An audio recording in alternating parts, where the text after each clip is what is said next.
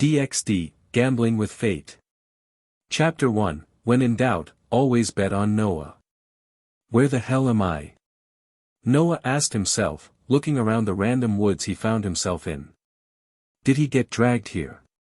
Hey! Anyone there? I'm sorry to tell you that I'm too lonely for any ransom. You won't get anything. Noah yelled into the forest, causing birds to flap away. Was he kidnapped? Noah looked around, there was no sign of any humans, and no sign of anyone dragging him here either. Did someone just float him here? The fuck was he supposed to do then? Noah sighed. He had read that if one found themselves lost in the woods, the first thing to do was to look for water. As soon as he got up though, a sound could be heard in his head. Ding! Welcome to the Type/Moon Gacha system. Noah looked plainly at the blue screen in front of him. Gacha. Gacha. Fuck. He fell down again. Clutching his hair, memories running through his head. Fuuuck. Gacha. His luck was downright horrendous. While having a system was always good, what in the world is he supposed to do with Gacha? The host can roll for aspects or abilities in the Type/Moon franchise. No shit, he could roll for stuff, it was in the goddamn name. He got back up and grasped his long hair. Wait. Long hair. Noah immediately pulled out his shorts, to see his dick perfectly fine. He sighed in relief. Thank Christ he was still a man. Then what the hell was the long-ass hair for? His hair that fell down all the way to his feet was also pale blonde, but more reminiscent of a lighter gray. Maybe even a kind of silver. Ah fuck, he didn't know color names. Did he get twinkified? His face morphed into horror. As a transmigration perk, the host has changed vessels. He changed vessels. Was he a servant then? He didn't really know a lot of servants in F/Go. Maybe a few, like Jalter, and maybe Jalter. Goth women for the win. At least he wasn't a girl. So what servant did he turn into? The host's designated vessel is the Grand Rider, Noah. Whoa, it's his namesake. But Noah. Like the Noah's Ark. That's the only Noah that he could think of. Grand Rider meant that they were pretty strong, right? Like hard counters for beasts. So then was he broken now? Hell yeah. Negative. Only the physical body is Noah. Noah paused. Fuck. What did Noah look like in game again? He hadn't really played that far. Well, since he had a system, maybe living in the woods would be much easier than he expected. So, how does the system work? The host gets 3 free pulls every day at 12 a.m., but the host can get more pulls for completing quests or completing achievements. Noah hummed in acknowledgement. Do I get like a first sign-in bonus or something? The host gets a free 10 pulls. Is there like a pity system? No. Noah wanted to punch whoever designed the system. No pity at all. There wasn't much Noah could do other than complain about it, so he gave up. So that means I have 13 free pulls, right? Yes. Noah wasn't the type to do 10 pulls, seeing as he was AF2P, trust, player. Who would willingly spend money on a game where you aren't even guaranteed to get a good result?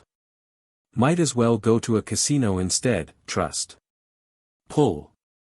The actual prize content was unknown, so Noah could only pray and hope he got something useful. God.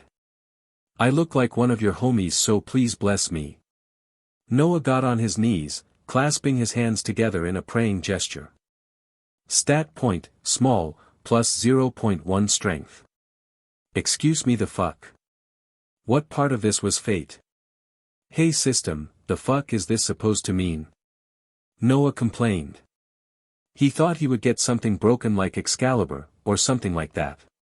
This is an increase in status. So I have a status screen or something like that? Yes. Bruh. Why didn't you tell me this earlier? Host didn't ask. Ah, fuck you. Noah pulled a middle finger at the system screen. Then is there anything you didn't tell me at all? There is also an inventory, which can only contain objects from the gacha pull. Ah, well I guess this system is barebones as hell. Noah mused. So what's my status screen? Noah. Vessel, Noah, source, Old Testament. Parameters. Strength, 5.24, not even F. Endurance, 5.12, not even F. Agility, 5.12, not even F. Mana, 0.00, not even F. Luck, 80.58, B-. NP, not applicable. Extra skills. Dash. Class skills. Dash. Personal skills. Dash. Noble phantasm. Dash. Holy shit, he was weak as fuck. Wait. If an E rank stat meant that they were 10 times the strength of the average human. Never mind. He was average as fuck instead. So the pull he got increased his strength by 0.1. System, how much for a stat to be E rank? 50. Damn. So he was indeed average. What about A plus rank? 100. What? That made absolutely zero sense. If A plus meant that it was 20 times stronger than him right now. There's no way that Heracles is only 20 times stronger than him. Bro is built like a tank. The strength increase starting at 50 is exponential. What was exponential again? He wasn't much for intelligence. But how was his luck stat so high?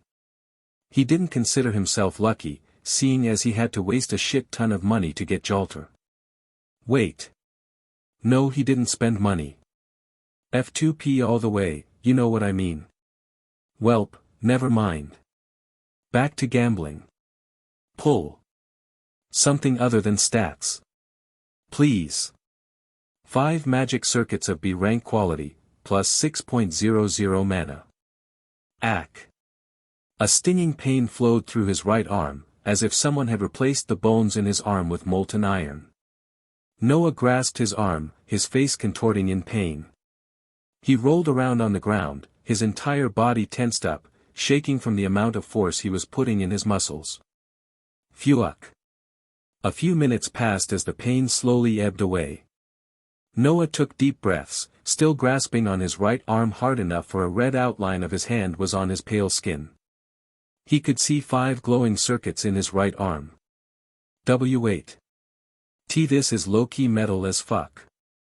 Noah commented, observing the glowing circuits, his breathing stabilizing. What the hell happened to his mental trigger? Did he just not have to do it at all? Due to the large amount of ambient mana in the air due to the continuation of the Age of Gods, the magic circuits have automatically activated. What the hell? There was way too much in that statement. The Age of Gods was still around. Did that mean he wasn't in the Fate universe? Where the hell was he then? Don't tell him he was in ancient Greece. The system didn't respond. Useless. I almost died over here. Noah whined, rolling on the ground again. After realizing that whining was futile, Noah reluctantly got in a sitting position. He was truly shameless. Now I'm kind of scared of these pulls, man. Noah contemplated.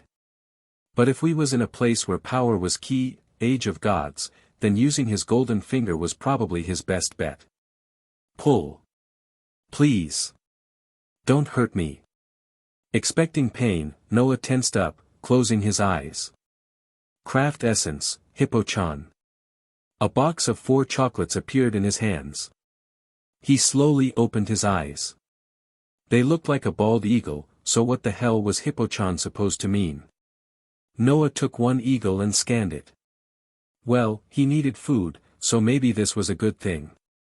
He took a bite, before contemplating his existence. He wanted to gag. This shit is way too sweet. I don't have any water either. He closed his eyes and slowly put the bald eagle chocolate back in the box and put it in the inventory. Is this really a craft essence? It is Valentine's Day chocolate from Servant Bradamanti. This gacha really does take everything from the Fate universe. Noah sighed. At this rate, was he just supposed to eat that shiver-inducing chocolate for dinner? What about a home? Don't worry, host. Until all 13 pulls are complete, there will be no hostile enemies around you. Think of it as a tutorial ground. At least there was a silver lining. Jalter. Please. Something good. Pull. Servant skill, jewel of the earth, a rank. Oh. Oh. Noah cheered. A skill.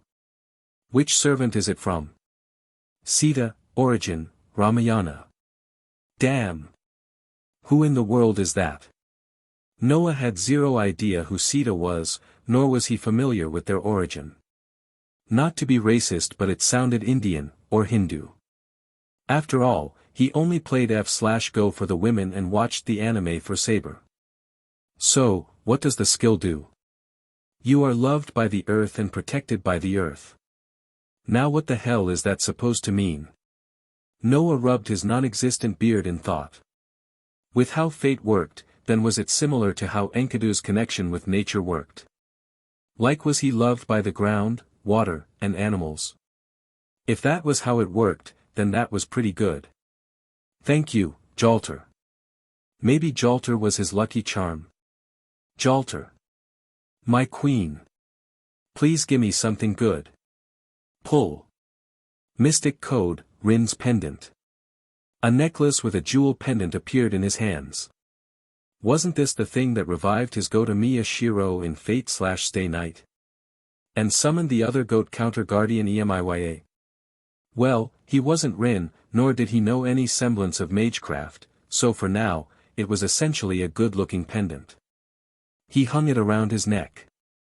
It was a good object, seeing as it could heal Amiya Shiro's heart after he got stabbed by Lancer, so might as well have it on him. Jalter really was his lucky charm. Jalter, my queen. Please gimme something good. Pull. Noble phantasm, those who make me lower my head, even once, I pray they all die, passive. What the hell is that? Well, it's a noble phantasm, so in essence it can't be that bad, Noah mused. So what's it do? It causes those who force you into bowing to explode. Wow, that's pretty specific. Noah pondered. If some arrogant young master told him to kowtow, then it would be pretty useful. Wait. When it says explode, does it mean they die? Depends. So it wasn't that useful after all. How strong is the explosion? C4. Maybe it could be useful. So what's the origin? Takuboku Ishikawa, origin, Japan. Damn, another person I have no idea about. Noah complained. The only thing he got that he knew off the bat was Rin's pendant, and that was pretty obvious, seeing as she used that in episode 1. So how many pulls do I have left? 7. Dang, that much still.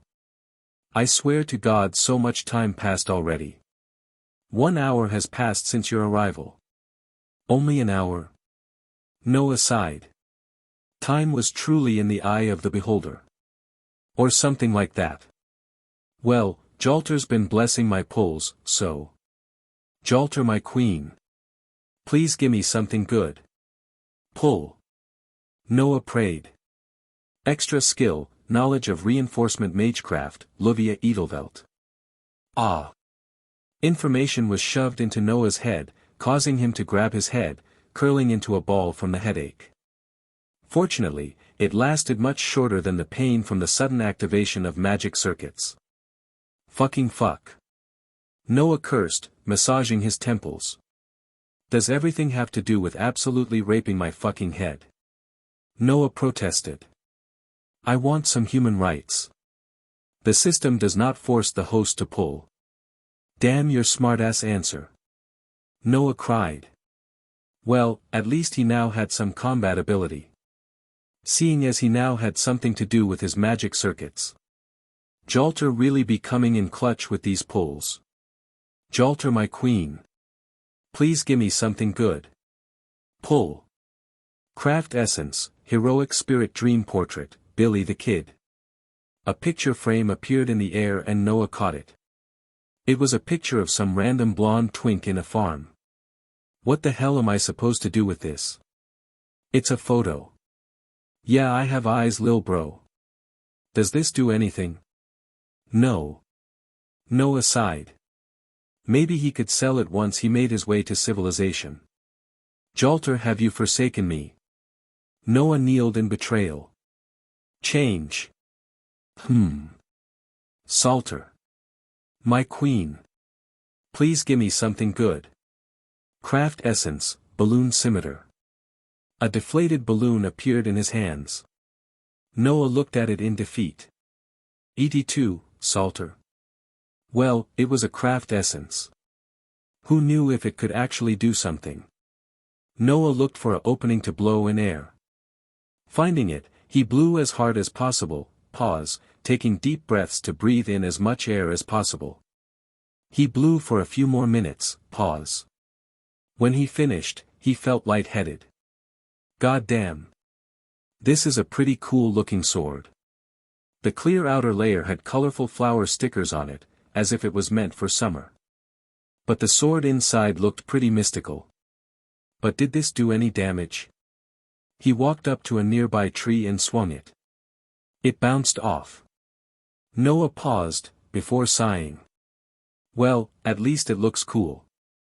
So, what's the origin? Abigail Williams, Summer, origin, Salem. Damn, I don't know who she is either. Noah complained.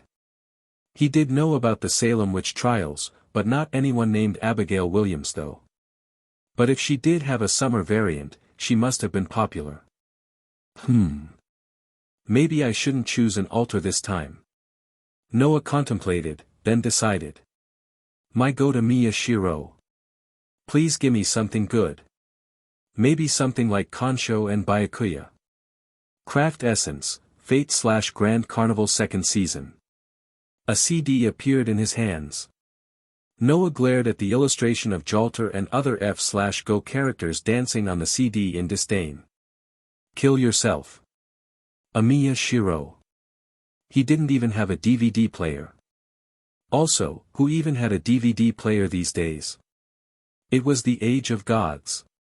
It would be a miracle if a DVD player even existed. Ah. No, I know how Archer felt.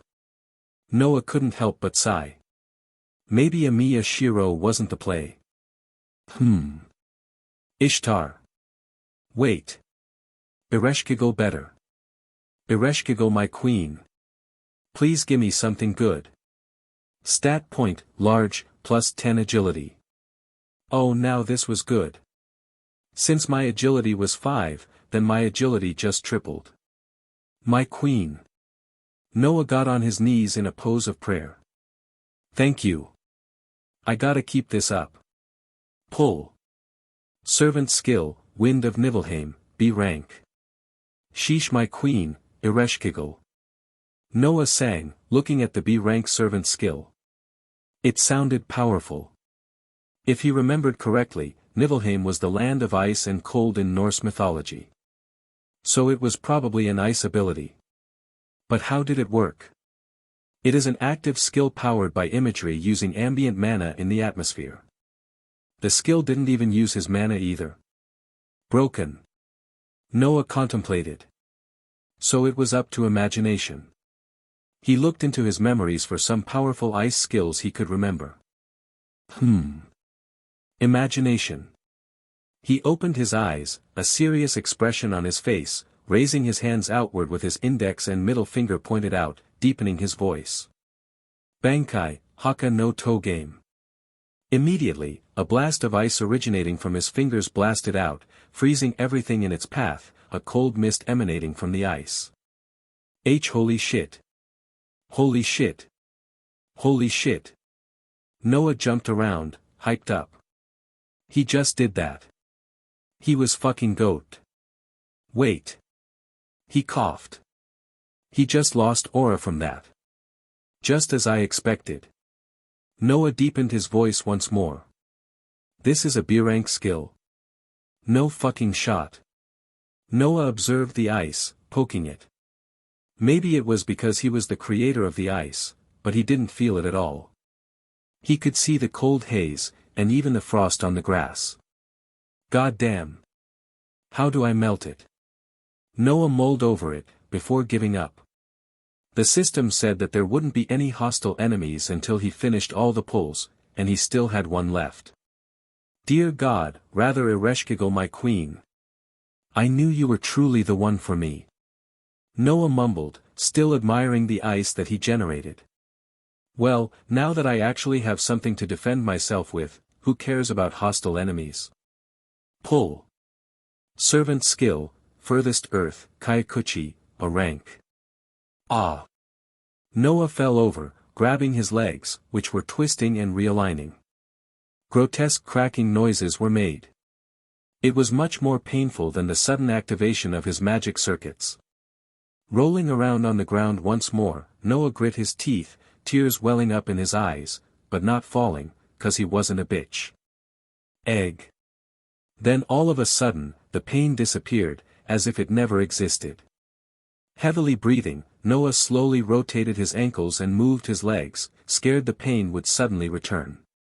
He slowly got up, fully standing up.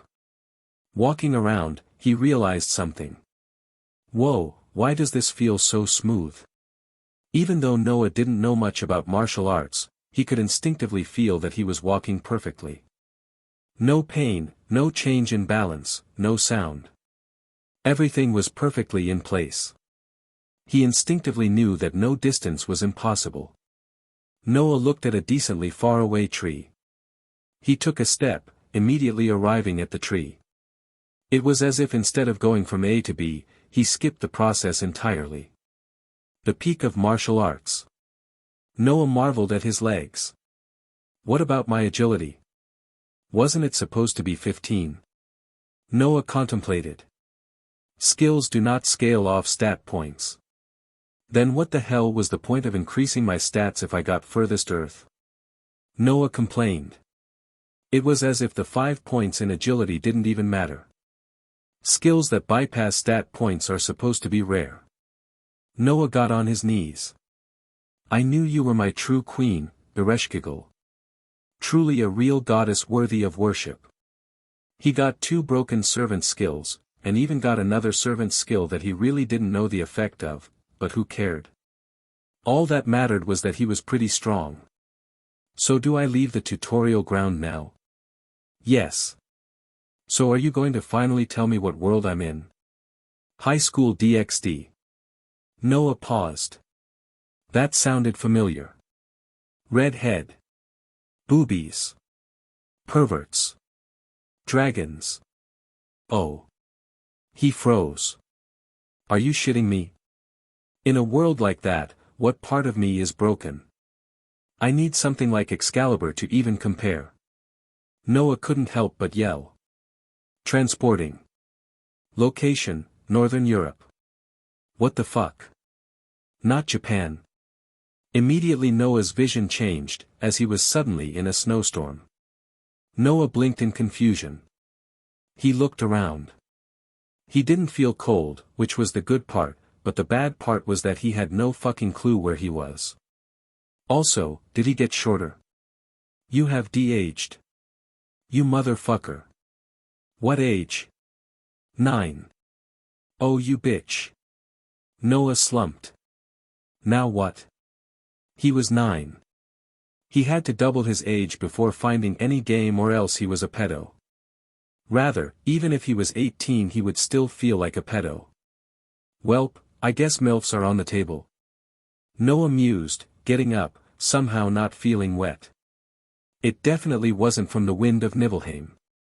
It was probably from Jewel of the Earth. Thank God. Or rather Ereshkigal. Wait. He was praying Jalter during that time. Who cares about the specifics? He walked around, only seeing white. The snow kept piling around him, but for some reason, the snow never touched him, as if the place he was standing was sacred. Damn, this skill is low-key broken. My bad for insulting you, Jolter. I would still like to find some shelter, please. As if the world itself was listening, he could see a rather run-down shack a decent distance away. Using furthest earth, he immediately took a step and arrived at the shack, opening the door to see a young girl hugging herself in a corner, a doll made of ice standing in between her and the door, protecting her. The doll looked at him, weary, while the girl looked frightened by the sudden opening of the door, then her expression changed into an abashed expression, a sudden blush covering her face. She looked down, as if keeping eye contact made her embarrassed. Are my looks that good? Noah inwardly paled. That was a kid. A little girl.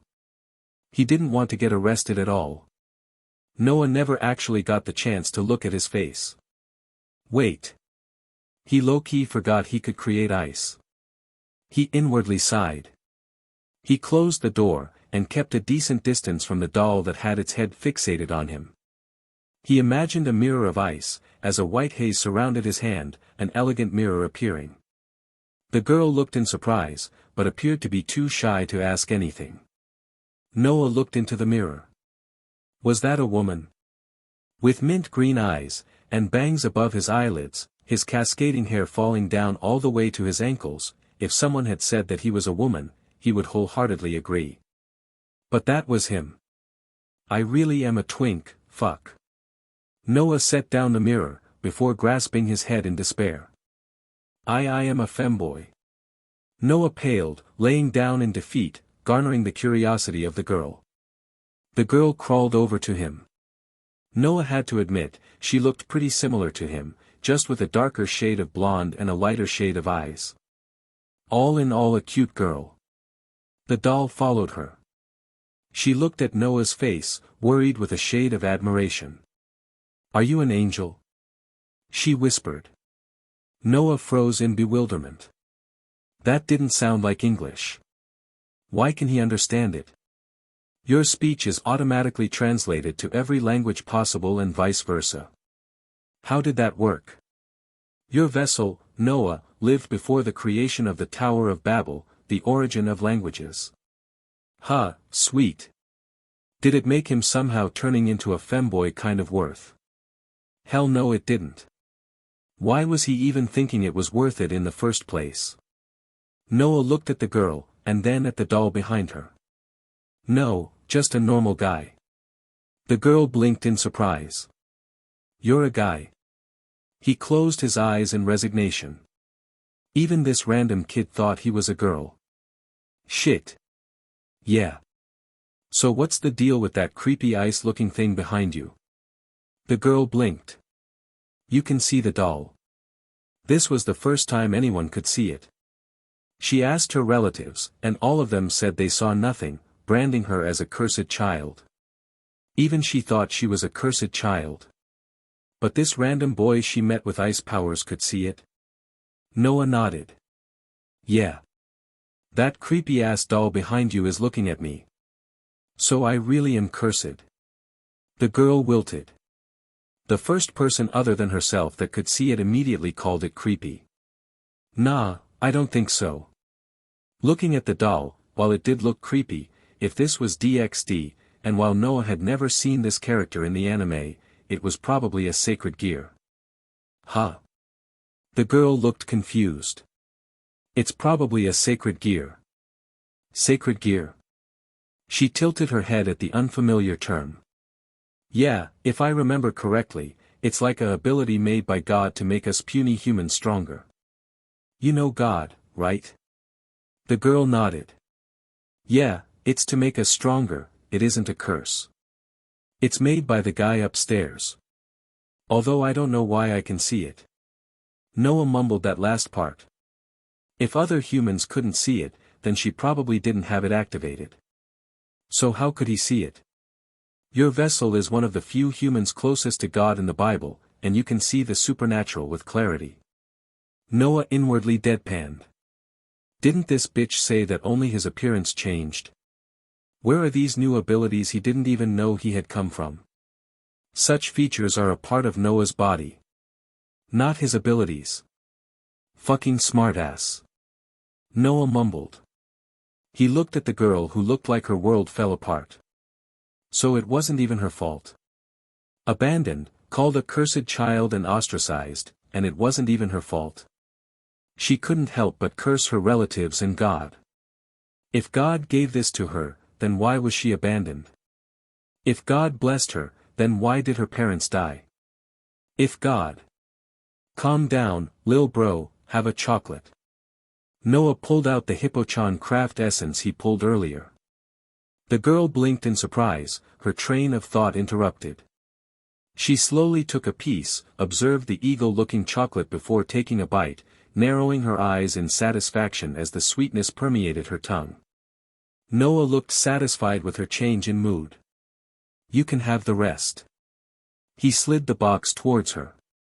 He wasn't much for sweet things anyways. Really? You're giving this to me? Yeah, so calm down. I don't really know your past, but you probably got ostracized by that doll behind you, yada yada, and now you're here. Just live in the present, or something like that. Don't blame me if your life gets messed up from my advice though. Noah rambled on. He wasn't much for sad moods. Okay. The girl seemed to listen to him. Heh. Kids and their emotions. The girl continued eating in silence. An awkward silence. Damn. Noah wasn't much for social interaction at all. He would rather stay home, play games and watch anime, go to the gym, eat, sleep, and repeat. How about introductions? Noah got up from his position. I'll go first. The name's Noah, don't know my last name 'cause I forgot. I'm 9 years old now, and my favorite food is, anything not beans and toast. The girl giggled. My name's Lavinia Rennie, I'm also 9 years old, and my favorite food is, my mom's homemade smørrebrød. Lavinia got more quiet at the end of her sentence. Ah fuck, the mood got bad again. No choice. Noah used his best strategy against this. Changing the subject. So, what are you planning to do now? Noah asked. He didn't even know what part of the plot he was in. While he could probably hunt easy with his furthest earth skill, he still wanted to enjoy modern conveniences.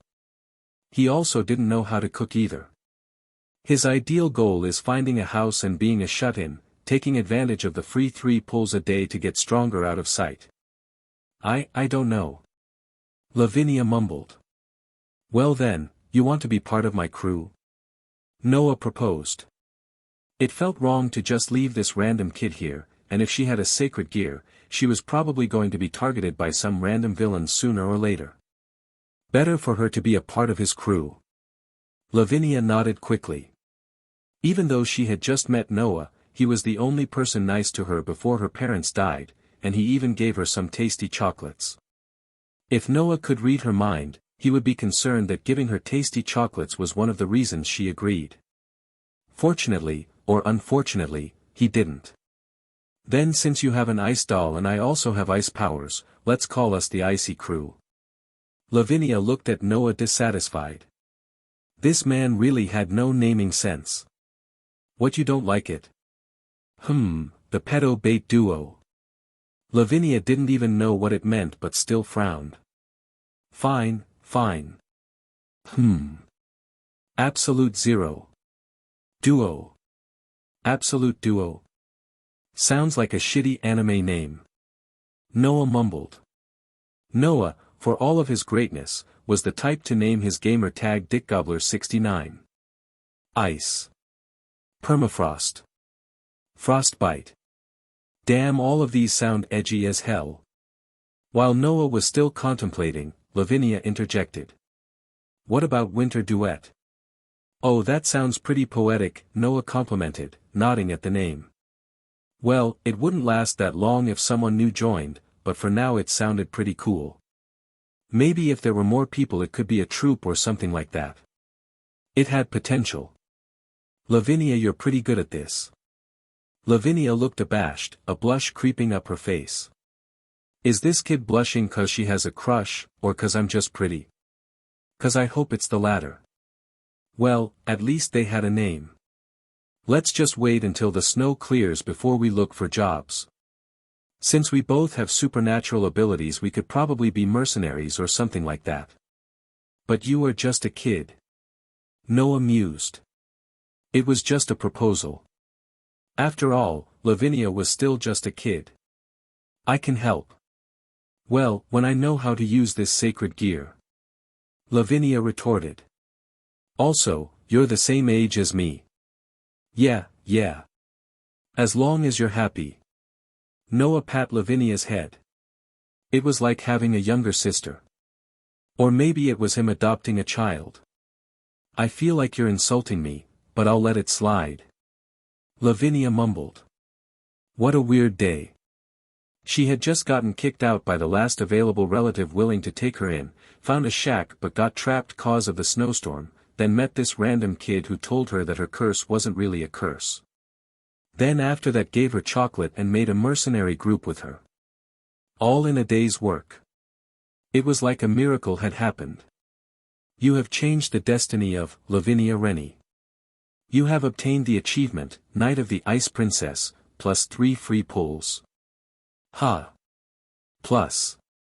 A/N, you may think that this had some relation or like I copied another Fate/Gacha fanfic, but I really had no idea about it until I was like halfway through this story. Also, I don't use AI or Grammarly, so if my grammar is shit, my bad bro. If you guys are wondering how the gacha works, I have a wheel with 6 options, but the density is different from the most common to the rarest is stat increase, craft essence, random skill, magecraft knowledge or fighting experience, noble phantasm, and then OP ability. For noble phantasm and random skill, I pick a random letter, then out of the skills that start with that letter, I then do another random number generator of the available skills or NP for that letter. For craft essence, I do a random number generator from 1 to 2300 and choose a craft essence from there. For stat increase, I do another wheel from small to large stat increase, then another wheel determining the stat. For magecraft knowledge or fighting experience, I go to the characters page on the wiki, pick a random letter generator, then do a RNG for the person, and just choose a fitting experience from that character. For OP ability, I just look around the wiki for some OP abilities that aren't game-breaking. It's a complete Fate gacha, but I didn't want to seem like I was copying the other guy using this concept. Since Lavinia is 9, and I don't actually know how old she is in canon, I'll just graciously assume she's 24 when canon starts. So it's 15 years before canon starts. So Rias would be 3. And Kaneko wouldn't even be born RN. Wow, there's actually a lot I can do with this or not much at all. I originally wanted to start when canon started, but that removed like a lot of potential. Also, like most DxD fanfics, this may be harem. Recommendations for girls are appreciated. Plus. Current status page of Noah. Noah. Vessel, Noah, source, Old Testament. Parameters. Strength, 5.24, not even F. Endurance, 5.12, not even F. Agility, 15.12, not even F. Mana, 6.00, not even F. Luck, 80.58, B-. NP, E. Extra skills. Knowledge of reinforcement magecraft, Luvia Edelvelt. Class skills. Dash. Personal skills. Jewel of the Earth, a rank. Furthest Earth, Kyakuchi, a rank. Wind of Nibelheim, B rank. Noble Phantasm. Those who make me lower my head, even once, I pray they all die, E rank. Items. Dash, Craft Essence, Heroic Spirit Dream Portrait, Billy the Kid. Dash, Craft Essence, Hippo-chan. Dash, Craft Essence, Balloon Scimitar. Dash, Mystic Code, Rin's Pendant. Dash, Craft Essence, Fate/Grand Carnival 2nd Season. Chapter 2, Stranger Danger. 3 free pulls. Noah hummed in thought. Also, the achievement, Knight of the Ice Princess. This meant that Lavinia really was someone who was relatively important to the plot. So maybe he really did do some good by taking her in his crew, even if there was only 2 people. Who knows? Maybe they'll be the next Luffy and Zoro. But it didn't really matter if she was important to the plot anyways, he would have taken her in regardless. Unless of course, she declined. Consent is key. Get it? Consent is key. Let me repeat it one more time. Consent is key. Noah glanced at Lavinia, who was trying to take a nap on the hard floor, changing positions. Oi, if you're uncomfortable, you can just lay on my lap. Lavinia perked up. Really? Noah gestured towards his lap, patting it. Since it was magically enhanced because he got the skill furthest earth, the chances of the blood flow cutting off were slim if not non-existent. He didn't want a lap pillow from a child either. Rather be the giver than the receiver. That sounded wrong. Lavinia scuttled over to Noah's thigh, resting her head on it, suddenly self-conscious. I'm not heavy, am I? You're like a tungsten brick. Noah said with a flat voice. It didn't seem to be funny, seeing as Lavinia glared at him before huffing and looking in the other direction. Heh, children. We're the same age, Noah. Lavinia retorted, seemingly more comfortable with him. It was surprising how fast one could get attached to a stranger they just met. She would need lessons regarding stranger danger later. Nah, I'd win. What does that even mean? You'll know when you're older. Damn it. Lavinia mumbled. Language. Lavinia turned her head to glare at Noah. He raised his hands in surrender. My bad homeboy. Also, what year is it? 1993. Though it's kind of weird that you don't know. Noah blinked. 1993. Damn, if this was Fate/Zero he could be prepping for the 4th Holy Grail War right now. Also, didn't canon start in like the late 2000s? Well, he was 9 years old, so he still had a decent amount of time to get some bread and move to Japan, the land of xenophobes, shitty tourists, and anime. Is that so? Noah drawled. Amicham. Lavinia's voice became more faint, her consciousness ebbing away. Noah waited for a few more minutes experimenting how detailed he could get with his Wind of Nibelheim ability. When Lavinia's breathing became more constant, Noah mulled over the 3 free pulls he got. What, you thought he was going to do something to a child? Go to hell. He was a chronic gambler, not a criminal. Should he wait until midnight struck so he could pull all 6 in a row, or just do the 3 pulls now and do the rest when he woke up? His gambling urges were influencing his body. He needed to pull, now. He was already getting withdrawal symptoms. Just kidding. But Noah was the type to immediately pull once he had the resources, so. He clasped his hands together, closing his eyes in prayer. My dear goddess Ereshkigal. I don't care if it's useless or if it's food. Just please don't make it painful. Pull. Stat point, medium, +1 luck. Noah hummed. That wasn't bad. Even though luck was the stat he least needed to upgrade, it was still a decent stat. Some luck was better luck than no luck. Look at Lancer from Fate/Stay Night, bro died in vain every single time. Pull. Craft Essence, Summer's Corruption Set. Noah reacted quickly, grabbing the tray of food and random items before it could slip. The food items were, surprise. Meant for summer. A cone of ice cream, a soda, and a parfait. To the side was a beach floa tie and a sun umbrella. Noah paused. Damn it. Why was it a summer set? He put the items in his inventory other than the already inflated floa tie ring, he put it behind his back as a cushion against the wall. He'll probably just hand the food to Lavinia when she wakes up. He'd need to find some toothbrushes though with all the sweets he was feeding her. Well, at least Ereshkigal was listening to his requests. So far, nothing that caused him any pain, and while the food didn't match the season at all, it was still food nonetheless. Truly my goddess. Noah mumbled. Pull. Craft essence, vestiges of year 1999. A green, two-pronged spear appeared in the air, and Noah grasped it. I got a spear from a craft essence. Noah was confused. He wasn't going to complain though. At least he finally had a usable weapon that wasn't a summer toy.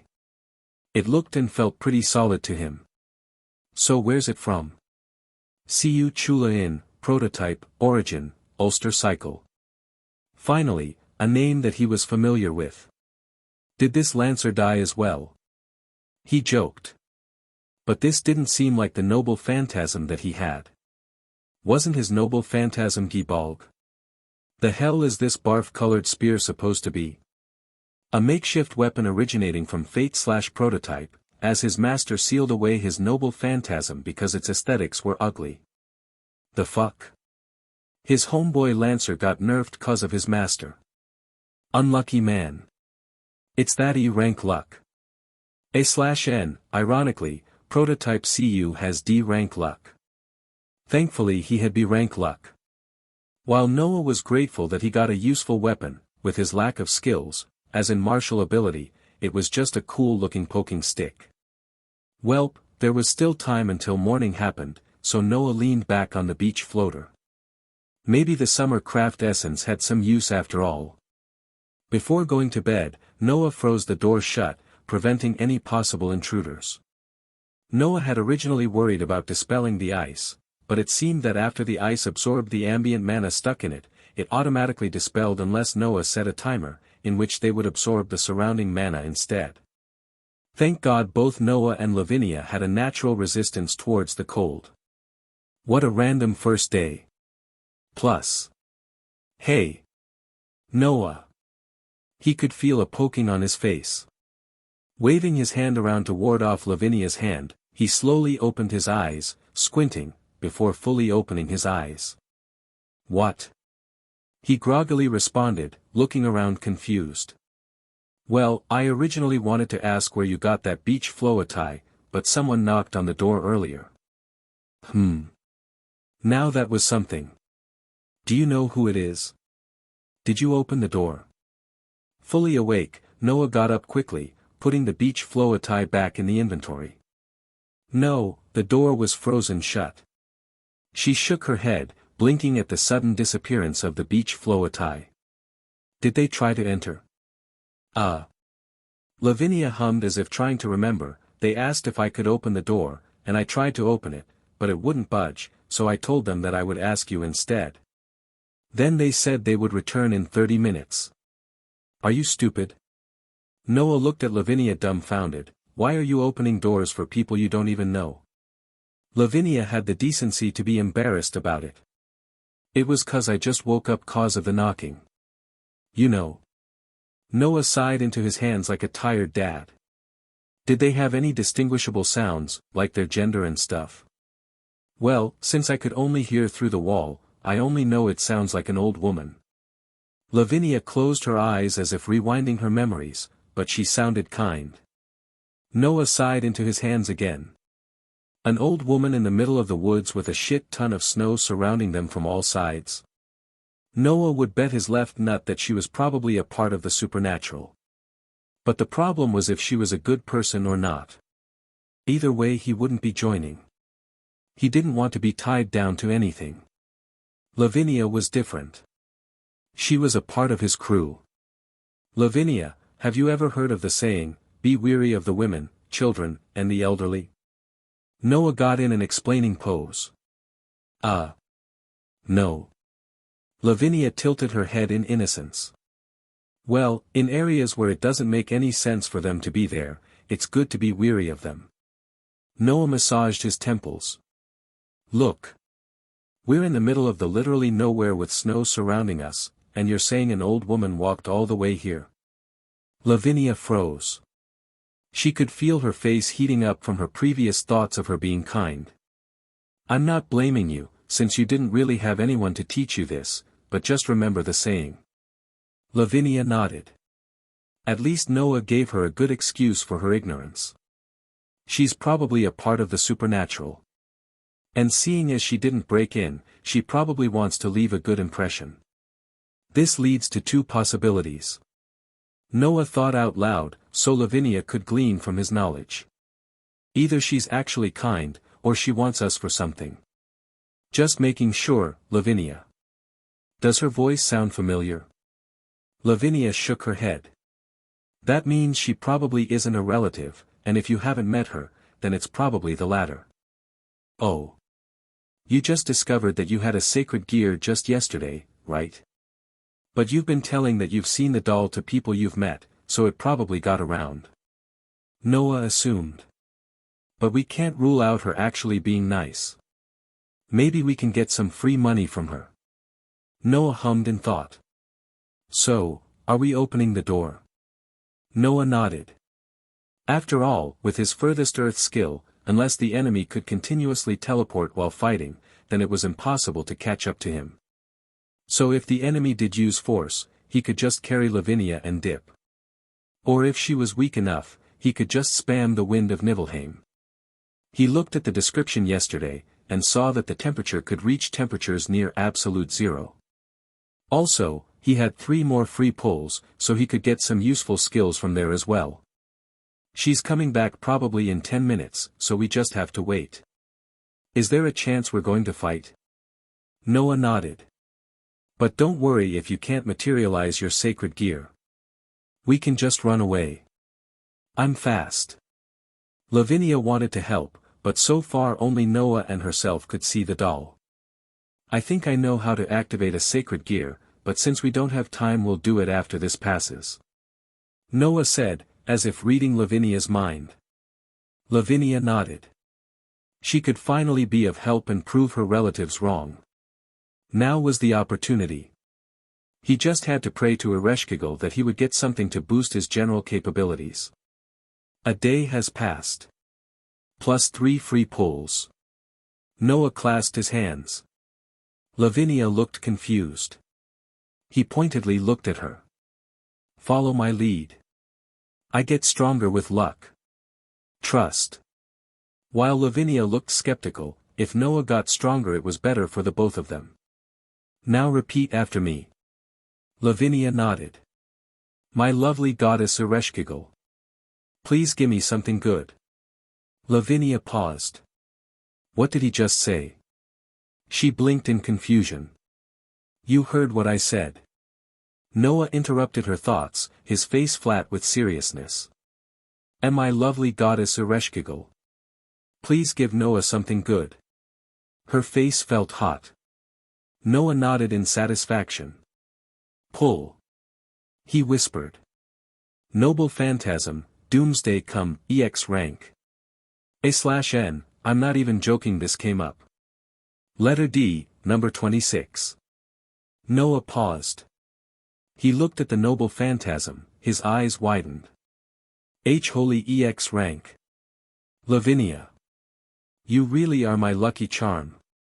Noah picked up Lavinia and spun her around, causing her to squeal in surprise. Eek. Let me down. She cried out.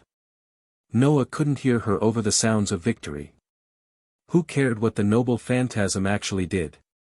It was fucking EX rank. It's immeasurable. After a minute he set her down, causing her to stabilize herself. She gave Noah a glare, but he ignored it. What's it do? The Noble Phantasm, Doomsday Come, creates a bounded field with the user as its origin point and creates a pseudo-underworld, where the effect depends on the user's impression. So it's like a movable reality marble? In a sense, yes. Damn. This was broken as hell. So if he believed that his underworld was a world where his enemies were dead, then they would die. Yes. But it can't be that specific.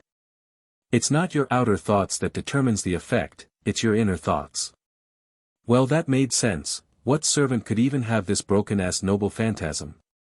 The Pale Rider from Fate/Strange Fake. Also known as the Horseman of Death or Pestilence. Whoa, what is happening in Fate/Strange Fake for a Horseman of the Apocalypse to appear? But good for him, at this point there was literally nothing to fear. Absolutely nothing. The only possible downside is that it had the possibility of being indiscriminate except him, so he couldn't use it with Lavinia around. After all, even he didn't know what he inwardly believed half the time. But who cared about the backlash? He had to keep riding this high. Pull. Craft Essence, Heroic Spirit Formal Dress, Marie Antoinette. A black dress appeared his hands, causing both Noah and Lavinia to stop thinking. What the fuck is this? Noah held the black fabric in his hands. As it materialized in his hands, he didn't know what it looked like unless he held it out. As he held the shoulder straps and let it down, it revealed a long black dress on the sides and the front was a short skirt, with the shoulders revealed. While it was a good-looking dress, it ultimately showed way too much skin for how small it was. Not wanting to look like a pervert, he immediately put it in his inventory the moment he realized it was women's clothing. He ignored Lavinia's reaction. It's random. I don't decide what I get, so stop looking at me like that. Noah plainly said, not keeping eye contact as Lavinia was looking at him like he was scum. Well, the scales have to balance out, so a dress he would never use was a good trade for a fucking EX rank noble phantasm. Pull. Class skill, riding, D rank. Well, at least I got my original class skill. Noah mused. The higher rank versions of the riding skill allowed the user to know how to use any vehicle with expertise. Look at Saber with her motorcycle. He didn't get much time to contemplate it, as it seemed the old woman came back, with no footstep sounds no less. Welp. If he really needed to use his newfound noble phantasm, then he could dip with Lavinia, then come back and finish her off, and then go back to Lavinia. Knock knock. Plus. A/N, while I don't like MC being broken so fast, I kind of nerfed the Doomsday Come, seeing as I don't know much other than its example in Fate/Strange Fake. Also, this chapter is uber short. It's still 2,000 words though. Having motivation to make 5k word chapters is crazy work. Power stones, comments, and reviews would be appreciated. Plus. Current status page of Noah. Noah. Vessel, Noah, source, Old Testament. Parameters. Strength, 5.24, not even F. Endurance, 5.12, not even F. Agility, 15.12, not even F. Mana, 6.00, not even F. Luck, 81.58, B-. NP, X. Extra skills. Knowledge of Reinforcement Magecraft, Luvia Edelvelt. Class skills. Class skill, riding, D rank. Personal skills. Jewel of the Earth, a rank. Furthest Earth, Kyakuchi, a rank. Wind of Nibelheim, B rank. Noble Phantasm. Those who make me lower my head, even once, I pray they all die, E rank. Noble Phantasm, Doomsday Come, EX rank. Items. Craft Essence, Heroic Spirit Dream Portrait, Billy the Kid. Craft Essence, Hippo-chan, used. Craft Essence, Balloon Scimitar. Mystic Code, Rin's Pendant. Craft Essence, Fate/Grand Carnival 2nd Season. Craft Essence, Vestiges of Year 1999. Craft Essence, Summer's Corruption Set. Craft Essence, Heroic Spirit Formal Dress, Marie Antoinette. Chapter 3, Sit Humbled. You are weak. As the ice covering the door melted, Noah gestured for Lavinia to stay out of sight, seeing as hypnosis magic or suggestion magecraft seemed to be a staple in these cases. Opening the door, Noah came face to face to a by-the-book definition of what a witch would look like, paired with the robe and that pointy-ass hat. The witch was also surprised to see Noah, possibly expecting to see someone who sounded like Lavinia did. "The fuck are you knocking on my door for, McGonagall?" Noah narrowed his eyes, looking at the witch. "Pardon? Dumbledore? Harry Potter?" The witch still had a somewhat confused expression. "Brother." Noah involuntarily sighed, massaging his temples. "Ahem." The witch coughed into her hand, trying to change the flow of conversation that Noah had completely derailed. "So, why are you knocking on my door in the middle of nowhere? You aren't going to take me and research my abilities or something, right?" Noah narrowed his eyes, his gaze fixated on the witch in front of him. To the witch's credit, she didn't flinch. "No, what are you even talking about?" Her eyebrow raised, she looked at Noah like she was looking at a rather special person. "Then sorry Grandma, we're not going anywhere." "Shoo, shoo." Noah ignored the grandma and gave a waving gesture, moving to close the door. Before the door closed all the way, a thin bare bones hand stopped it. "Wait. Where is the young lady that I was conversing with 30 minutes ago? I would wish to talk to her." So it seemed that this witch really was targeting Lavinia's sacred gear.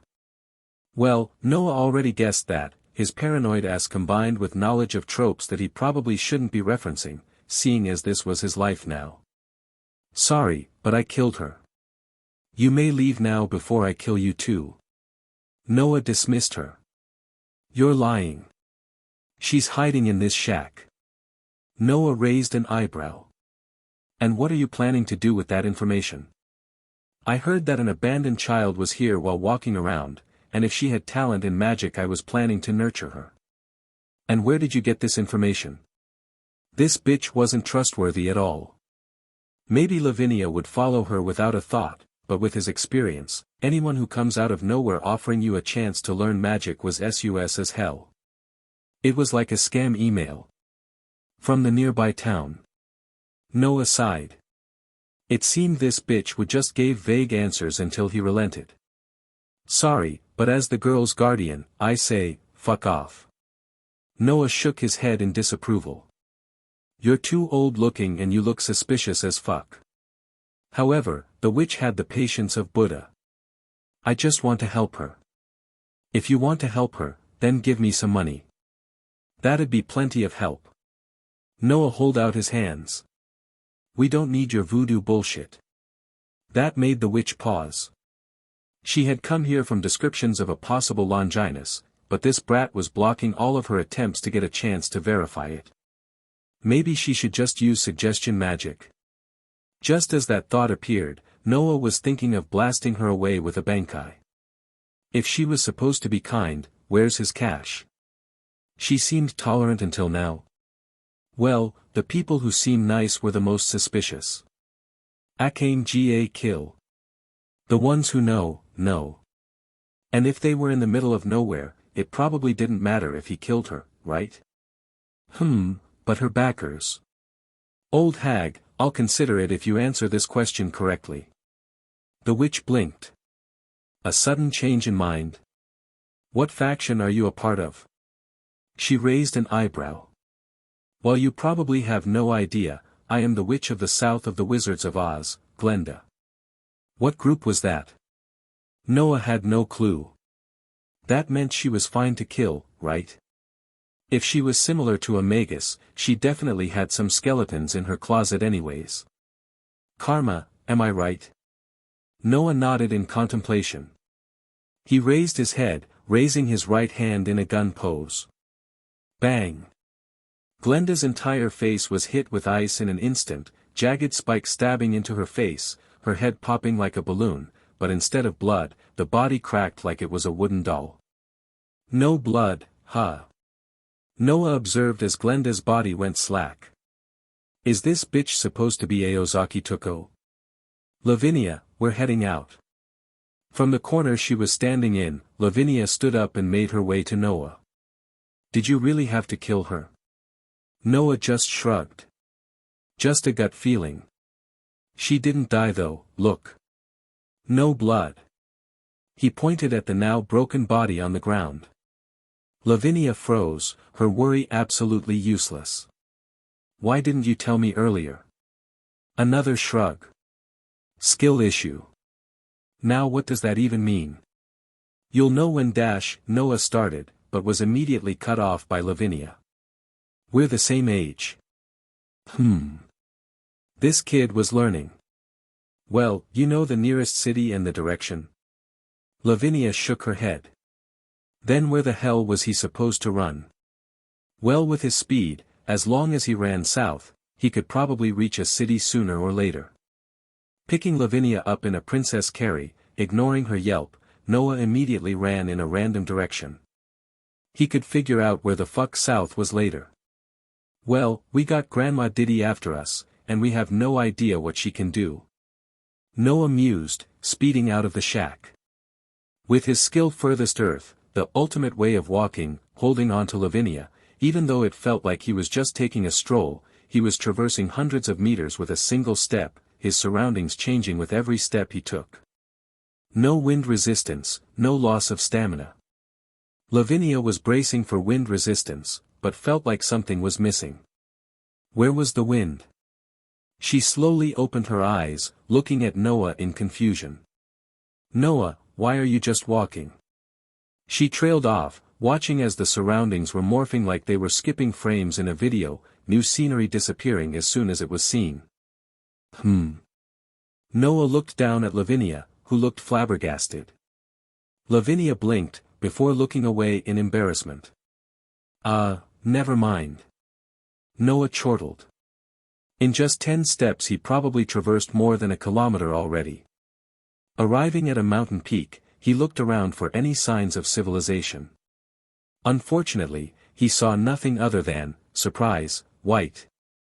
White here, white there, white everywhere. What the hell? He looked at the sky, seeing as the sun rises in the west and sets in the east or something like that, maybe he could reference the sun. Well, what do you know? White clouds. While he was thinking, he could hear a change in his surroundings. Looking back down, he saw Glenda. Well. Look who we have here. Diddy. Unlike her previous kind facade, Glenda had an expression marred with frustration. Fine. I'll just kill you and take the girl. You're a villain. Who knew? Wow. So surprising. Noah's voice was flat. Now holding Lavinia with one hand, lugging over his shoulder, ignoring Lavinia's indignant cry, Noah raised his free hand, pointing a finger gun at Glenda. Bang! A stream of condensed ice shot out, but unlike the first time, Glenda raised her staff and teleported a short distance to the side. An ice-type sacred gear. I don't see any formulas or magic circles. She mumbled, teleporting away to dodge another shot by Noah. How about a truce? Give me the girl and I'll spare your life. While Glenda looked confident, consecutively using a high computational spell like Blink without making a mistake took a large toll in her mana reserves, and the kid looked like he wasn't even breaking a sweat. Nah, Diddy, Lavinia stays with me. And shouldn't you be worrying about yourself? Another ice shot. Instead of teleporting away, Glenda attempted to counter with a fireball as it used less mana, but seeing the ice ignore it like it didn't even exist, she belatedly tried to physically move away, causing a small gash to appear on her face. Noah noticed the blood. So this is your real body?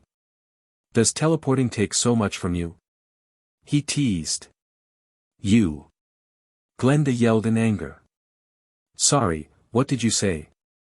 I can't hear betas. Glenda clenched her staff as if she was trying to break it. Without any prompting, a spear of ice much faster than his previous attempt sped towards Glenda, catching her off guard. Her eyes widened. He didn't have to do the motion. Glenda quickly rose her staff to counter it, but with the element of surprise along with the speed, it blew off her left arm, the stump automatically freezing over from the cold haze emanating from the ice spear. Her face contorted in pain, instinctively dropping her staff-wielding hand to grasp at her stump, but Noah sent another ice spear towards her legs, cutting both of them off. Ack! Glenda fell due to the lack of walking apparatuses to stand with, her face twisted in a permanent expression of agony. Yo, calm the fuck down. Noah complained, pointing a finger at Glenda. What the hell? This bitch was weak as shit. He didn't even have to use his noble phantasm. Glenda looked at Noah with an expression of utter hatred, screaming. I'll kill you. I'll kill you. What's happening, Noah? Lavinia asked, jump-scared by the sudden increase in volume. Nothing. It's PG-15. Maybe when you get older.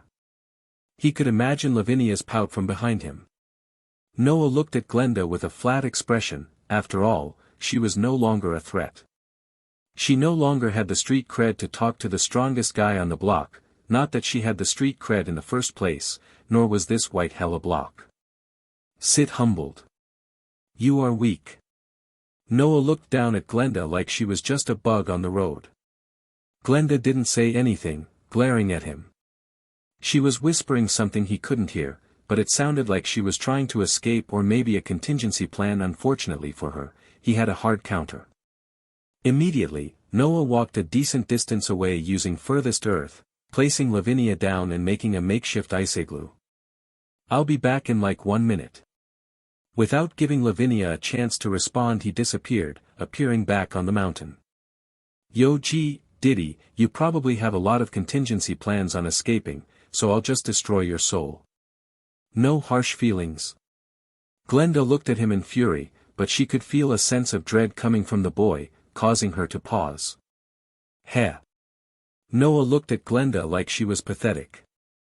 He raised his hand.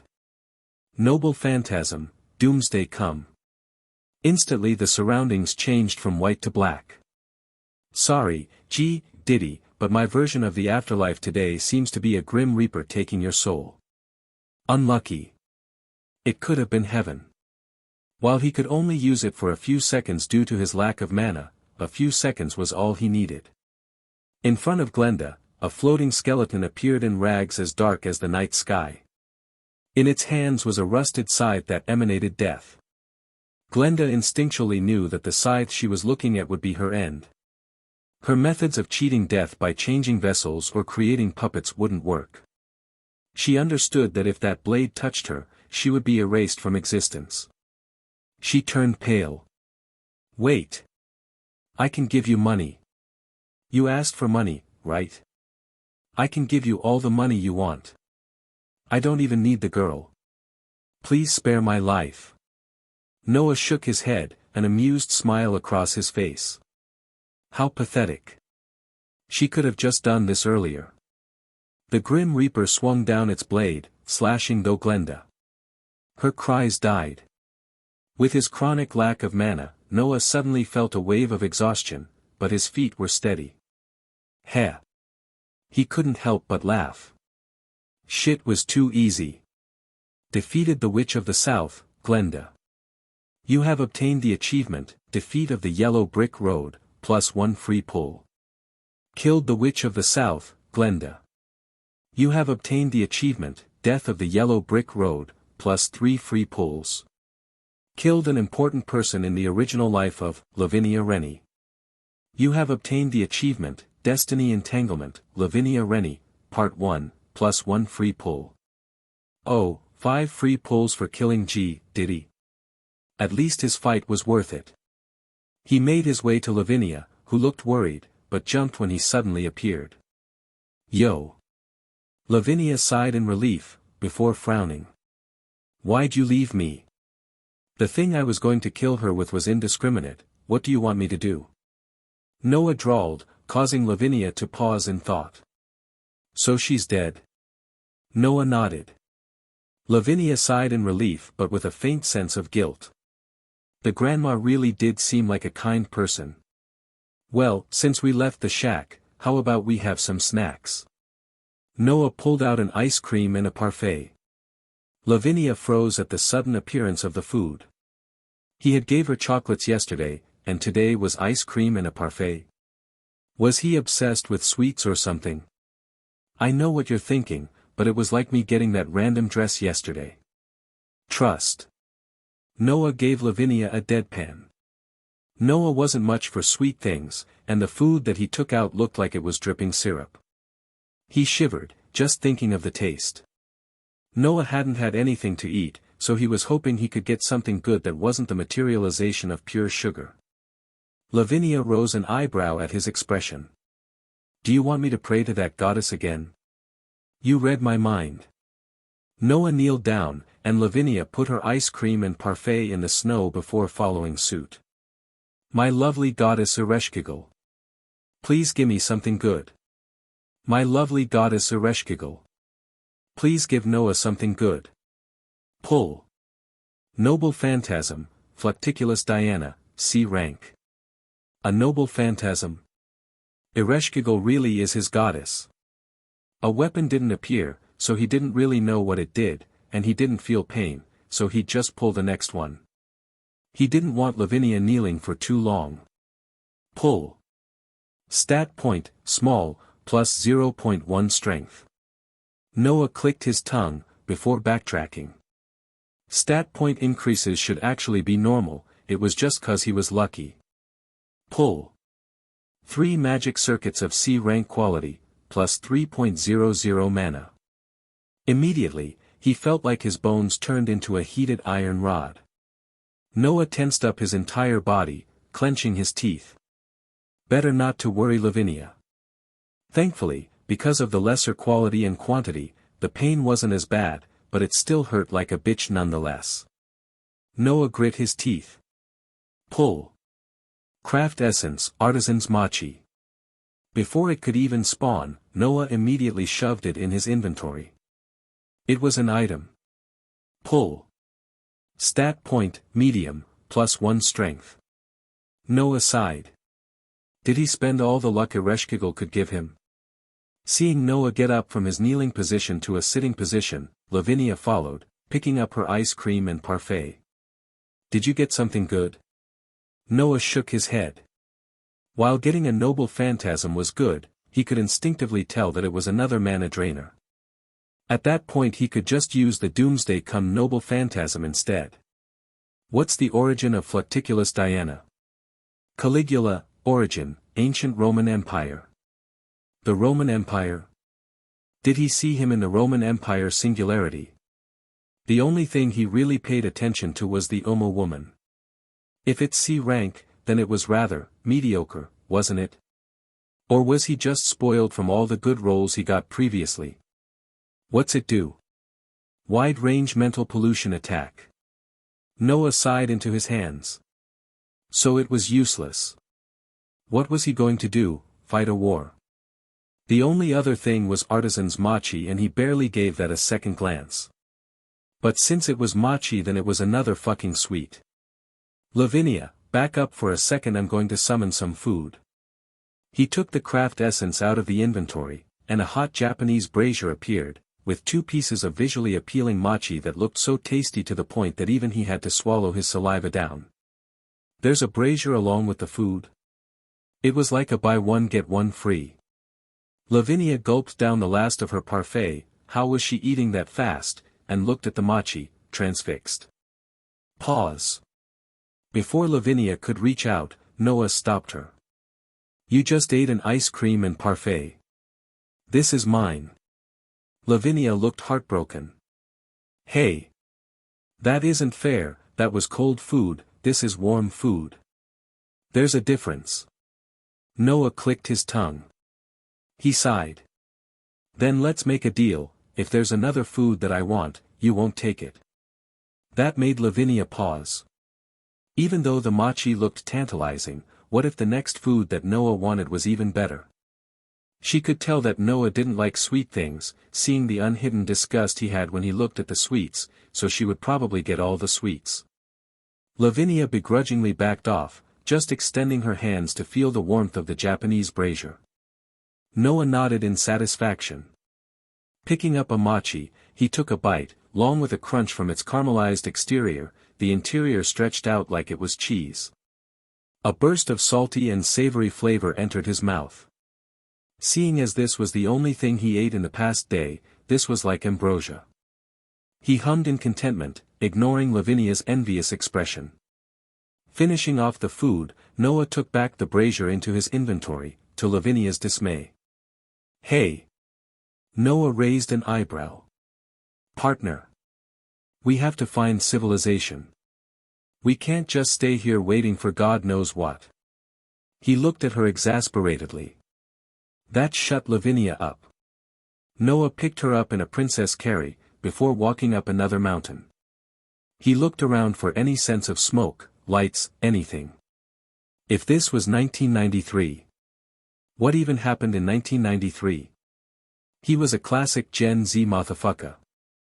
For all he knew, dinosaurs were still roaming the earth. Hey, Lavinia. Lavinia hummed in response. What country are we in? Ukraine. Ah, that war-struck country. Well, it wasn't the 2020s, so maybe not right now. If he was in Ukraine, then that meant he was in mainland Europe. Noah walked to a cave, before putting Lavinia down. What happened to looking for civilization? Lavinia looked confused. It was still bright outside, so why was he taking a break? Look, I don't even know west from south. Let's at least wait until the clouds are gone. Noah explained. He wanted to go south and didn't want to accidentally go north. Lavinia nodded. Then what's for dinner? Noah froze. He wasted all his possible free pulls and no longer had any food other than a can of soda, and that was a fucking drink. He sighed, before making his way out of the cave. Where are you going? Hunting. Then do I just wait here? Noah nodded. He covered the entrance with ice, leaving some space at the top for ventilation, and had already cleared out the inside of the cave. I'll try and teach you how to activate your sacred gear when I come back. Low-key forgot about that. Noah added, causing Lavinia's mood to increase. She could finally be of help. Plus. I am sorry. Noah kneeled down, looking at the white rabbit that walked up to him curiously. This was definitely because of his Jewel of the Earth skill. Looking at the adorable rabbit just looking at him. It had to die for him. I'm sorry, little one. Noah pointed a finger gun at it. The least I can do is make it painless. A needle of ice pierced the rabbit's head, and the rabbit went limp. Wiping his eyes, Noah's expression changed from sad to excited. Well, there's the food for today.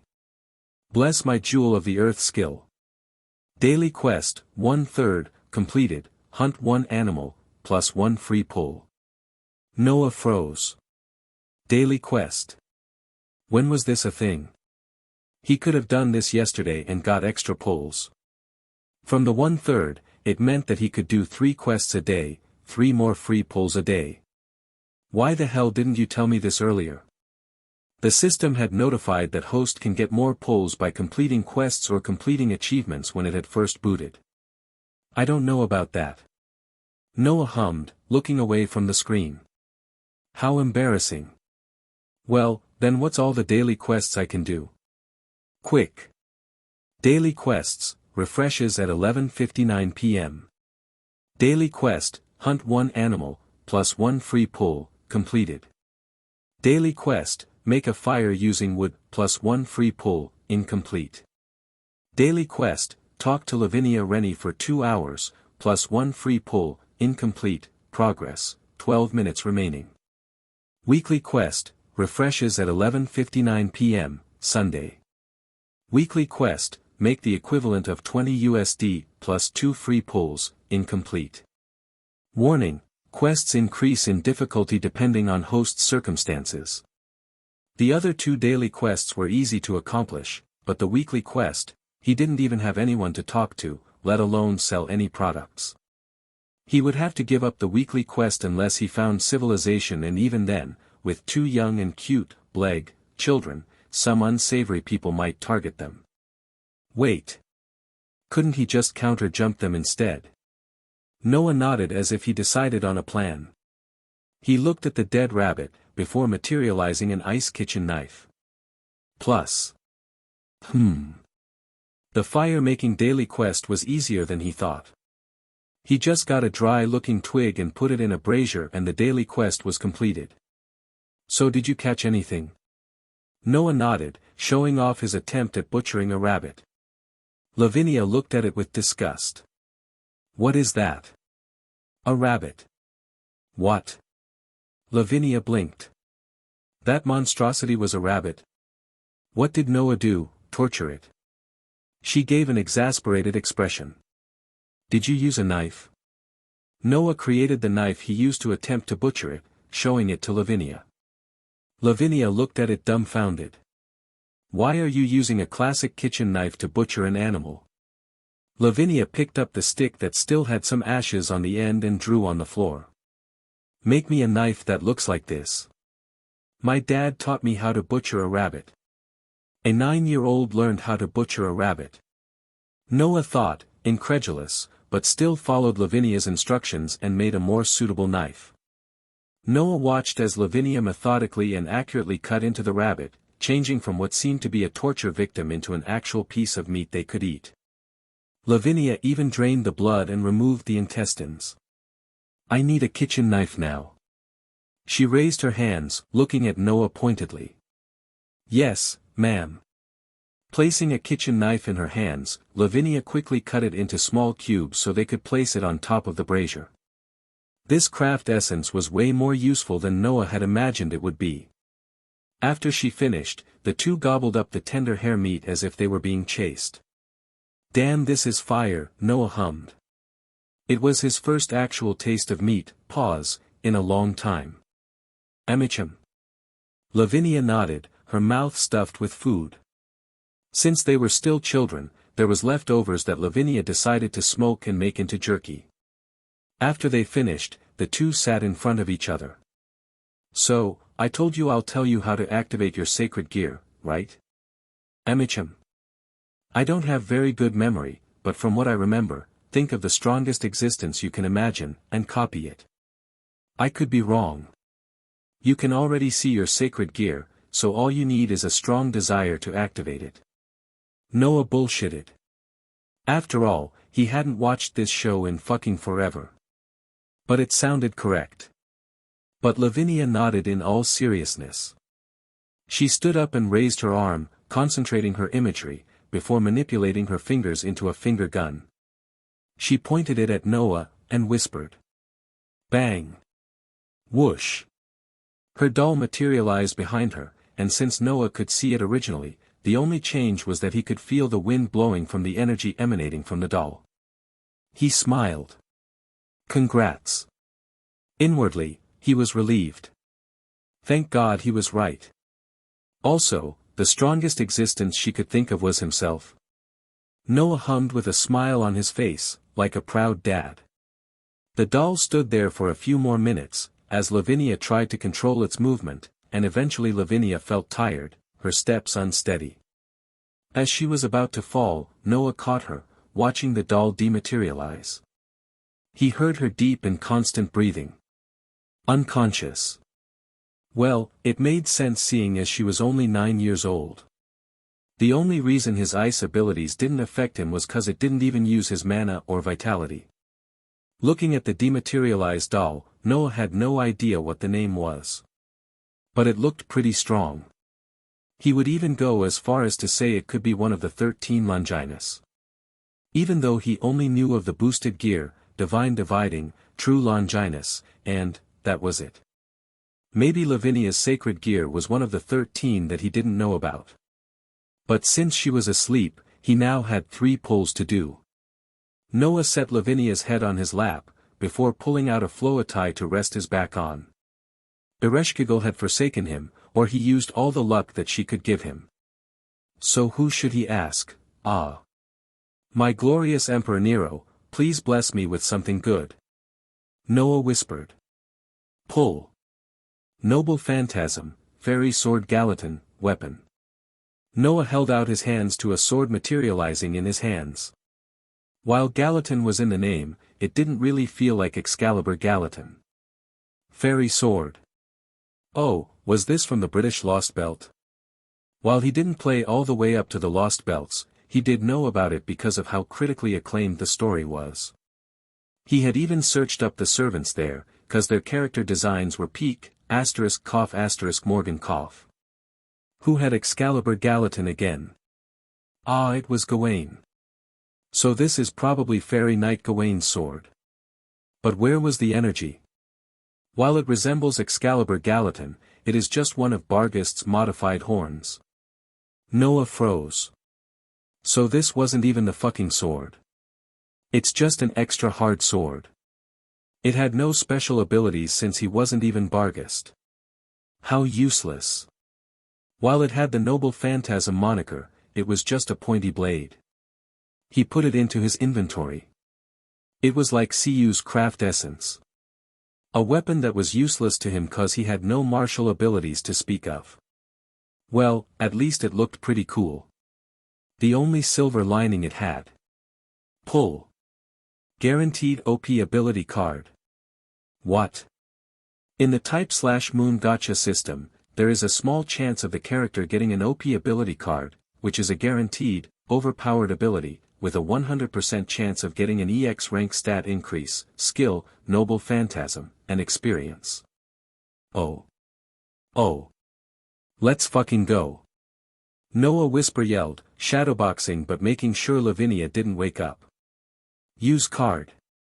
Servant skill, protection of the faith, EX rank. Oh. She. Wait. It was guaranteed. What am I excited about? Noah mumbled.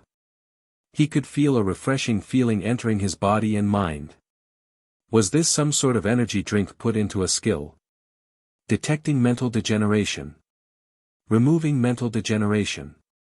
Replacing with minor mental suggestion. What? Oi, what mental degeneration are you talking about? Noah whisper yelled. He was already pretty mentally retarded, what was he supposed to do if it got even worse? Original purpose, unfailing fanaticism in God, new purpose, favor towards people with pure belief. Oh shit, I almost got hit by the Scientology beam. Noah paled. He almost become one of those people who walked up and ask, do you believe in a higher power, and hand out leaflets. Originally, this is impossible, but due to the death of God in high school DxD, change in purpose was made. Thank fucking God. Noah mumbled before pausing. Wait, he's dead. Thank Nero. Most EX abilities have a drawback. It could have been worse. That's true. Imagine if he got a Midsummer Night's Dream. That shit was just a curse and a half. Wait, you said it's from God, which servant is this from? Noah, origin, Old Testament. Damn, it was his own body. He almost got fucked over by himself. If this is the drawback, what does this even do? You receive blessings from the Supreme Being.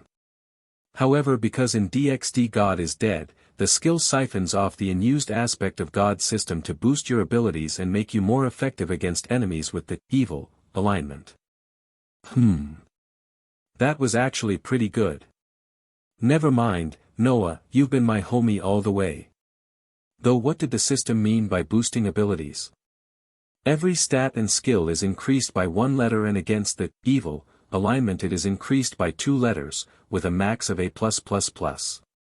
Excuse me, the fuck? Noah blinked. Who cared if he was about to get hit with the Scientology beam? He was broken. He didn't feel stronger, but it felt like he just chugged 2 liters of pure caffeine. Maybe he could test it out later when day hit. Welp, last one. Pull. Extra skill, knowledge of illusion magecraft, illusions so real that the world believes it, Merlin, EX rank. Huh. Ack. The sudden implant of information entered his brain, causing him to bite his lip in pain, grasping his head. Holy fuck. Unlike Luvia's knowledge of reinforcement magecraft, it was like someone took a drill, put it to his head, drilled out a hole, and then put in a fucking blowtorch. It took all of his mental energy to not bang his head on a wall. After a few seconds it passed, but Noah was still breathing heavily. Fucking dick wizard. Now having the knowledge of someone comparable to a magician, Noah unconsciously knew that this shit was a higher mana drainer than all of his noble phantasms combined. What use was this garbage? Host now has 3 EX rank rolls. In order to enforce fairness, lowering daily pull count to 1 free pull. What? What the fuck? Take this shit back. He didn't need it. Plus. A/N, I placed Glenda at high/ultimate class. This is cause I would say she's equal to Augusta, and she lost to grown-up Lavinia, who is below Seraphol, who's a Satan class. So Lavinia is mid-ultimate class during that time. Also, I nerfed his Gacha cause I thought he was getting a little too strong, even when I'm not rigging the pulls. Also, damn does it take a shit ton of time to write 5,000 words. I might just cap it at like 2,000 starting next chapter. This took me a solid 5 hours to write. Comments, reviews, and power stones are always appreciated.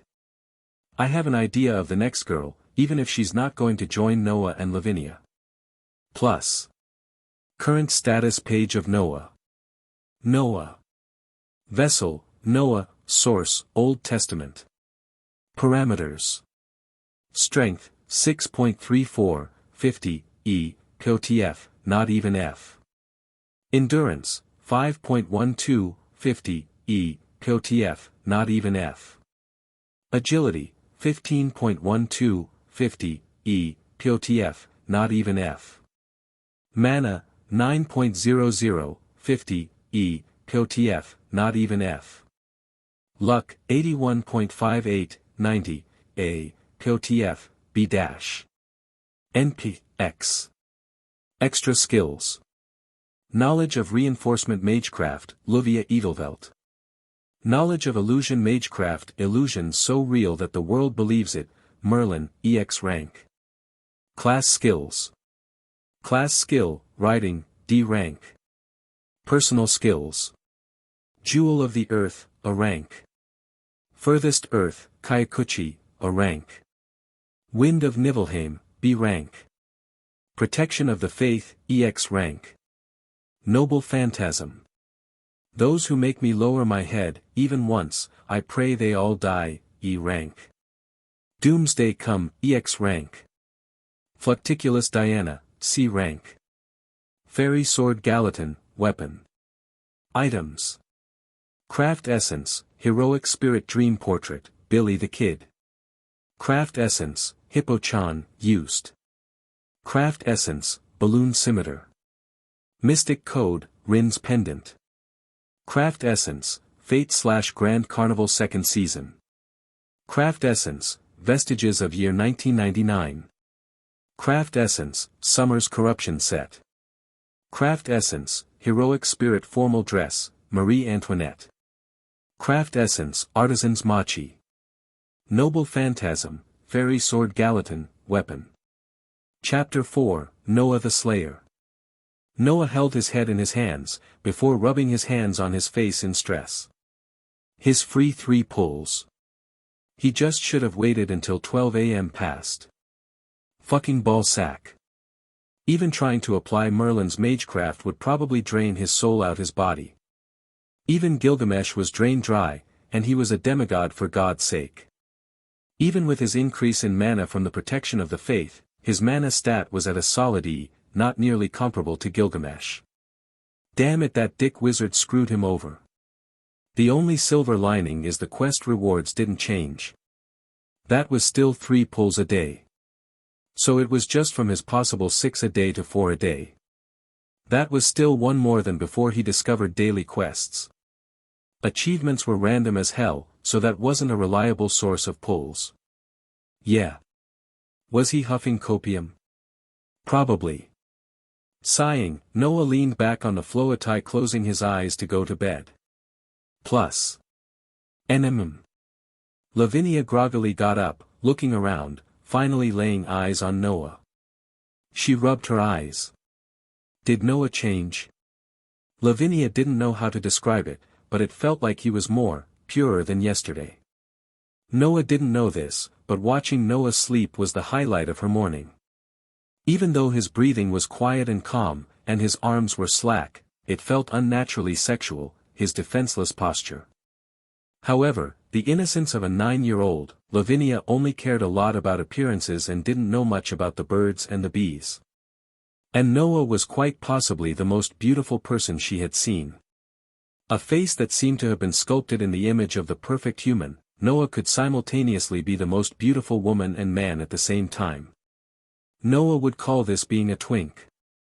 He wore clothing that seemed a few sizes too big on him, but it only accentuated his petiteness further. Lavinia truly didn't know if Noah was a girl or not when she had first met him, as his voice was as equally androgynous. However, with his rather special way of speaking, even though he had said he was a guy, Lavinia inwardly decided to put Noah in his own area. His gender was Noah. The end. Lavinia laid back down on Noah's legs. While it looked rather thin, it was rather comfortable instead, as if it was made of feathers, a perfect pillow to lay on. She stared at Noah's face, his platinum blonde hair framing his face, his long eyelashes twitching occasionally, as if he was having a nightmare. Truly a perfect pastime. Just looking at that face made her want to smile. If Noah could read her mind, he would run away in fright. He was unknowingly attracting children.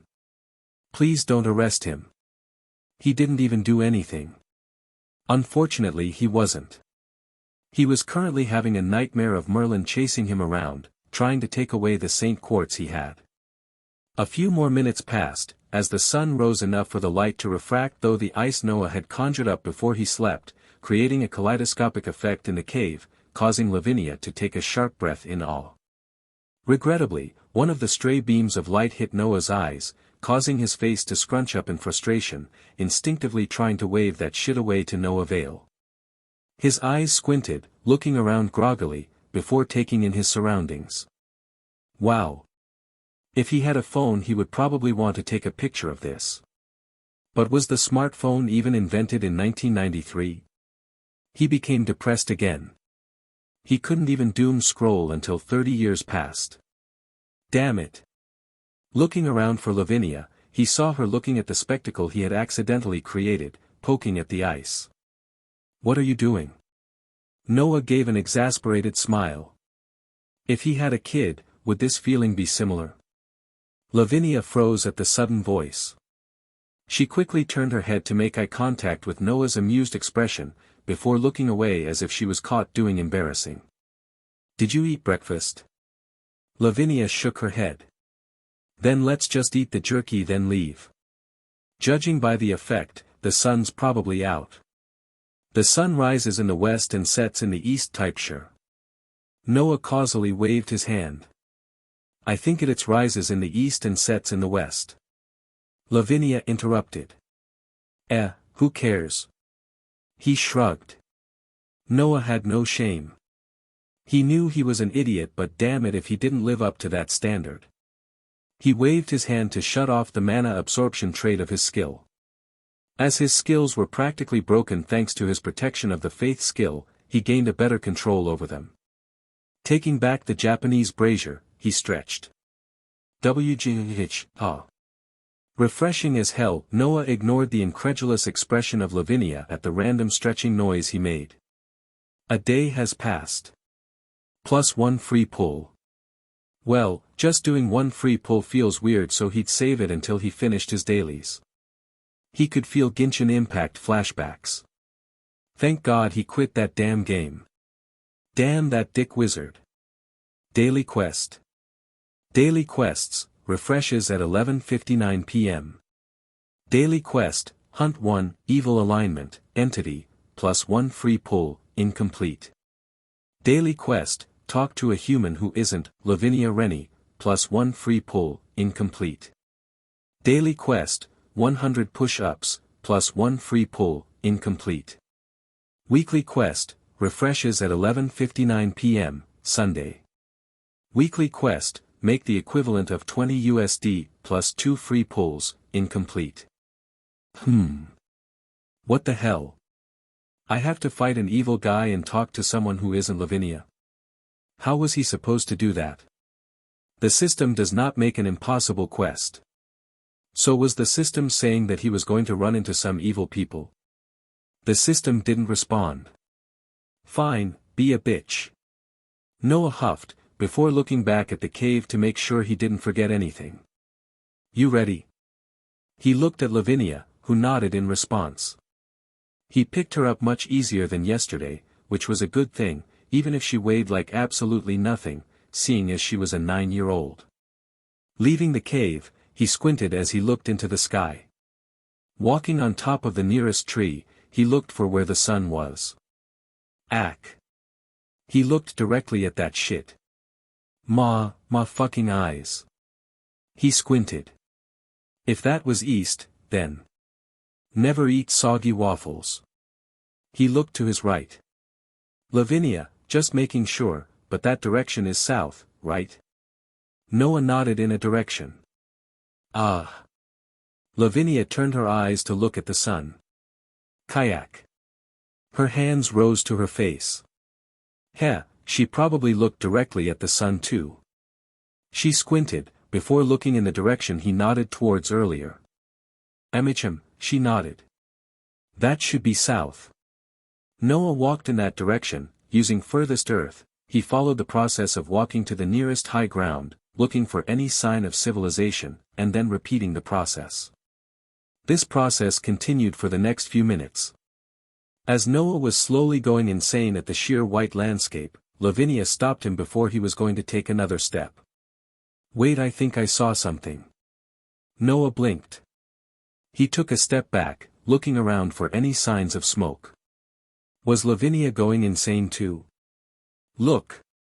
Lavinia extended her O, leaning back, her head upside down, pointing in a direction. He looked in that direction, squinting to see a little further. All he saw were trees, and more trees. Noah gave Lavinia a pointed look. Don't look at me like that, I'm not delusional. Don't you see the stone road under the trees? Lavinia glared at Noah, reading his mind. He crouched to be at Lavinia's head level. Oh, she was right. My bad, I'm just too tall, nothing we can do about it. Noah shook his head side to side in mock exasperation. We're the same height. Lavinia argued. Unfortunately, Noah just ignored it. He walked in that direction, arriving at what looked to be an abandoned town. There's just a random-ass town in the middle of nowhere. This was undeniably suspicious. Noah didn't put Lavinia down for now, just in case he got bum-rushed out of nowhere. The buildings didn't seem like they were that old, but there were no signs of any humans at all. Noah approached a nearby building, opening the door to see what resembled a war zone, scratches all across the walls, broken furniture, and random stains on the wall that looked eerily reminiscent of blood. He set Lavinia down, before looking around the building to see if there was anything to ransack. What? The owner was probably dead. Was there some monster in this town? Was that why his daily quest told him to kill an entity with the evil alignment? Lavinia looked rather pale at the blood stains on the walls. I would tell you to close your eyes, but you're going to have to get used to this eventually if we try to be the winter duet, Noah commented, looking to see if the man left any money around. He found a pickaxe. He sighed. Now all he needed was some flint and steel and he would be jolly. Chicken jockey. Noah mumbled, to the confusion of Lavinia. Noah shook his head. Nothing. This was probably a mining town. The clothes in the broken closet were dark gray with ash. But he was still surprised. A mining town in this day and age. Wait, they were in 1993. But wasn't that the time of damn, he was bad at history. If this was a mining town, then there was probably a road leading to a bigger town, just covered by all this fucking snow. The two looked around the town, inspecting every portion of the buildings just in case the possible enemy thought they had presence concealment. They got a few rubles on the way, though he didn't really know the conversion rates, inflation and all. Arriving at the abandoned town center, there was a trail of blood leading to the abandoned church, as if a bloody body was dragged into the church. Next to it was a larger building. It was probably the village chief's house. They were probably already dead though. Lavinia grabbed onto Noah's sleeve, looking at the entrance to the abandoned church, her body tense. If this was a horror movie, this was probably where the main characters get jump scared by the door suddenly opening. Noah really wanted to do nothing other than just demolish the entire church. Why should he willingly enter the enemy's turf if he could just destroy the entire thing? But there was something stopping him, like a shackle preventing him from destroying the church. God damn it, Noah. Noah sighed, complaining. Like the shit's already abandoned. What's wrong with finishing the job? Noah mumbled, glaring at the entrance to the church. He stood still in thought. He looked back at Lavinia. Wanna come with? Lavinia nodded, her expression serious. Noah shrugged. He was confident that he would win. He might cause me a little trouble. But would you lose? He inwardly joked. If the thing inside was evil, his abilities would increase by another rank, bringing his abilities to the next level. Noah walked up to the church, opening the door, the bloody hinges creaking as he opened the door to be face to face with someone on the altar, chewing on human flesh. He didn't know why, but instead of being disgusted at the fact that the monster was eating human flesh, he was more mad at the fact that the bastard was desecrating the church. Maybe the protection of the faith influenced him more than he thought. The fuck are you supposed to be, Hannibal? Noah commented, looking at the woman eating the human with undisguised disgust in his eyes. The woman paused, before looking up and meeting eye contact, revealing her crazed eyes. Exorcist. Exorcist? Exorcist, she mumbled. Noah frowned, while Lavinia flinched. She didn't expect her first fight to be so gruesome. Noah didn't expect it to be a B-list horror movie either. Taking out Marie Antoinette's dress and tossing it over Lavinia's head, Noah looked back at the crazy psycho in front of her. Hey! Noah ignored her, keeping eye contact with the psycho. I know I said it's better to get used to this, but we're still children. How about you do this shit after we hit like? I don't know, 12. I'm not a child. Lavinia complained, but didn't take the dress off her head, instead further hiding her head. She could see herself getting nightmares from this experience. I'll tell you when you can take it off, Noah added. Their conversation wasn't ignored, as the monster tilted her head grotesquely. Food, food, food. She gurgled out. Hell no, no, no. Noah could feel a boost in his power, but the thing in front of him looked pretty weak anyways. It was probably a stray devil. If she was able to run away, then its master was probably weak. But if only high-class devils could get a peerage, then it was probably decently strong. Decisions. He hated thinking. Well, it could possibly not even be a stray devil at all. Let's just kill it. Noah raised his hands. Bang. Unlike Glenda, the monster immediately pushed itself to the right, feeling danger. But Noah wasn't fazed. Bang. Bang. Bang. Bang. Bang. Bang. Bang. Bang. Whenever the monster tried to run toward him, he released a wave of ice, pushing back. Eventually, the devil ran out of stamina, and she got hit by one of his ice spears, spelling out her doom, her movement slowing down from the cold. Bang! The spear rammed into her head, freezing it solid. The main benefit of ice abilities is the lack of blood everywhere. As the devil went limp, Noah got a notification. Daily quest, 1/3, completed, Hunt 1, Evil Alignment, Entity, +1 free pull. Killed a stray devil for the first time. You have obtained the achievement, Doom Slayer, Level 1, +1 free pull. Ha! Noah hummed in surprise. Something this easy warranted an achievement. Noah. Did you kill it yet? Lavinia nervously asked, as the church went silent as Noah killed the devil. Wait. I'm almost done. Noah looked around the church, filled with human bones and the lingering scent of rotten flesh. The Noah in him was begging for him to clean it, and he also wanted to low-key clean it up too. He raised his hands, preparing to use Merlin's magecraft. Fixing the church wouldn't take much. It would only take 95% of his mana reserves. Noah inwardly clicked his tongue. 95% to just fix up a church. What a scam. He felt his mana leave his body, flower petals creeping up the church walls, leaving pristine, oiled hardwood in its wake, taking the human parts and the scent with it, leaving the faint scent of lavender. The smell confused Lavinia, who prematurely took off the dress on her head, taking in the new church in astonishment. Wah! Noah, on the other hand, felt faint. He made his way over to a pew and sat down on it, massaging his temples. When could you do that, Noah? Lavinia marveled, admiring the craftsmanship of the church. Since yesterday. Lavinia pouted, unbelieving. But it was true. He pulled Merlin's magecraft just yesterday. Noah closed his eyes. He really wanted to take a nap right now. Changed positions to laying down on the cushioned pew, closing his eyes. He would never willing use the Dick Wizard's magecraft ever again, Noah be damned. Plus. Lavinia explored the newly refurbished church, until she heard the entrance of the church opening. She froze before reacting. Noah was still asleep. It was her chance to protect him. She quickly ran to the entrance, preparing to activate her sacred gear.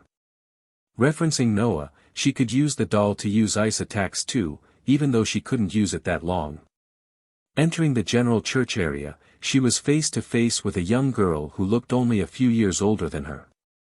Lavinia was tense, wearily looking at the young girl in front of her, who had a light sword in her hands, and a tight-fitting outfit where if Noah saw, he would be asking who made it, so he could kill them for the creation of the pedo bait. It was a skin-tight black leotard, with the only grace being that she was wearing a white cloak which covered most of her body. The girl had only just entered the church, having not noticed Noah yet. That was a relief. It seemed the girl noticed her at the same time, her eyes narrowing in preparation, her hand on the hilt of her light sword, before one of her eyebrows raised in confusion. This girl didn't look like a stray devil. All the signs in this abandoned town was pointing to this church housing the stray devil, but as she got closer, there were unusual signs. Despite the entirety of the town looking relatively run down yet still fitting the aesthetic, the church alone looked like it was built just yesterday with a completely different architect. It was like finding a big-ass pineapple next to a cottage. Did you kill the stray devil here? The girl had a serious tone which didn't match her high-pitched voice, nor did it match her appearance either. Lavinia was unfamiliar with the term, but it suited that monster Noah had fought an hour ago. But Lavinia hesitated to answer, seeing as Noah was still asleep. Looking at the hesitation on Lavinia's face, the girl was confused. Why was she hesitating? Wasn't she human too? Was she in cahoots with the stray devil? She made her way down the aisle, with her hands on her sword hilt. While the girl herself didn't look threatening, she had a gut feeling that there was more to her. Don't get closer. Lavinia warned. If the girl walked a few more steps, she would be able to see Noah. The exorcist froze. What was she trying to protect? She rose her hands in a gesture of peace. I don't want to fight. I was dispatched here by the Vatican to exorcise the stray devil in this town, but it seemed the info was too outdated. The girl trailed off. However, Lavinia was still tense. The exorcist took a few steps back, only then did Lavinia slowly relax. I didn't kill it. It was dead by the time I got here. Lavinia blurted out, trying to think of a good excuse, not realizing that the exorcist wasn't her only audience. The sudden increase in volume made Noah stir, causing Lavinia to freeze up. Shoot. She paled. All that effort just for Noah to wake up. Noah slowly opened his eyes and rubbed it, the movement garnering the attention of the exorcist. Her hands neared the hilt of her light sword. "Yo, why are you looking at me like that?" Noah mumbled at Lavinia, causing her to sweat drop. He got up, looking around, before locking eyes with someone who resembled an older Lavinia, but with a lighter shade of blonde hair with a darker shade of blue for her eyes. The girl froze as they made eye contact. "Who you?" Noah mumbled. She didn't feel like an enemy, rather the protection of the faith skill was probably making him feel that way, so she was probably an exorcist. The question knocked the girl out of her stupor. I'm an exorcist, and I was looking for the stray devil reported to be in this town." Her voice got more quiet as she repeated what she said to Lavinia. She hadn't expected for the girl to be protecting another girl. She didn't know why, but it felt like she was in front of the Pope. Or when she was training under Vasco Strata. That sense of pure holiness. However, the unusual part was that despite that, she couldn't feel any holy power emanating from him. Just an underlying feeling of purity. Noah rubbed his eyes again, fiercely trying to blink away his grogginess. He finally got a good look at her. What the hell was she wearing? "Yo, why is you dressed in that pedo bait outfit? You look underage for God's sake. You should investigate the Vatican artisans." His voice was flat, causing both Lavinia and the girl to freeze. What? The exorcist couldn't believe what she heard. Daily Quest, February 3rd, completed. Talk to a human who isn't Lavinia Rennie. You have talked to Vatican exorcist, Griselda Quarta, +1 free pull. Who was that again? Chapter 5, $20 is $20. Noah inspected Griselda's outfit, looking her up and down, an incredulous expression on his face. While Griselda had gotten used to the embarrassing outfit, it was still a bit shameful for someone like Noah, who emanated a holy aura, looking at her outfit in disdain. She could feel her face heating up. It was one thing for a grown woman to wear something that belonged in the back alleys of red light districts, but for a girl that didn't even look grown up to wear it? Hell nah. They needed to arrest whoever designed the outfit and whoever made it a normal thing. Noah was about hit them with that 360YY. This woman was also an unfamiliar name. Griselda Quarta. Who the hell is that? Was she like Lavinia, where she just wasn't in the anime? He remembered Zenobia had a similar last name, but she looked way too young to be her mom even when canon started. Was this her older sister? Ahem. His thoughts were cut off. I can overlook your disrespect towards the church's battle attire, Griselda started, her voice trailing off, seeing as I too, feel like it is inappropriate. Yeah. You should look into your manufacturer. Noah nodded in agreement. I was told that making the fabric for the outfit was a long process. She had complained to the higher-ups when they had given the attire, saying she was green-lighted for missions. The excuse was poor, but with the lack of actual authority as an orphan chosen by the Vatican due to her compatibility with combat and light-based weapons, she couldn't argue. Furthermore, she was still inexperienced. Yeah, they had to be bullshitting with that one, Chief. Griselda coughed, trying to lead the conversation away from her outfit. Let's get back on topic. Lavinia interrupted. When did the conversation turn from stray devils to pedobait outfits? This woman came out of nowhere and was hogging all of Noah's attention. He was her partner. Ahem. Yes, you're right. Do you have any information on the stray devil that was reported to be in this town? Noah paused. Oh, so that really was a stray devil. It was just an educated guess, but it appeared he was just built different. You know about it? Could you tell me the location? My investigation around the town came up empty, just signs of resistance. Griselda's eyebrow raised. Was she finally going to get some information? The girl had said that it was already dead by the time she arrived, but it was obvious that she was lying. That monster. Yeah, I killed it. Noah plainly said, getting up from his sitting position on the pew, stretching before getting down to start his 100 push-ups. What? He needed to gamble. A man gotta do what he gotta do. Griselda blinked in confusion at the rather special behavior, raising an eyebrow in suspicion. While the boy did feel like a holy man, akin to descriptors of renowned saints, the casual manner in which he admitted it made her feel a bit bewildered, his manner of speaking not matching his age. She looked incredulously at the boy who had started doing push-ups, mentally noting that his hair was unnaturally tame, unlike one would expect of hair as tall as he was, as if the wind itself didn't want to get in his way. Griselda fell into thought. Should she bring them into the Vatican? She wasn't trained for this. This was only her 7th mission, and on top of that, her first time doing a solo mission, due to the recent shortages in exorcists. Her assigned senior suddenly left for another mission when an emergency report was sent to the church, leaving her alone. Griselda didn't know whether she had the authority to bring someone in.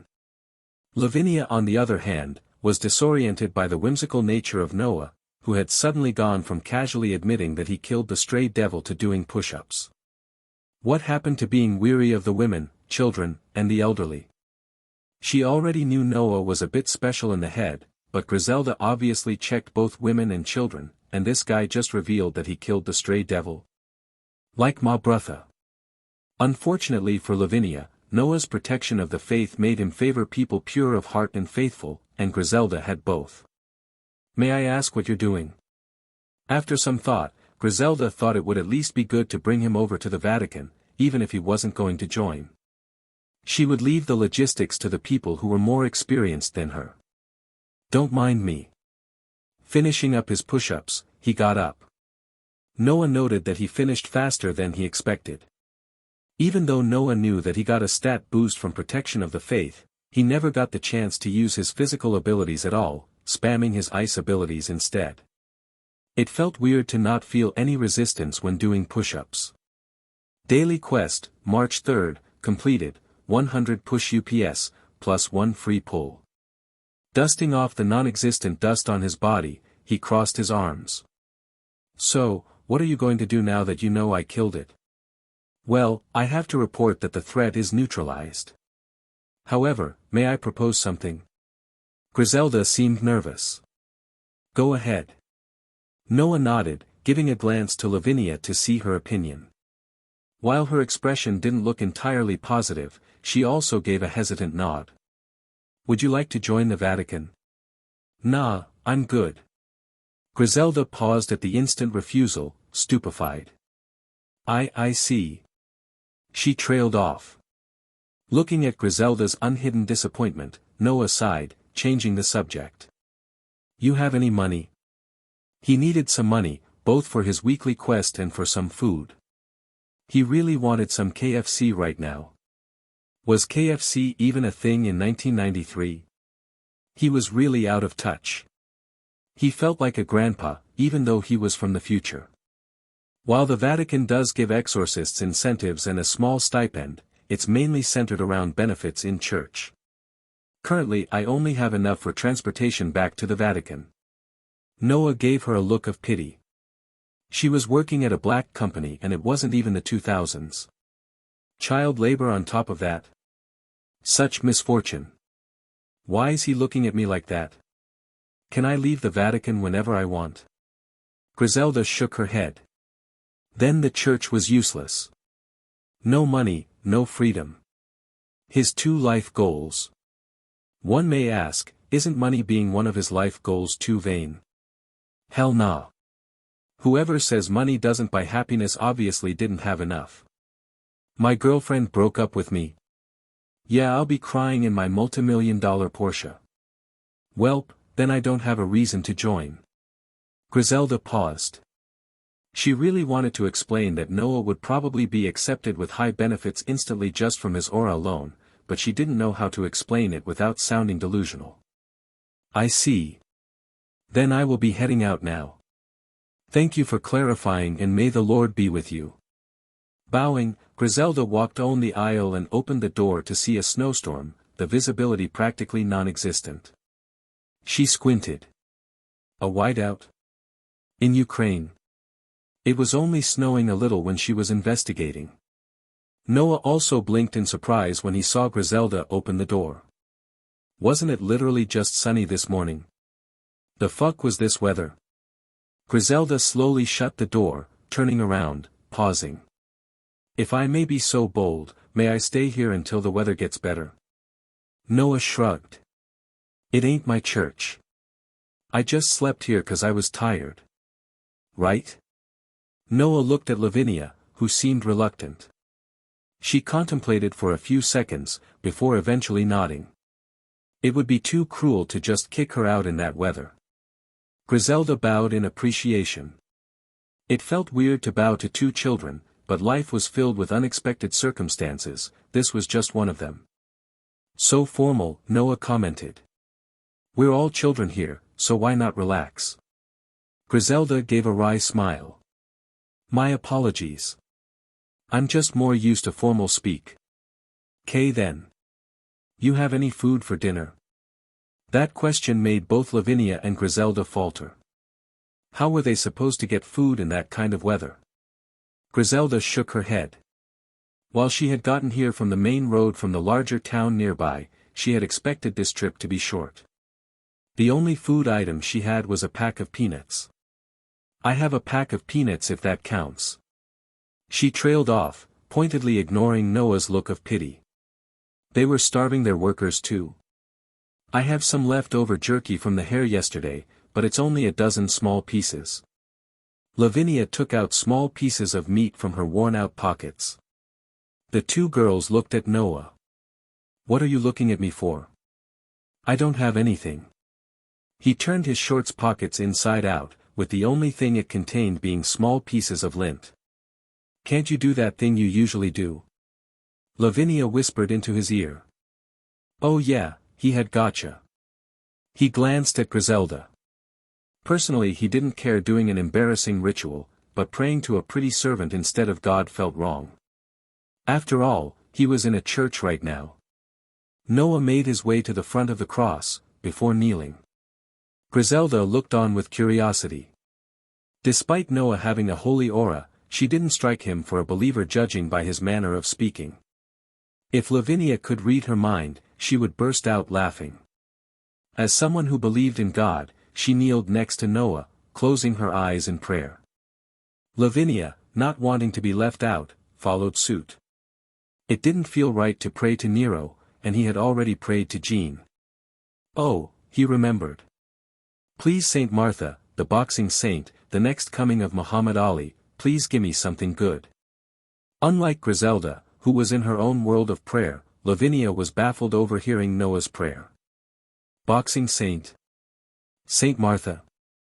Was he talking about the same person? Different from Noah, praying to random people in history to someone she had just met was a little awkward, so she just prayed in her head. Pull. Outfit, Okita Suji, swimsuit, stage 2. The moment he registered the words in front of him, he shoved it in his inventory. He instantly recognized Okita Suji as a saber face, but there was something more important. What the fuck? The hell was he supposed to do with a swimsuit, but does it even fit him? All outfits from the Type/Moon Gacha system auto-adjust in size to the wearer. How convenient. He would have to look at it later. Not because he was a femboy pervert, mind you, but there could be other parts that isn't a fucking swimsuit. Get your minds out the gutter. Thank God he put it away while the other two were praying. That could have been way worse. Pull. Servant skill, trash and crush, EX rank. A/N, bro I made the rates even worse but this guy's still got an EX rank skill. Oh. Let's fucking go. He was on a fucking roll. No sanity. He could inspect the abilities later, but it was an EX rank skill nonetheless. Maybe the boxer saint was blessing him. This church had to have some gacha boosting abilities. Pull. Extra skill, Last Master Fujimaru Ritsuka's experience, Second Singularity, Eternal Madness Empire, Septum, D rank.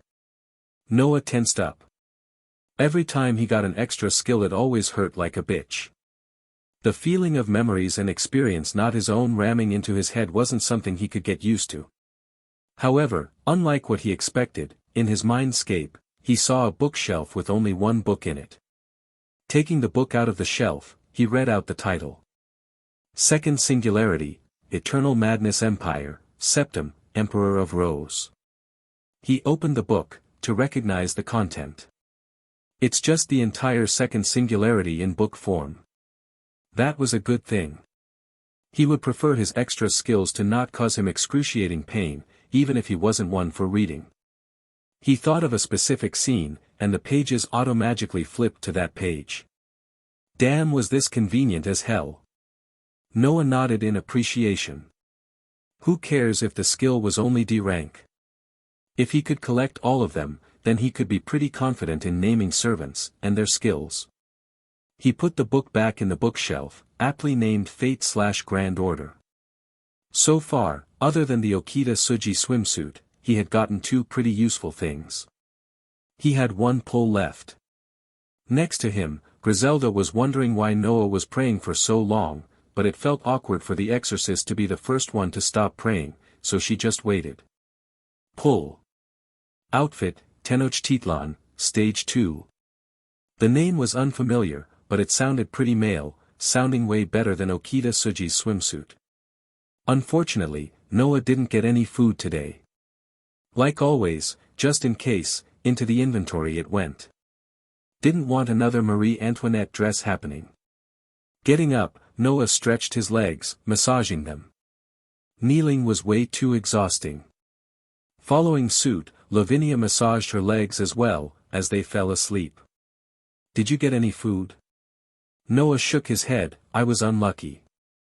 Lavinia's face morphed from expectation to disappointment. Griselda was confused as she got up. What did the girl mean when she asked if he got any food? Why was he praying to God for food? Judging from the girl's familiarity, did that mean the boy really got food by praying? Wait. She didn't even know their names. The boy was talking to her with such familiarity she had completely forgotten to introduce herself. Now how was she supposed to? Griselda glanced at Noah, waiting for a good opportunity for introductions, but she got called out almost immediately. Why are you looking at me like that? Noah raised his eyebrows in confusion.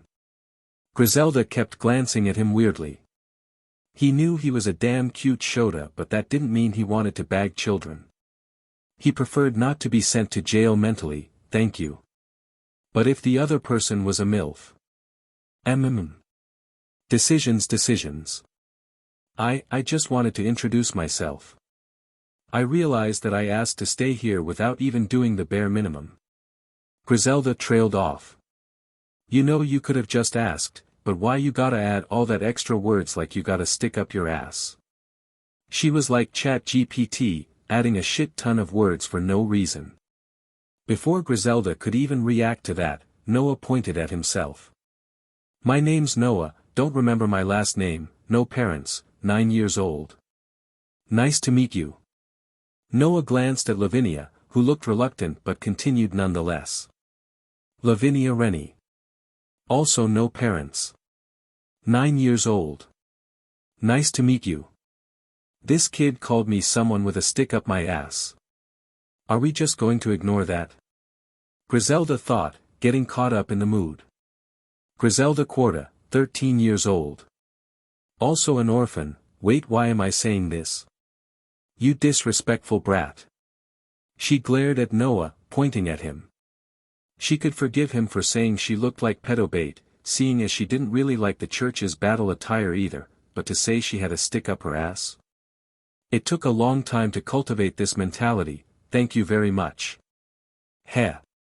Noah chortled, amused at the sudden switch in personality. It felt weird to see a 13-year-old act serious.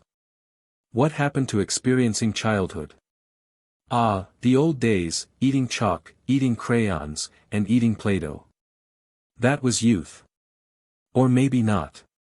Noah ignored her outburst. I guess we're the orphan trio, huh?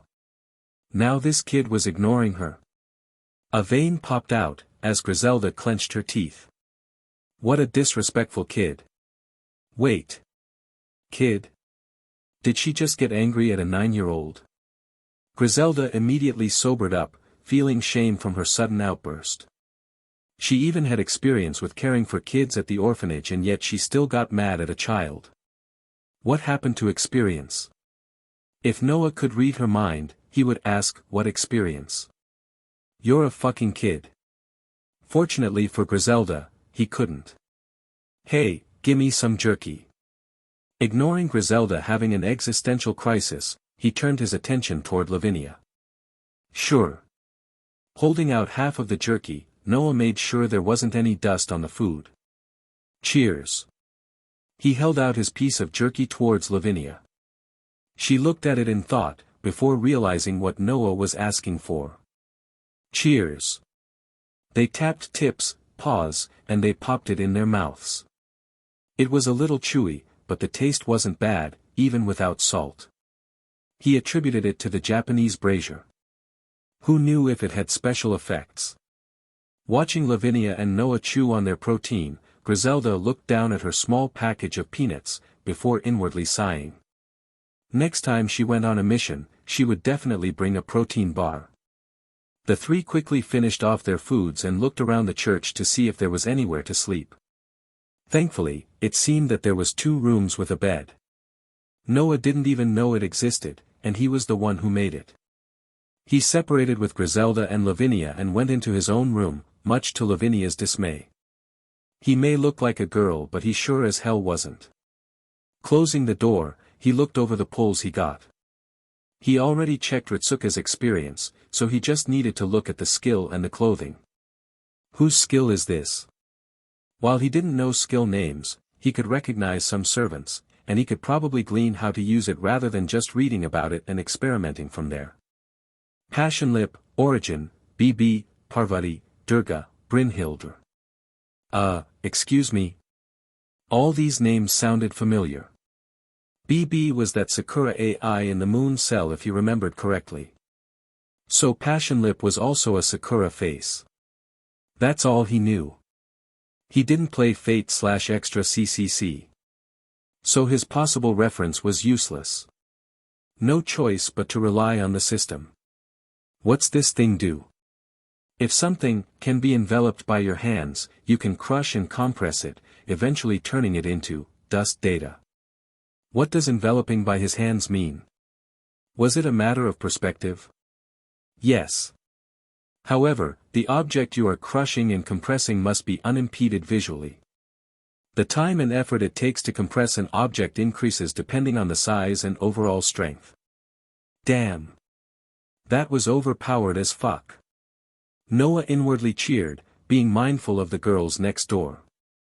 He didn't know what dust data was, but since the moon cell was a computer, dust data was probably something like garbage. Noah looked around the room for a test subject, his eyes falling on a chair. Taking a few steps back to make some distance, Noah held out his hands near his eyes, making a crushing motion. As his 2 hands met, nothing happened. Noah tilted his head in confusion. What the? Did he need to use mana? Similar to Winds of Nibelheim, it's charged by ambient mana and used by imagery. Thinking back to the hydraulic press videos he used to watch for a time, he got into position again. This time, there was an invisible resistance, but it wasn't that strong, like crushing a paper ball. His hands slowly approached each other, and Noah could see and hear the chair creaking, distorting. The volume wanted to go somewhere, but it was trapped, only leave its cries in its wake. As the chair got smaller and smaller, Noah fully clasped his hands together. He looked at the 5 cm by 5 cm by 5 cm cube on the floor. Damn. This looks metal as fuck. Picking it up, Noah expected it to be heavy, but surprisingly it was rather light. Didn't he crush it into a cube? Shouldn't the density increase? When crushed, the object only retains 1/10 of its original mass. Noah raised an eyebrow. What an unusual drawback. Or was it even a drawback? He shrugged. At least he got another broken power in his arsenal. Do I have to finish the motion? No homo. Negative. Host can stop halfway, and the object will be in that state unless they have a healing ability. Noah nodded. So where does the mass go? It gets deleted. Noah paused. So it was another go big or go home ability. Damn, give him something that only hurts the enemy, not outright kills the thing. At least it was a strong ability. Now for his new pieces of clothing. Unlike clothing from Craft Essence, you can materialize the clothes straight on your body. Yeah, I'm not doing that for the Okita Tsuji one, even if someone paid me $20. Noah trailed off in thought. Would he though? $20 was $20. He would suck it for $20. Maybe I'll take a chance with Tenno, something's outfit. After all, it's an Aztec city, so it's probably like some shaman robes. Since Noah's free pull count per day decreased, might as well gamble on his clothing as well. He waved his hands to create an ice mirror to admire himself. He took out Okita Tsuji's outfit. In his hands was a black and white stylized Haori jacket, black tights, a black leg strap, a white scarf, black gloves, and a black bikini. He immediately tossed the bikini back into his inventory. Begone. Before anything, he had to make sure of something. I know you said that I could only put stuff from the gacha into the inventory, but can I put my modern clothes in there? As it is both from another universe and manufactured in the future, it is allowed. Noah pumped his fists. Nice. He took off his thin sweater to show a clean white t-shirt that was a few sizes too big. He didn't know why it didn't get dirty yet, seeing as he hasn't showered for 2 days already. Protection of the faith. Word? Hell yeah. He kept on his black shorts, even though it reached down to under his knees. The Haori jacket was low-key heat, with bow knots on the sides with a long white knot on the back and long sleeves with wide rims. He put it on and looked in the mirror. Damn, was he dripped the fuck out. He put on the black gloves and the anti-gravity scarf. Damn. Looking fly as hell. Who cared if it looked kind of edgy? With his kind of looks, anything could fit. This wasn't narcissism. It was pure fact. Taking out fairy sword Gallatin, he posed in the mirror, imagining a battle scene. After a few minutes of that, his initial hype calmed down, shame seeping in. He inwardly cringed. What the hell am I even doing? Putting the sword back in the inventory, he glanced at the tights still strewn on the bed. Wearing the same socks for 2 days straight felt pretty disgusting despite his body being clean, but, tights. Even though he had a chronic lack of body hair on this body, wearing tights was a matter of his own dignity. Why was he even considering this? Was his own mind getting corrupted into actually being a twink? Like that body affects mind bullshit? Well, it wasn't like he needed to pull the tights up. Taking off his white Air Forces, he took off his dirty gray socks and chucked it into his inventory. Why is this fabric so smooth? Noah thought, picking up the tights. Noah thought, putting on the black tights before grouping up the tights to his ankle. He shivered. Looking in the mirror, it didn't look like tights, but a black sock. Noah sighed in relief. Thank Christ. Now to see the Tenochtitlan outfit. He was a gambling man. Put on the outfit. Do you wish to put on, outfit, Tenochtitlan, stage 2, replacing everything currently on you? Noah nodded. Yeah. His current clothes changed, and he looked in the mirror and he froze. What the fuck is that? Plus. A/N, I read in a martial arts novel that body affects mind. Personally, if I turned into a macho man, I would act macho too. Also, someone gave advice saying that MC should get Ritsuka's experience. I thought that by itself was kinda boring, so I did what I did. Also, I keep saying I'll have 2,000 words max, but I just keep writing. If you wonder what MC looks like RN as a child, it's Captain Nemo. Funny thing, Captain Nemo was considered to have an unknown gender until it was determined to be male. Nemo Bakery is female. Nemo Engine is female. Nemo Marine is male. Nemo nurse is unknown. Nemo professor is unknown. Like damn. I pray for good not brainrot DxD fanfics to suddenly be made. Unfortunately, I consider my own work to be brainrot though if you couldn't tell, since I'm writing this for fun. If you enjoyed, I would appreciate power stones, comments, and reviews. Plus. Current status page of Noah. Noah. Vessel, Noah, source, Old Testament. Parameters. Strength, 6.34, 50, E, KOTF, not even F. Endurance, 5.12, 50, E, KOTF, not even F. Agility, 15.12, 50, E, KOTF, not even F. Mana, 9.00, 50, E, KOTF, not even F. Luck, 81.58, 90, A, KOTF, B-. NP, X. Extra skills. Knowledge of reinforcement magecraft, Luvia Edelvelt. Knowledge of illusion magecraft, illusion so real that the world believes it, Merlin, EX rank. Last Master Fujimaru Ritsuka's experience, second singularity, Eternal Madness Empire, Septum, D rank. Class skills. Class skill, riding, D rank, C rank, KOTF. Personal skills. Jewel of the Earth, a rank, A+++ rank, KOTF.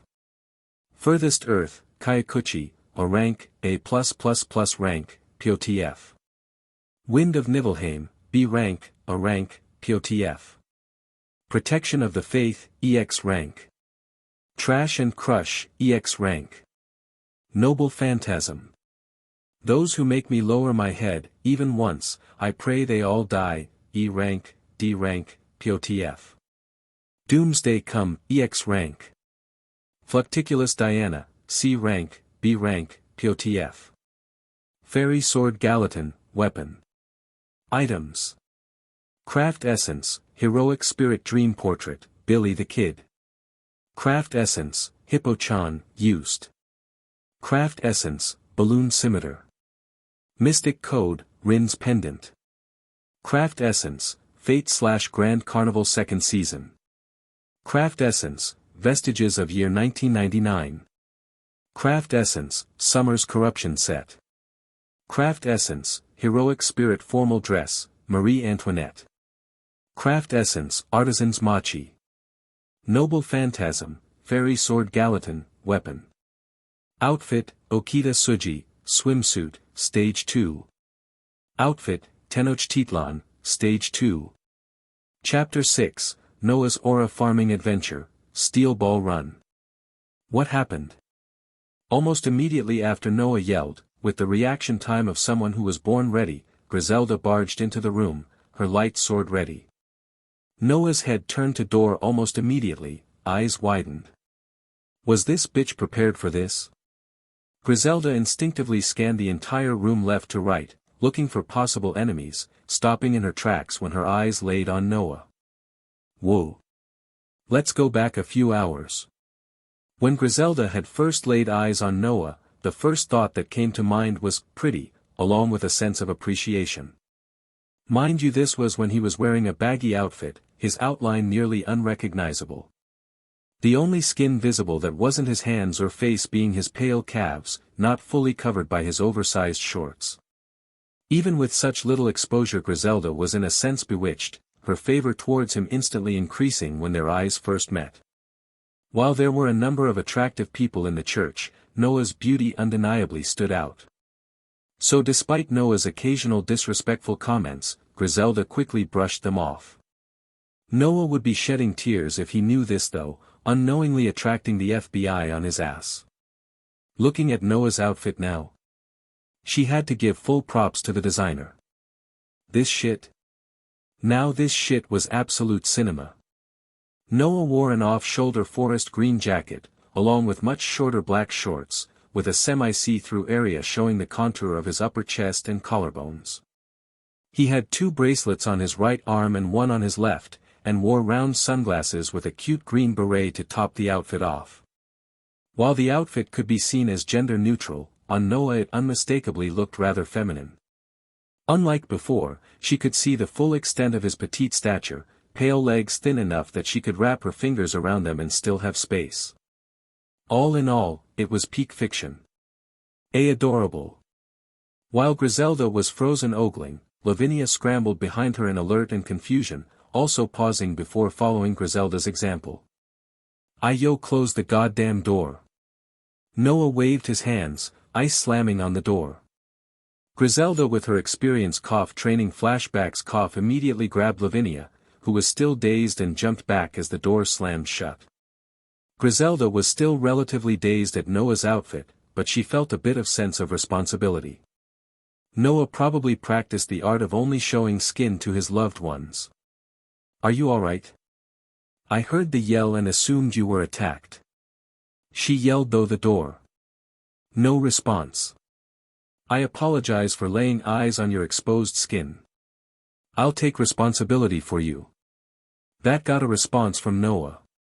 What? Woman, do you even know what you're saying? You the feds? Noah's muffled voice could be heard from the other side. Griselda blinked. What are the feds? But it seemed he was truly angry at her. I'll take responsibility too. Lavinia added. What are you two psychos even saying? Noah opened the door short of breath, his outfit changed, looking at Griselda and Lavinia with disdain, which did nothing other than fuel Griselda's misunderstanding. It only took him this long cause the system was being annoying as fuck, asking for confirmation over and over again. Griselda's disappointment was obvious at the changed outfit. It wasn't his original outfit, but it still covered nearly all his skin. While she had questions regarding how he had even acquired these outfits, taking full responsibility was top priority. Maybe taking responsibility isn't enough? Griselda asked. Noah's eyebrow raised, before sighing. Pause. No one's taking responsibility for anything. Oh. Yo woman, why are you sounding disappointed? This woman a freak. He raised an eyebrow before remembering something. Also, just in case you dip before I even wake up, can you lead me and Lavinia to the nearest city tomorrow? Griselda hummed in thought. I can, but can I place a request? As long as it isn't something stupid as taking responsibility, shoot. Then instead of joining the Vatican, could you at least visit it? Yo, we're all the way out in the boonies of Ukraine over here and you want us to go all the way to Italy? I need more of an incentive, woman. Noah raised his hands, creating a circle with his index and thumb like he had seen in anime, signifying that he needed a bribe. Unfortunately for him, this sign was lost in translation. Sex. Noah raised an eyebrow at the unexpected word. Excuse me. Griselda raised an eyebrow. She had seen contracted mercenaries showing women that particular sign before. Wasn't Noah 9 years old? Bro, are you special in the head? It's money, you crackhead, Noah explained. You see this? This is money. Like a coin. Never read manga before? Griselda tilted her head in confusion. Noah paused, before patting her shoulder in pity. You poor thing. Griselda narrowed her eyes. I may not know what you're talking about, but I feel like you're insulting me. Noah looked away. What? Me? PSSH, what you are talking about? He waved his hands in dismissal, changing the subject. So. You have any reason for me to go? I don't know how to prove it to you, but I am relatively certain they would at least give you something that you might find of use, Griselda explained. If she couldn't get Noah to join the Vatican, it would at least be beneficial to have good first impressions. She was positive that the Vatican would be happy to be on good terms with someone with the potential to become a saint in this day and age, even if Noah was rather vulgar. Noah narrowed his eyes in thought for a few seconds before relenting. Fine. But if I don't get anything, I want $5,000 from you in cash. Griselda paused. That was all the allowance she had saved until now. She shook her head, clearing such thoughts. Hesitation was defeat. There was no chance that the church would give Noah nothing for at least killing the stray devil, so her money was safe. She nodded in agreement. "Am I coming too?" Lavinia asked. Noah incredulously looked at Lavinia, as if he heard wrong. "Obviously. Why would I go all this way and even kill that witch if I was going to abandon you? That would have been a waste of my sincerity." Maybe she was feeling a bit left out. Lavinia gave a small sigh in relief. "A witch?" Griselda interjected. "Oh, not that long ago, a witch came to my shack to kidnap Lavinia here, so I killed her."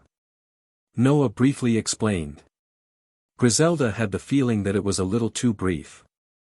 Noah shrugged. He didn't mind sharing, but he had to consider Lavinia's perspective, cause the witch was after her, not him. Unfortunately for Griselda, Lavinia didn't seem to want to tell her, whether it was for her own safety or because she was jealous, only she would know. The only group of magicians Lavinia could think of that were called witches that she could name off the top of her head was the 4 top magicians of the Wizards of Oz, who had separated from the magician organization Grasshopper. Unfortunately, that was all she knew. Maybe she could take her time to look it up the next time she was at the Vatican. But reading. "So you agree?" Noah slowly nodded, Griselda smiling in response. "Good. Then I'm going to bed," Noah said, slowly closing the door. Griselda gave a small bow. "Good night." "Good night," Lavinia echoed. Yeah, good night." Plus. Like usual, Lavinia woke up relatively early, looking outside the window to see that the weather had gotten drastically better, the skies blue, with rays of light shining through the window. Was the weather bipolar or something? She looked around for Griselda, who had given up the bed for her, saying she was more used to sleeping sitting down when on a mission. What had she even gone though? The room was empty, Griselda nowhere to be seen. She rubbed her eyes, making sure she was seeing correctly. Did she leave already? She quickly got out of the bed, making her way to Noah's room, hoping that he was still there. While Noah had told her yesterday that he wouldn't abandon her, her trauma of getting kicked out of her relative's house was still relatively fresh in her mind. Maybe she could even watch him sleep. Opening Noah's door as quiet as possible, she ran into Griselda watching Noah sleep. Was she a freak? Griselda whipped her head around when she felt Lavinia silently entering the room.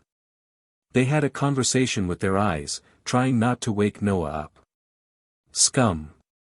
Lavinia looked down at her. It's a misunderstanding. Griselda's face fell. She came in here to see if he was awake, but inadvertently stayed, watching Noah sleep. It was unnaturally tantalizing. Are you sure about that? Lavinia raised an eyebrow, skeptically looking at Griselda. WL. Griselda looked guilty. But how was it her fault? It was like offering water to someone who was dying of thirst. As a woman entering puberty, it would have been more unusual if she didn't take in the view. But since she was the person who was caught, she was on the moral low ground. However, she realized something. Wait. Why was Lavinia trying to enter this room silently if she wasn't going to wake Noah up? Then why did you enter silently? That made Lavinia pause. Now it was Griselda's opportunity to look at her in disdain, before looking at Noah weirdly. What a sinful man. Noah would protest if he could. How could he even seduce anyone? He wasn't even awake. After a while the two reached a ceasefire, both deciding to look at Noah's sleeping face in silence. But at that moment, a perfect ray of light hit Noah's face, brightening up the room, making for a picturesque view.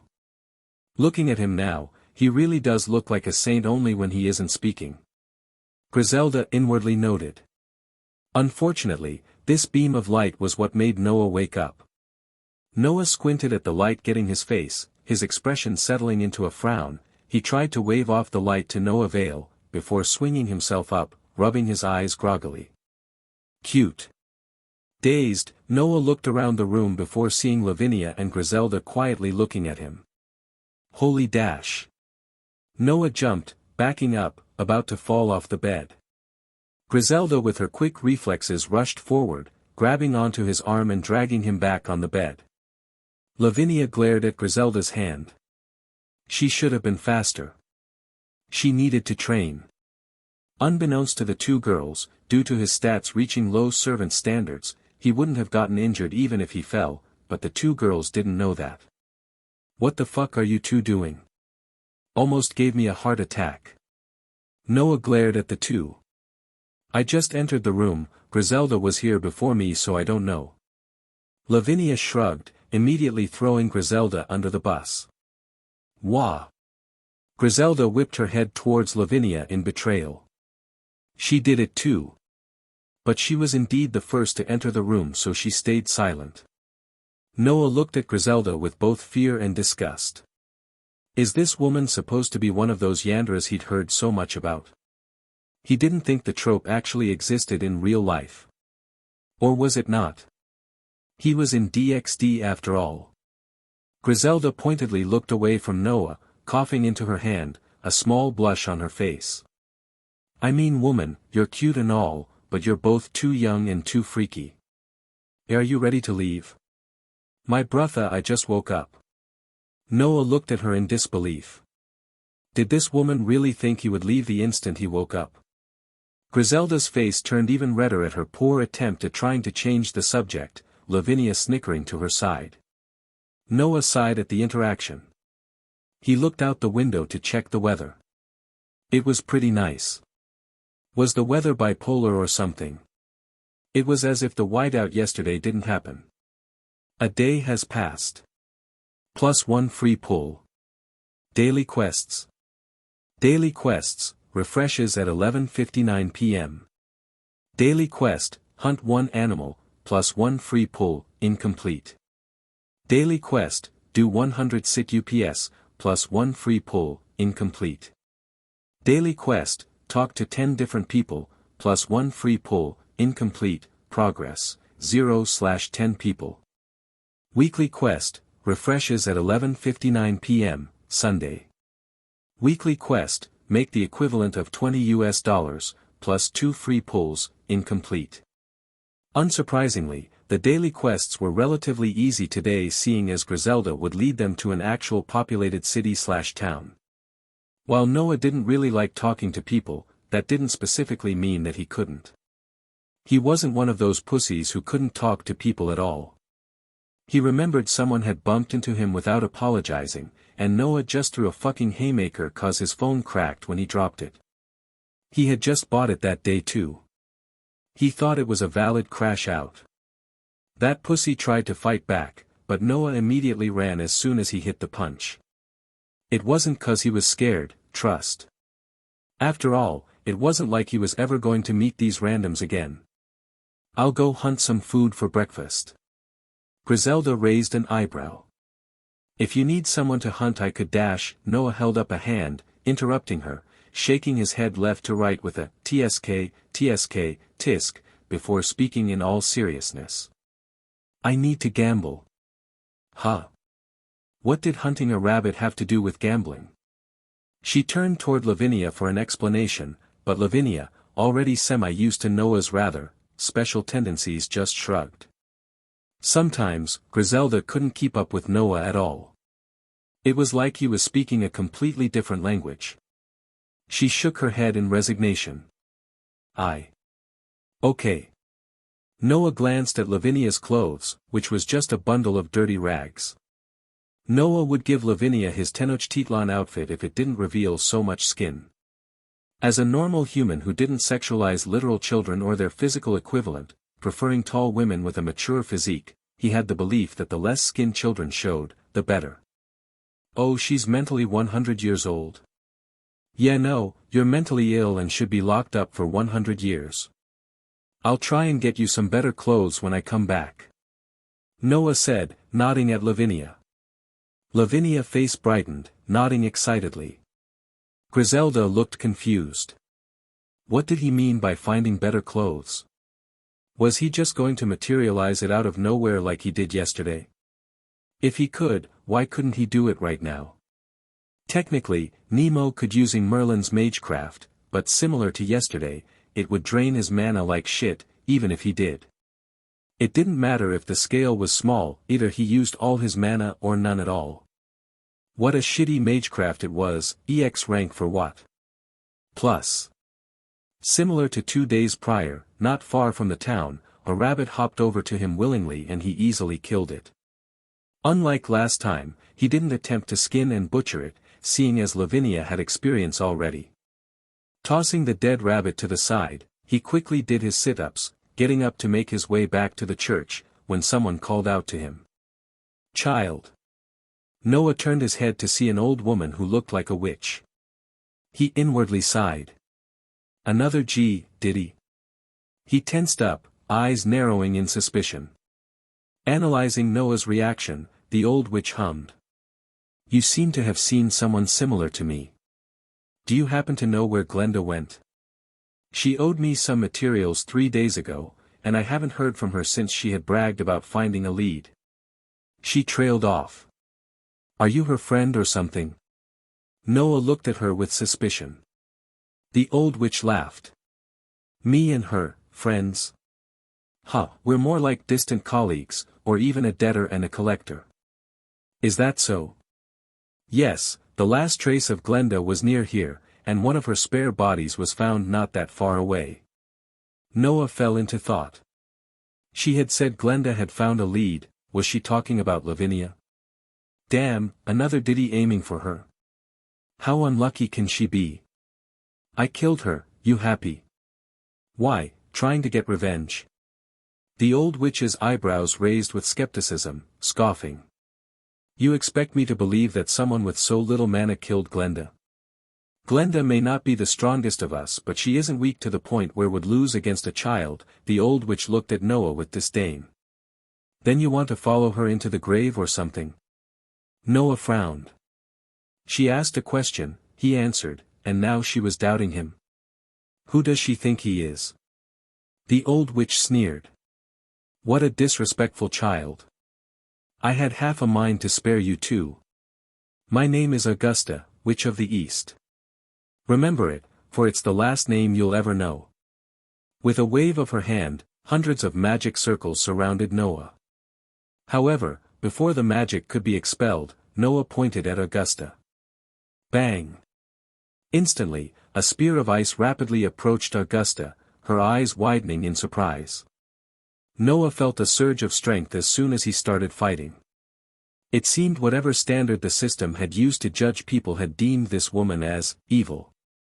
Augusta quickly moved to the right, dodging the spear by a hair's breadth, the magic circles she had prepared having fallen apart due to interruption of her concentration. Instantaneous manifestation of an element. Was he an owner of a sacred gear? But she didn't feel any change in mana. The mana in the boy's body hadn't even changed, rather, it increased. Noah sighed into his hands cause he wanted to aura farm. Are all witches this stupid? He lowered his voice on purpose, attempting to sound cooler. Regrettably, due to his childish voice, it sounded like he was imitating a cool voice instead, making him sound cute. While he could just activate Doomsday Come, there was a very small chance that she could just run away, as unlike Glenda she wasn't injured in any way, and killing her instantly wasn't very impactful or cool at all. Noah thrived on coolness. Coolness for the win. Number 1 Perspective Aura Farmer. Instantly killing Augusta was boring as hell. Maybe if Augusta were stronger, he might have a little trouble. But would he lose? Nah, I'd win. Noah shot out a wave of ice all around him, pushing Augusta back. Maybe he would have the opportunity to use his other EX rank skill. On the other hand, Augusta was analyzing his ice, before widening her eyes when she realized how his magic worked. The boy was creating ice through the atmospheric mana. The concept of using the ambient mana in the air as a conduit for mana was widely considered only theoretical, and while automatically generating elements were rare, they still used the user's mana to be generated. However, Noah's ice was generated through the mana in the air, even sustaining itself by absorbing the mana around it. None of his own mana was used in the process of converting the mana into a different state. If she could understand the principles on how Noah was able to do so, she could even use large-scale spells completely by herself. She inwardly drooled at the possibilities. She wanted to refrain from using her Longinus because even she had her pride as the Witch of the East, but she needed to capture the boy alive. Who cared if Glenda had a lead to a possible Longinus-class sacred gear? Noah shivered at the way Augusta's gaze changed from weariness to desire. Ayo. Noah knows he said he liked mommies, but this Diddy grandma was way too old. FBI. Noah raised his hands, manifesting hundreds of ice weapons hovering in the air. Damn, was he aura farming like crazy. A +++ rank wind of Nibelheim go brrr. He crossed his arms like a certain blonde king, thinking of cool-sounding quotes. Toad lusting after swan meat. You are courting death. He launched the ice weapons, until a blast of flames originated from Augusta, knocking the ice weapons away. From behind Augusta, a large giant of flames manifested, a large crucifix on its back, its aura forcing the newer ice weapons to shatter. Noah's brows furrowed. How much aura did he lose from that? He even used a cool quote just for the old hag to nullify his entire performance. If that fire giant could nullify his A+++ rank skill just like that, he would unfortunately have to use other skills that wasn't cool at all. Doomsday Come was cool and all, but it felt underwhelming for an EX rank noble phantasm, and there was no way Augusta was going to give him the chance to use Trash and Crush. He reluctantly raised his hands to activate Doomsday Come, trying to at least look cool before activating it, while Augusta commanded the fire giant to attack Noah, but something unusual happened. Instead of attacking, the fire giant didn't move at all. From Augusta's chest, a purple flame floated out.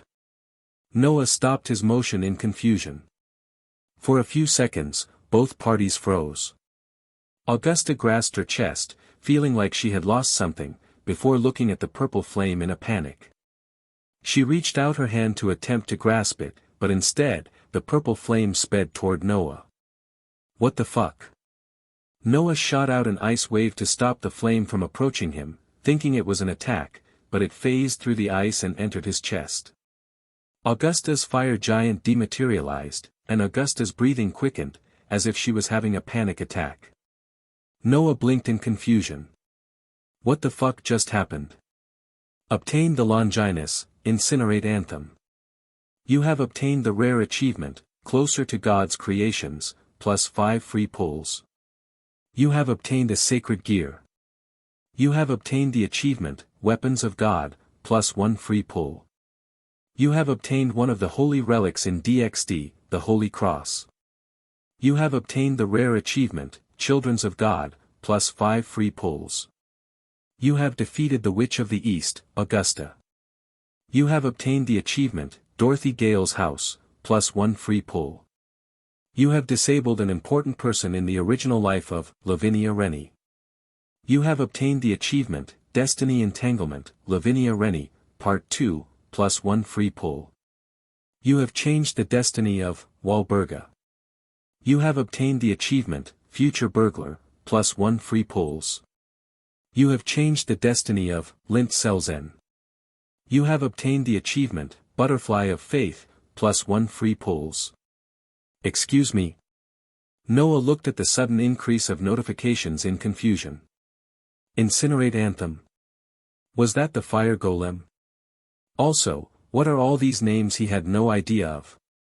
Walburga? Lint Selzen? Who are these randoms? Ultimately, Noah pushed the notifications out of his mind, focusing back on the fight. Glancing at Augusta's expression of despair, Noah's expression turned smug. How much aura points did Augusta lose by losing her sacred gear to a kid? Noah looked back at Augusta with a look of pure disgust. Are you going to keep fighting on my block? Noah deepened his voice again. Augusta, whose source of pride had shattered, looked at Noah before slowly shaking her head. Noah huffed. Sit humbled. You were weak. I feel magnanimous today, mongrel. He waved his hands in dismissal. Get out of my sight. He watched as Augusta teleported away, pale-faced. Damn, was that aura or not? Noah's aura farming adventure, Steel Ball Run ended there, as he looked at his rewards. Longinus, that was the 13 strongest sacred gears, capable of killing even gods if you remembered correctly.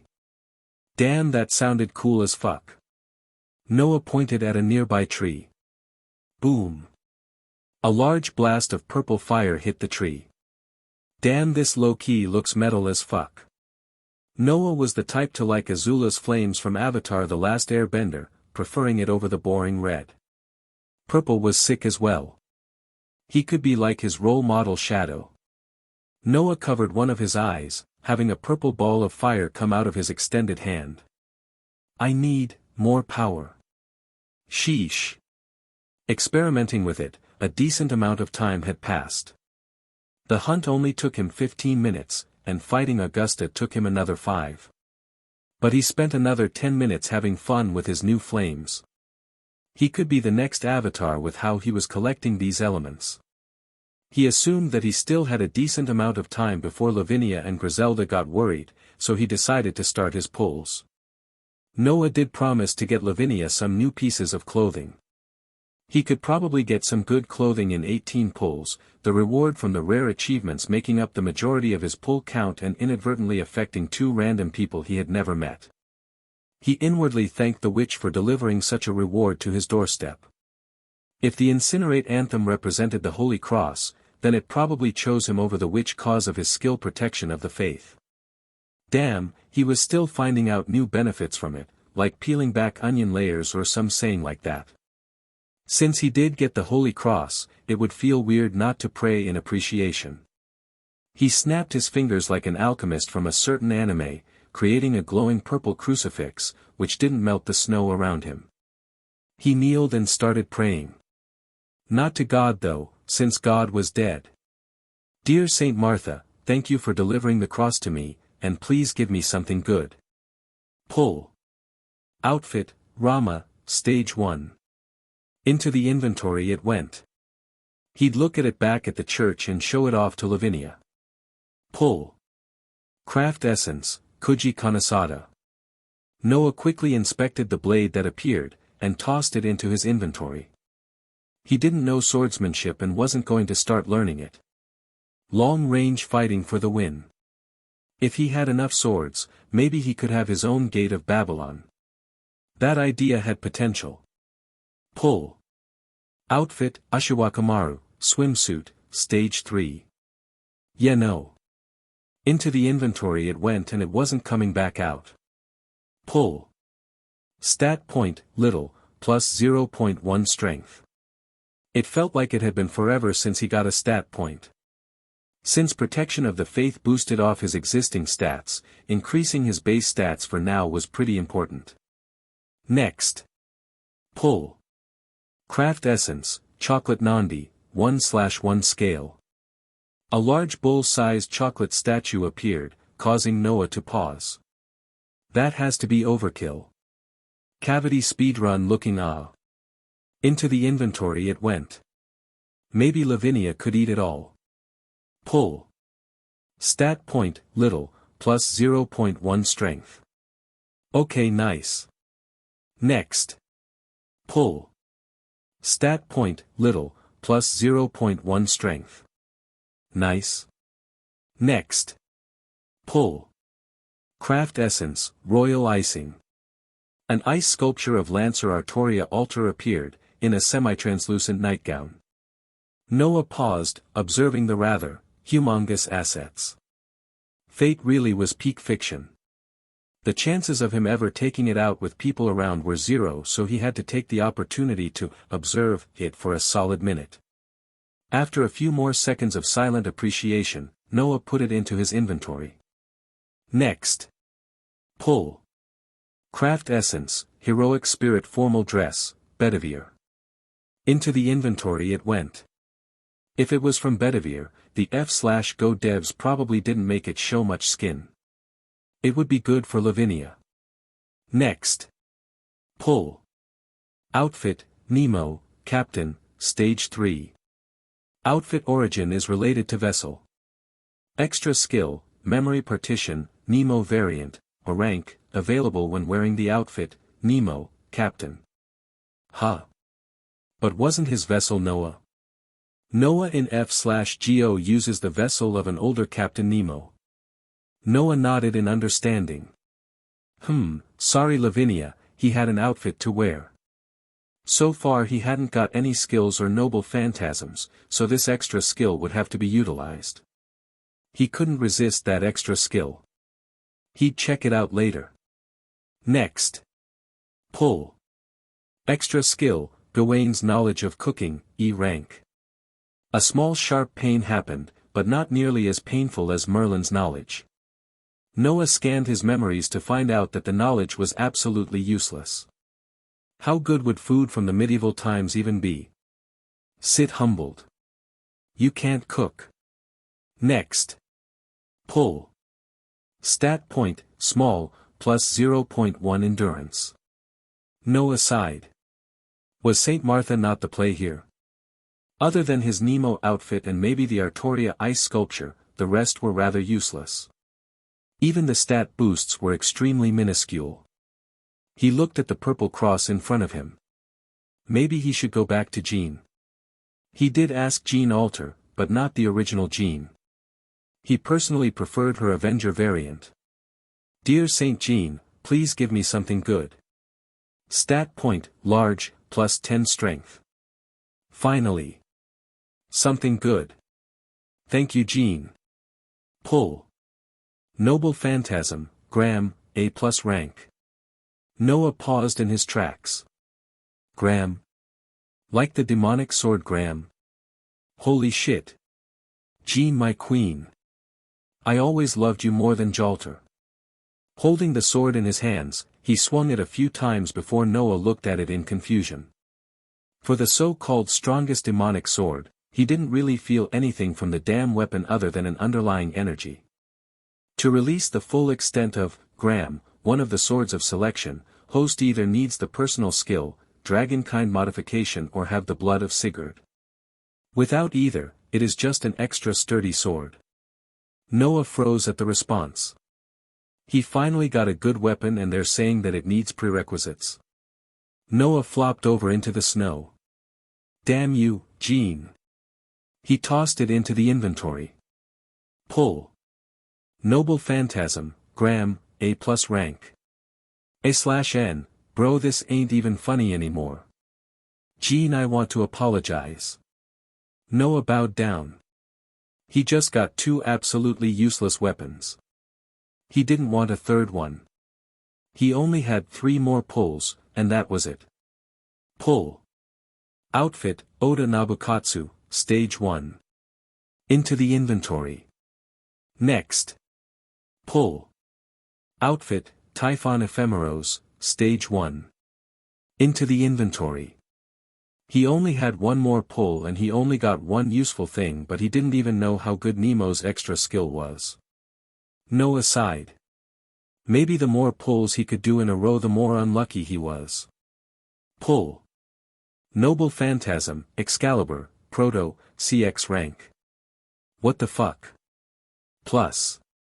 A/N, chapter was a little delayed cause the movers came into my dorm and took my fucking student ID with them and I have a midterm TMR. You may think the MC is dumb. Yeah I know he's dumb. I made him retarded on purpose, not for plot reasons but because if I make a mistake I can just use the excuse that the MC is dumb. Also, I say I'll stop making the chapters so goddamn long but it's like ingrained in my system to make chapters 5,000 words long. What do you guys think I'm going to do with the second gram? Also, I might just make Noah Lynch's White Moonlight, if you guys get the meaning. Also, Proto Excalibur looks so much cooler than normal Excalibur and that's a fact. Thanks for all the support and I would appreciate power stones, comments, and reviews. Thanks. Plus. I removed the items cause the profile was getting too long. Current status page of Noah. Noah. Vessel, Noah, Source, Old Testament. Parameters. Strength, 16.55, 50, E, KOTF, not even F. Endurance, 5.22, 50, E, KOTF, not even F. Agility, 15.12, 50, E, POTF, not even F. Mana, 9.00, 50, E, POTF, not even F. Luck, 81.58, 90, A, POTF, B-. NP, X. Extra skills. Knowledge of reinforcement magecraft, Luvia Edelvelt. Knowledge of illusion magecraft, illusion so real that the world believes it, Merlin, EX rank. Last Master Fujimaru Ritsuka's experience, second singularity, Eternal Madness Empire, Septum, D rank. Memory partition, Nemo variant, A rank. Gawain's knowledge of cooking, E rank. Class skills. Class skill, riding, D rank, C rank, POTF. Personal skills. Jewel of the Earth, A rank, A+++ rank, POTF. Furthest Earth, Kyakuchi, A rank, A+++ rank, POTF. Wind of Nibelheim, B rank, A rank, POTF. Protection of the Faith, EX rank. Trash and Crush, EX rank. Noble Phantasms or equivalent. Those who make me lower my head, even once, I pray they all die, E rank, D rank, POTF. Doomsday Come, EX rank. Flucticulus Diana, C rank, B rank, POTF. Fairy Sword Gallatin, weapon. Longinus Incinerate Anthem, A+++ rank. Graham, A+ rank. Graham, A+ rank. Excalibur, Proto, CX rank. Chapter 7, Ice in My Veins. Holy moly. Materializing Excalibur, Noah looked at the blade in awe. This looks sick as fuck. Unfortunately, there was no target in sight, so Noah couldn't do much with it other than swing it around. But still, it looked sick as hell. And that was all that mattered. It was a good decision to apologize to Jean, Noah smugly nodded, satisfied with his haul. Who cared if the majority of the things he got were shit? He got a noble phantasm on the scale of a divine construct. Noah placed the sword into his inventory, content. Grabbing the neck of the rabbit he killed, Noah quickly made his way back to the church. With his skill furthest Earth, distance wasn't an issue. I'm back. Opening the doors to the church, he saw both Lavinia and Griselda looking at him in relief. What? Noah was confused. It hadn't been that long, maybe an hour and a half. Nothing, so is the rabbit your hunt? Noah nodded. Yep. I also got some clothing options for Lavinia as well. Really? Lavinia's face brightened. Yeah, no cap no kizzy. I'll show you after we eat. Plus. I have a question. Shoot. Licking off the remnants of his breakfast, Noah laid down like a deadbeat father. How did you do that? Griselda pointed at the Japanese brazier that was placed in the middle of the church. There was no change in space and no mana used, it was like it just popped into existence. Oh that? I don't know, just did it. Noah shrugged. No need to explain his system to Griselda, not for the reason of trying to monopolize his shit like it was his lifeline, but cause in most cases it was just a dispenser for useless items. How would he even explain it? Oh yeah, I have this system. You know what that shit is? No. Then just think of it as something that randomly gives me shit. Noah paused. Wait, that was a perfect way to explain it. Why didn't he think of that? You know what a system is? Griselda paused. Was he talking about a computer system? How was that relevant to the conversation? No. Griselda nodded. It's like something that just randomly gives me shit. I can't use it all the time though. There wasn't any reason for him to be gatekeeping this information. What were they going to do? Take the system from him? Joke's on you, it wasn't even a sacred gear. Ah, so was that what you meant by gambling? Noah lagged for a second, trying to remember what she meant by that. Thinking back to his reasoning for going hunting, Noah nodded. Yeah. Griselda fell into thought. Was this an unknown sacred gear? But the purpose was too broad. Don't overthink it. Just think of it as gambling. Griselda reluctantly nodded. So what kind of clothing did you get me? Lavinia asked, finishing off her own share of meat. Noah looked at his inventory. Outfit, Rama, Stage 1. Outfit, Ashiwakamaru, Swimsuit, Stage 3. Outfit, Nemo, Captain, Stage 3. Craft Essence, Heroic Spirit Formal Dress, Bedivere. Outfit, Oda Nabukatsu, Stage 1. Outfit, Typhon Ephemeros, Stage 1. These were the 6 outfits that he got from the gacha pulls earlier. Nemo's outfit was out. That shit was going to give him an extra skill. Ashiwakamaru's outfit was out as well. He wasn't a weirdo. So Rama, Bedivere, Oda Nabukatsu, and Typhon. A/N, I will not be describing the outfits in detail since I know jack shit about clothing names and seems like a pain in the ass. Also, these outfits automatically adjust to your size, so don't worry about the size being whack. Noah added. Lavinia nodded. I don't know what they look like either, so don't look at me like I'm a pervert if something accidentally inappropriate comes up. Here's the first one. Noah took out Rama's outfit in front of the 2 girls. Lavinia looked at it, inspecting it with seriousness. Personally, Noah didn't like the design as it showed the shoulders and was rather tight-fitting. Griselda inspected it. She tapped at the dress, and pulled at the fabric. This dress was probably more durable than her own combat attire. Pulling out random things and calling it shit? My brother in Christ, it's probably better than most outfits for exorcists. Noah, who hadn't bothered testing the durability of his outfit seeing as he wasn't planning on getting hit, pain was scary, he wasn't one of those MCs who when iced somehow had their pain resistance skyrocket, looked at Griselda's expression of jealousy with confusion. Did this woman want it instead? It looked multitudes better than her current pedobait outfit. Lavinia shook her head left and right. I don't really like it. Noah shrugged. It's fine if you don't like it. I don't really like it either. As Noah was about to put the outfit in his inventory to rot, Griselda called out. Wait. You want it? Noah raised the outfit toward Griselda. Even though the Type/Moon gacha system was his golden finger, he wasn't like those weirdos who hogged even the most useless of items. If he didn't have his golden finger, he would just be a exceedingly attractive Shota. It was something that was given to him, not his from the beginning. Why act like a landlord if the land wasn't even his? He was humble like that. Why hoard if you wasn't going to use the damn thing? Griselda nodded, taking the outfit. Thank you. Yeah, it's not that special. Not special.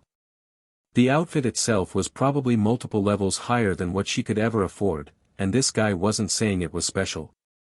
Fuckus gives me shit, what was Noah on? Nonetheless, Griselda thanked Noah. Here's the next one. A rather dapper-looking military outfit and a white cape. Color scheme-wise, it fit Lavinia rather well.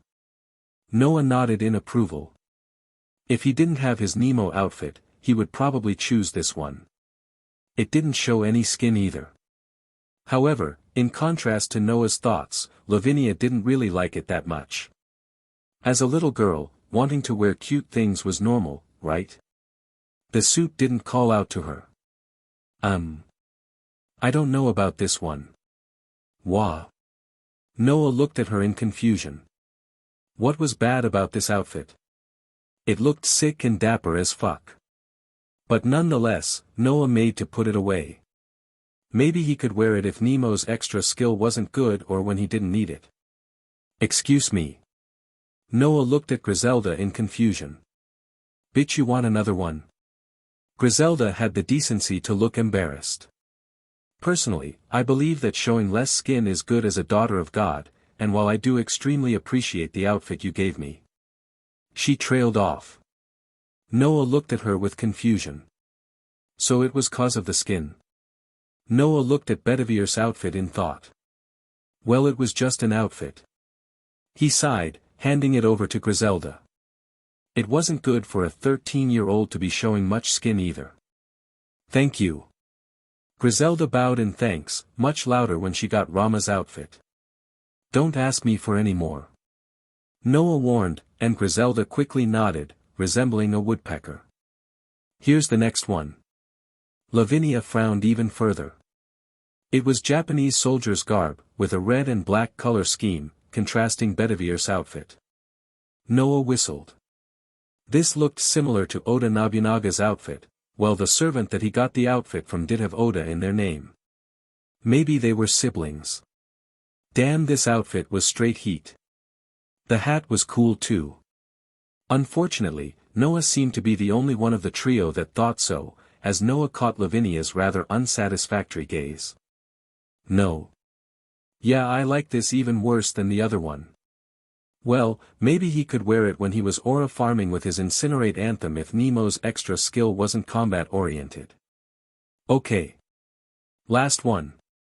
Taking out a white dress, both Lavinia and Griselda paused at the beauty and majesty of the outfit. Lavinia looked at it like she won the lottery, while Griselda looked at it as if she lost the world. I want this one. Yeah. Noah flipped the long dress to the front, his body turning rigid. Yo, what the hell, this dress clickbait me. From the front, the dress while showing the shoulders could be mitigated with Oda Nobukatsu's cape. Noah frowned at the leg exposure. Yeah, no. Noah backtracked. What? Why not? Lavinia's face fell. 'Cause I don't know, looks rather inappropriate for a 9-year-old, don't you think? The rest are trash though. Lavinia complained. That made Noah pause in his tracks. Noah had forgot to consider Lavinia's gender. As a man who strives for gender equality, Noah didn't consider gender when considering who to throw hands with, so he forgot that young girls probably liked cute things. Maybe he could compromise with the tights from Okita Tsuji's outfit. Ultimately he relented. No reason to fuel animosity between partners. But on one condition. Lavinia nodded. Noah took out Oda Nobukatsu's cape, Okita Tsuji's tights, and her long gloves that reached to her elbow. You have to wear this as well. Lavinia looked at it with hesitation but ultimately relented. Noah nodded in satisfaction. I also got a new outfit for myself, so how about we go into our own rooms and change then come back? Lavinia nodded, excited to change into her new dress. Griselda also nodded with excitement, but more muted. Entering his room, Noah opened up his inventory. Do you wish to put on, outfit, Nemo, Captain, Stage 3, replacing everything currently on you? Yes. Noah conjured up a mirror. He looked at himself in the mirror and faltered, before a frown marred his face. Why was he wearing heels and blue tights? He swore to God if the extra skill wasn't that good, he would take this off. Observing himself for a few more seconds, Noah had to admit the outfit was slowly growing on him. It was comfortable, like he was born to wear the outfit, and while the tights and heels were a bit unusual, it matched with his outfit. Was he slowly being converted into a fucking femboy? Impossible. Noah exited his room as the first one to finish changing, as he had the feature that allowed for instant equip of his outfit. He could hear some small talk in the other room, but ignored it and made his way to the main church to check out his new extra skill. How does he activate it? Host has to speak out available partitions host wishes to summon.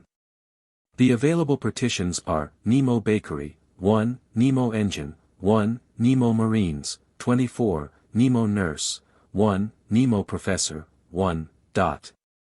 Now what was this system on about? Nemo Bakery? Nemo Marine? Well, he wouldn't figure it out just by thinking about it, he was more of a hands-on type of person. Nemo Marine. In front of Noah, a clone of Noah appeared, wearing a white cute boy's sailor uniform and a white turban with rear pigtails. Nemo Marine reporting in for duty. Nemo Marine excitedly said with a cheery voice, saluting towards Noah, multiple pitches higher than his own voice, but still recognizable. Noah nodded, speaking out like it was instinct. So it was like a shadow clone. At ease. Noah walked around Nemo Marine, who looked confused at Noah's actions. So what are your abilities, Marine? Noah said seriously, fully into his roleplay. Marine raised his hands in excitement. I can clean, handle supplies, maintenance, and various other tasks that need some muscle, Captain. Noah nodded in satisfaction.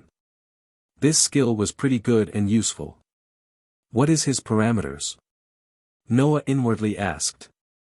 Strength, C+. Endurance, B+. Agility, C.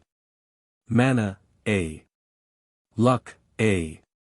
NP. This guy's got better parameters than I do.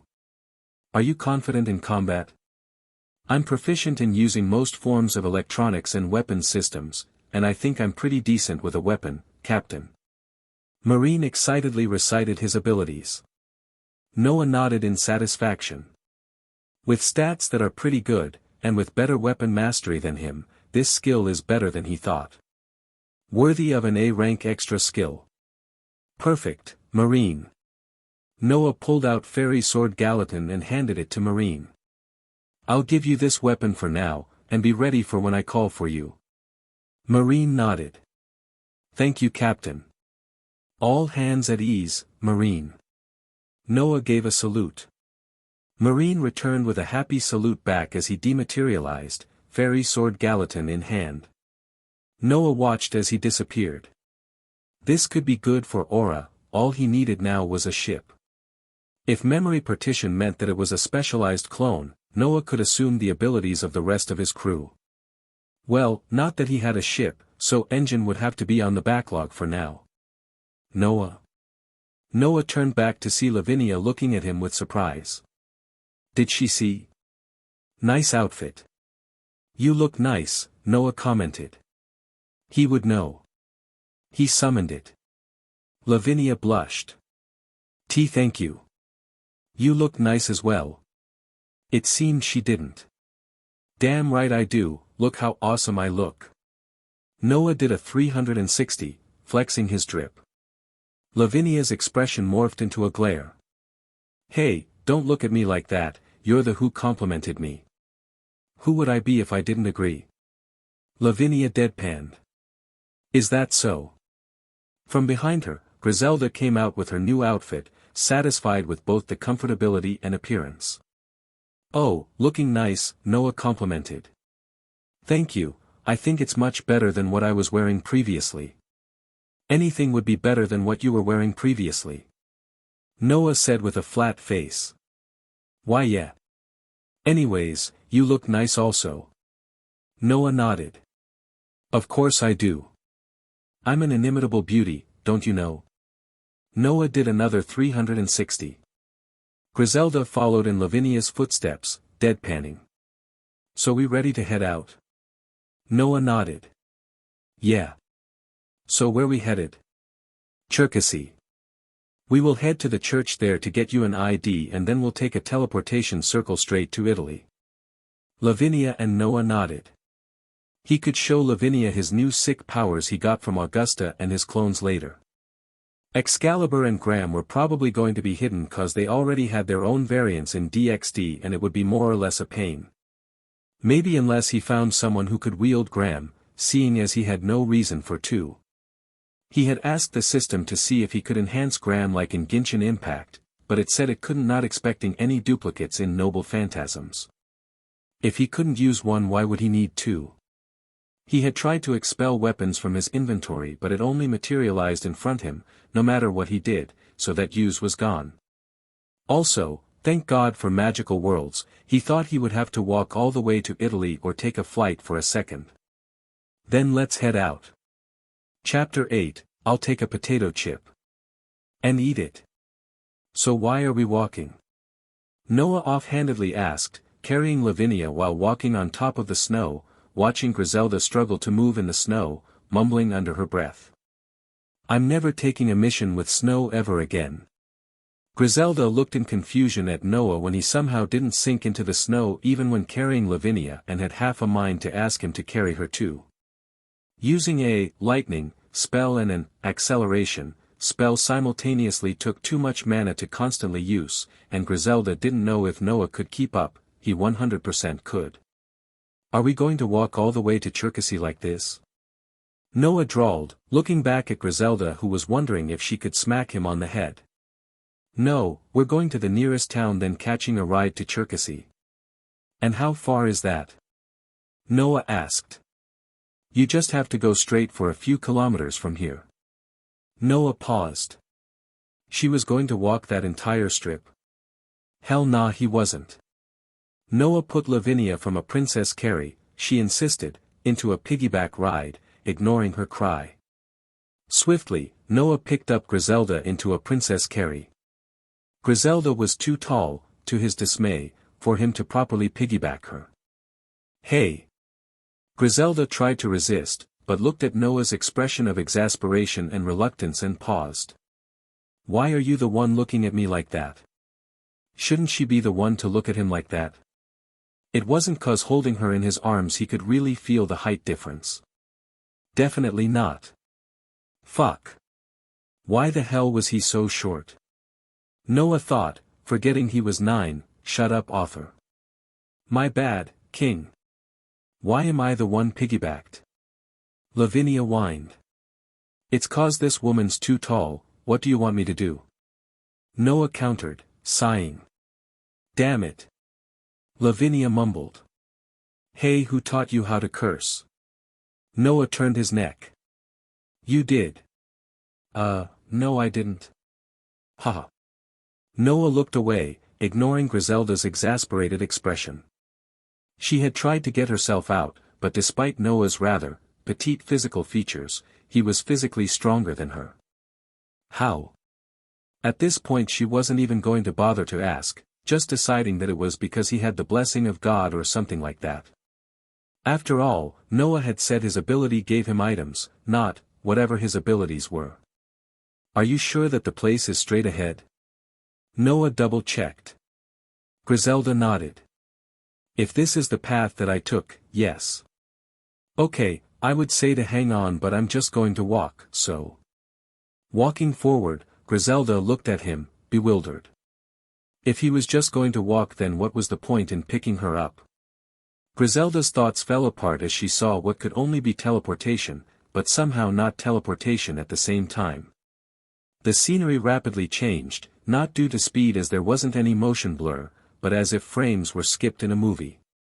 No mana used, no space distorted. It was as if Noah was one with the surroundings, not even registering as there. Haha, didn't know about this, did you? Lavinia bragged. Why are you the one bragging about this? I should be the one to do that. Noah interrupted. And don't think I can't tell that you're sniffing my nape on purpose. That made Lavinia pause. Griselda looked at her with disdain clearly written on her face. Coughing, Lavinia looked away. The three traveled in silence for the rest of the way, which had shortened from taking hours to only taking a matter of minutes.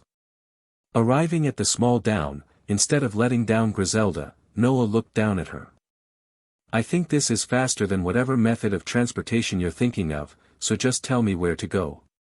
I think I need a map and a compass. Then go get one. Griselda pointed at where Noah was holding her with an incredulous expression. Noah let down Griselda and Lavinia, and walked up to a decently populated street, chose a kind-looking middle-aged woman and started a conversation. Excuse me, do you know where I could find a map to Cherkasy? Noah looked at her, exhibiting his natural Shota abilities, earning a warm smile from the woman. Oh sweetie, you're so adorable. She reached out to pinch Noah's cheeks. Inwardly, Noah was thinking.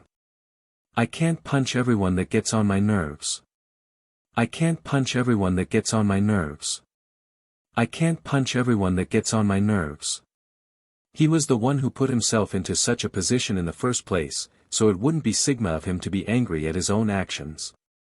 I think you can find a map at old Mikola's store at the end of the street down there, she pointed out down the main street, looking back to Noah. Are you traveling with your sisters? Sisters? More like I'm their guardian. Noah nodded. Amicham. Thank you for your help, sister. Middle-aged woman always liked to be called young, he had read it in a manga. Disclaimer, don't reference manga for real-life situations.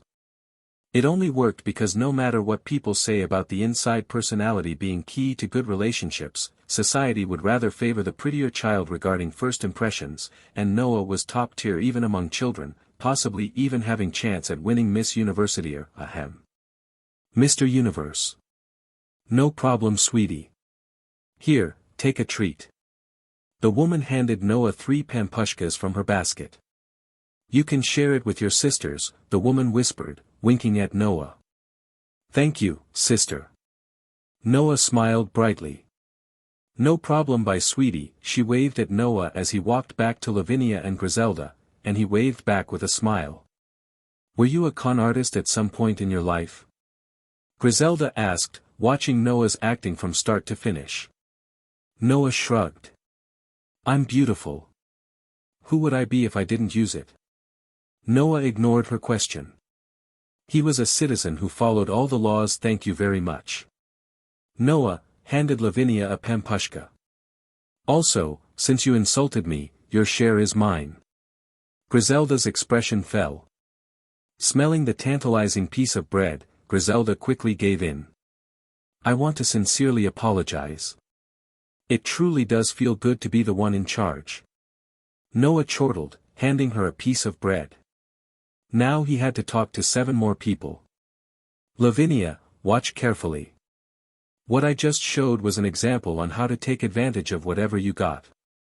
Finishing off his bread, Noah walked up to different people, asking the same question of where the map store was, and occasionally asked the price and gave a pitiful expression, saying that he lost his money and was lost with his sisters.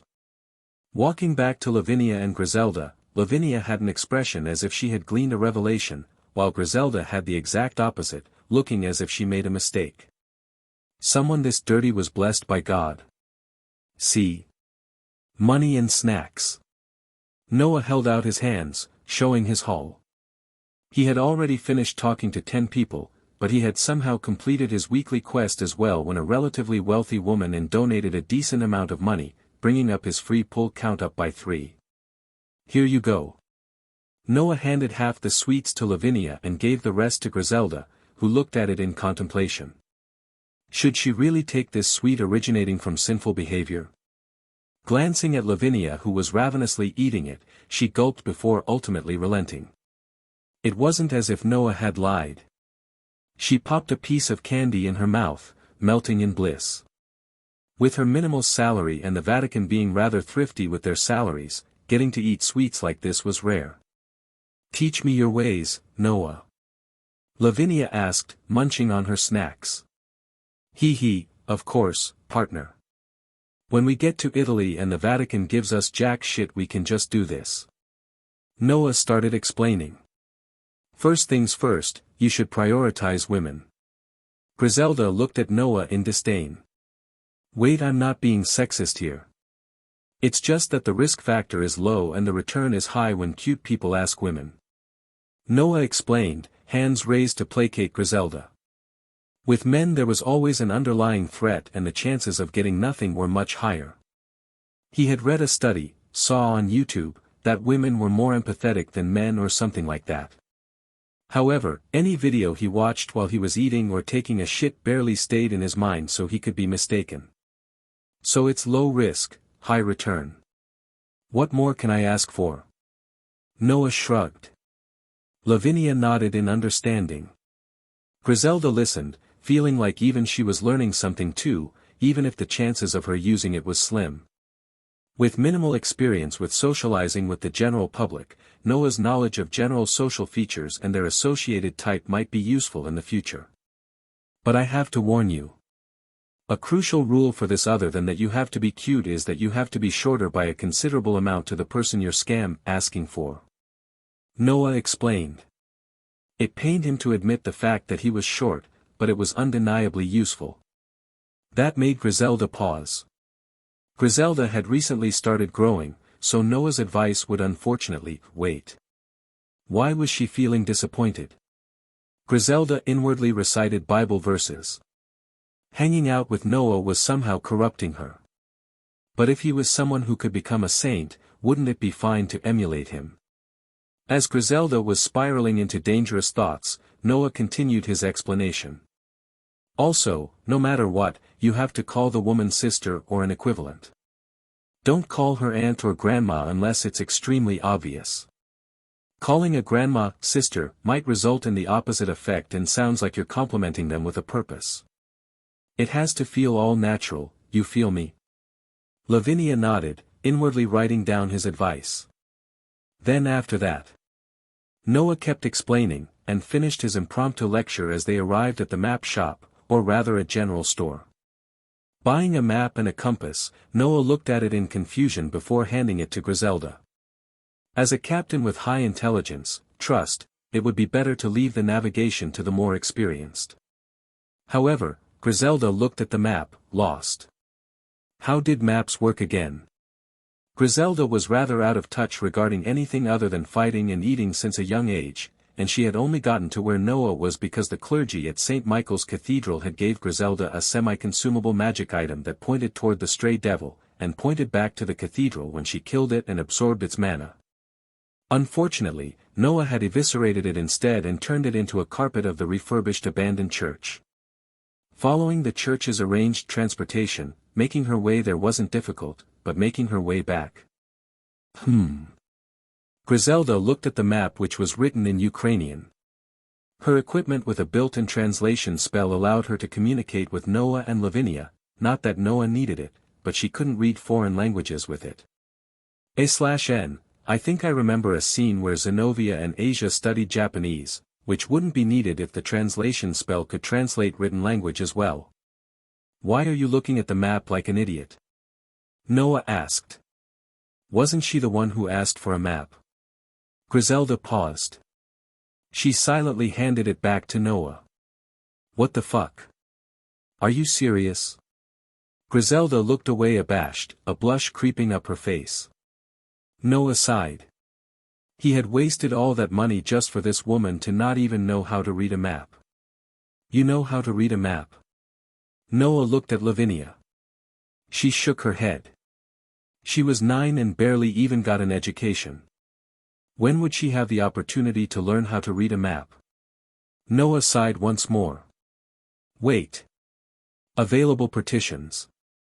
The available partitions are, Nemo Bakery, 1, Nemo Engine, 1, Nemo Marines, 24, Nemo Nurse, 1, Nemo Professor, 1, dot. If Nemo Professor had professor in their name, they had to be smarter than him, right? Hey, I think I know someone who can read the map. Huh? Both Griselda and Lavinia looked at Noah in confusion. Follow me. The trio went out of the town to a place with no one around. Don't be surprised, but I know a guy. How? Are you able to summon as well? Like a familiar? Griselda asked. With Noah pulling out random abilities out of his ass, it wouldn't be surprising. Well, it should have been, but Griselda was gradually getting used to it. Well, something like that. Obviously, while Noah could just call Nemo Professor, as a captain, it would only be right to fit the role the best he could. Before I show you this, you two will henceforth call me Captain for the duration of my summon. Lavinia looked confused. Captain? Like a ship captain? Similarly, Griselda seemed puzzled. Summoning a familiar and he wants them to call him Captain. Was Noah perhaps more special than she thought? But the two agreed nonetheless, albeit with hesitation. All hands on deck. Nemo Professor. In front of Noah, a clone of Noah appeared, wearing a dark green sailor dress and a green beret with glasses. Nemo Professor reporting for duty. Unlike Marine's enthusiastic demeanor, Professor was more calm and subdued in personality. At ease. Professor, do you know how to read a map? That made Professor pause. Captain didn't know how to read a map. Well, it wasn't her issue, and if it made Captain call on her, all the better. Yeah. Rather wouldn't I be disqualified as a professor if I didn't know? She murmured at the end. Noah nodded in satisfaction. He didn't really understand how his clones or crewmates were smarter and stronger than him, but as long as it was useful, who cared? Then, Professor, I have a task for you. Could you show us the direct path to Cherkasy without minding the terrain? Noah handed Professor the map and compass. Almost instantly, Professor nodded as she pointed in a direction. Noah didn't know how she did that without even knowing where she even was, but who cared? Nice. You're dash. Wait. Professor interrupted. Just in case you accidentally veer off course, it would be good for me to stay materialized. Noah paused and thought before nodding. I guess so. Good advice, Professor. How will I carry 3 people though? Professor realized that there were people other than Noah. She looked at them in confusion, while the two looked at Professor in surprise. Noah, is that a clone of yourself? Lavinia asked, admiring Professor's cute outfit. As Professor had the same face and physique as Noah, it was basically the same as seeing Noah in girls' wear. Griselda looked at the adorable Professor in appreciation. This is my crewmate, Professor. Nice to meet you, Captain's friends. I'm the one designated for planning, analysis, and research. You can just call me Professor. The other two introduced themselves as well. Carrying 3 people. Professor mumbled. She wanted to be princess carried by her captain, but how to convince Noah? After all, Captain's favor was the best. As a memory partition of Nemo and not Noah, Professor and the rest of the crew knew that while Noah did look like Captain Nemo, he was a different entity to Captain Nemo, along with a different personality and all. However, despite this, all 28 Nemo partitions had a sort of affection to Noah different from Captain Nemo. Instead of seeing Noah as their captain/themselves, it was more of a captain/creator. Furthermore, they saw Noah's POV like watching a TV screen while in Noah's mindscape, so naturally all the Nemo partitions knew about Noah's rather special personality, but they still followed him nonetheless. Professor and the rest were rather jealous when one of the Marines was summoned and even given a present by Noah, and she wanted something to one-up Marine. A princess carry was something she could hold over the rest for ages. But how to be princess carried? Noah himself had to walk with nothing behind him in order to use furthest earth, so creating a sled was off the table, and that would only result in Professor also riding the sled. All 28 Nemo partitions had access to Noah's status screen, not in the sense of being able to personally access anything, but rather just knowing Noah's abilities for better synergy. Captain, could you give me permission to use Merlin's magecraft? Professor whispered. Knowing Noah's circumstances and the high-profile nature of Merlin's illusion magecraft, better to keep it quiet. I can do that. Noah whispered back.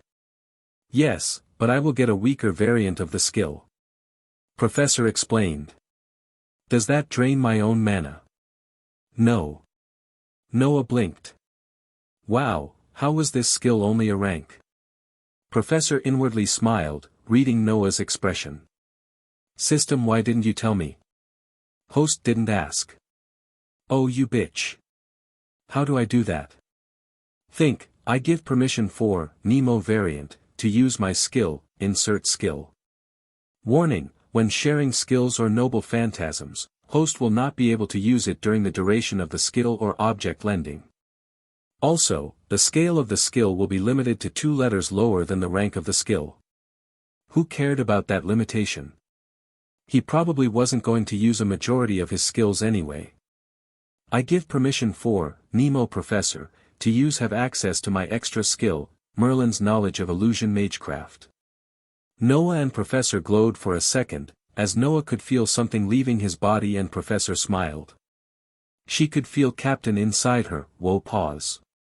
She took out a piece of paper before creating a wooden box backpack big enough to fit 2 people. Isn't this too small for 3 people, Professor? Sorry Captain, I have too little mana to make anything bigger. Well, there was nothing he could do about that. Merlin's magecraft was a mana drainer no matter what he did, which was why he didn't use it. It seemed that even if the scale was lowered it took a decent amount of mana. It's fine. Since you're the navigator, is it fine if I carry you, Professor? Professor nodded. All according to plan. Chapter 9, Yorikobe, Shounen. Thanks for the assistance, Professor. Arriving at Cherkasy, Noah let down Lavinia and Griselda, saluting Professor.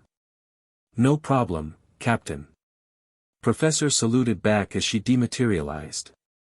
So what are we going to do now? Or do we need another map? Noah teased Griselda. Griselda ignored his jab. I know the way to St. Michael's Cathedral. It's one of the Eastern Orthodox's biggest churches in Ukraine. She explained.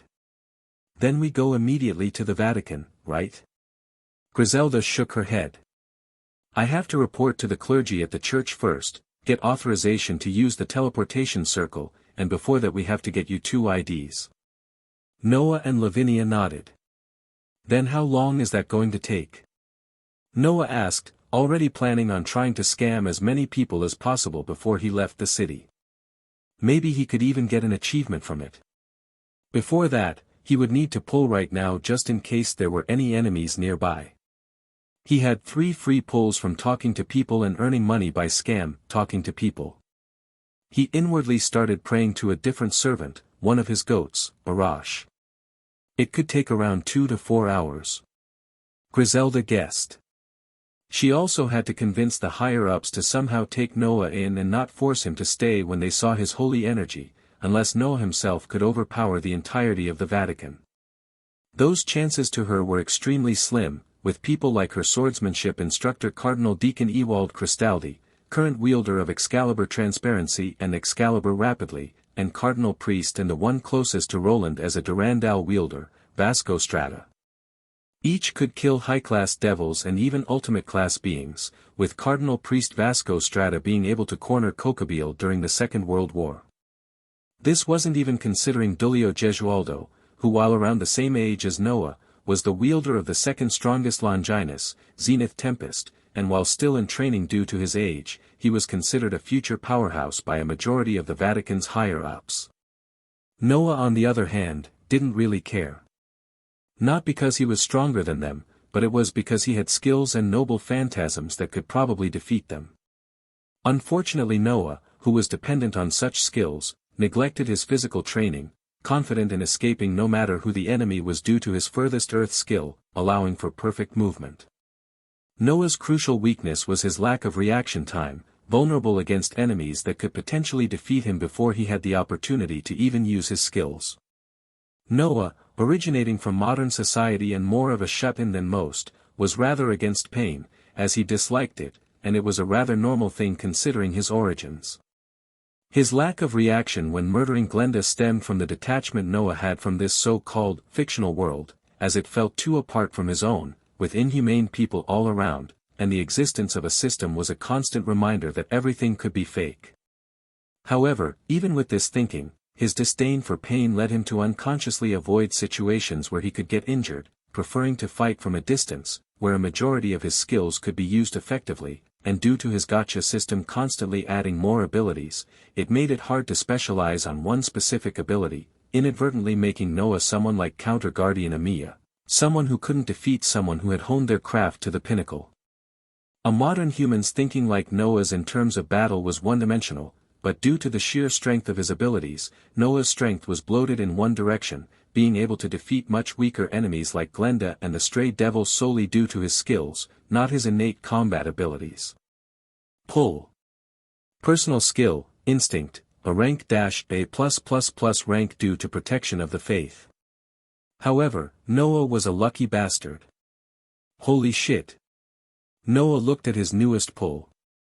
If he remembered correctly, Artoria had that skill, allowing her to predict attack trajectory, and in her case it even allowed her to see into the future to some extent.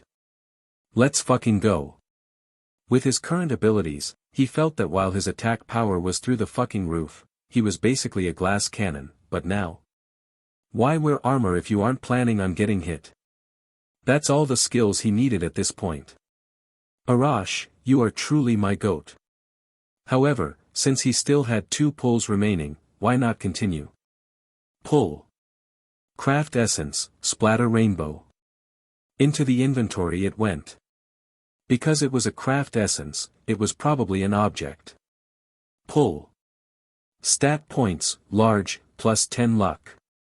That was pretty good. Now his luck should be pretty high, seeing as he started off with 80 points in luck in the first place.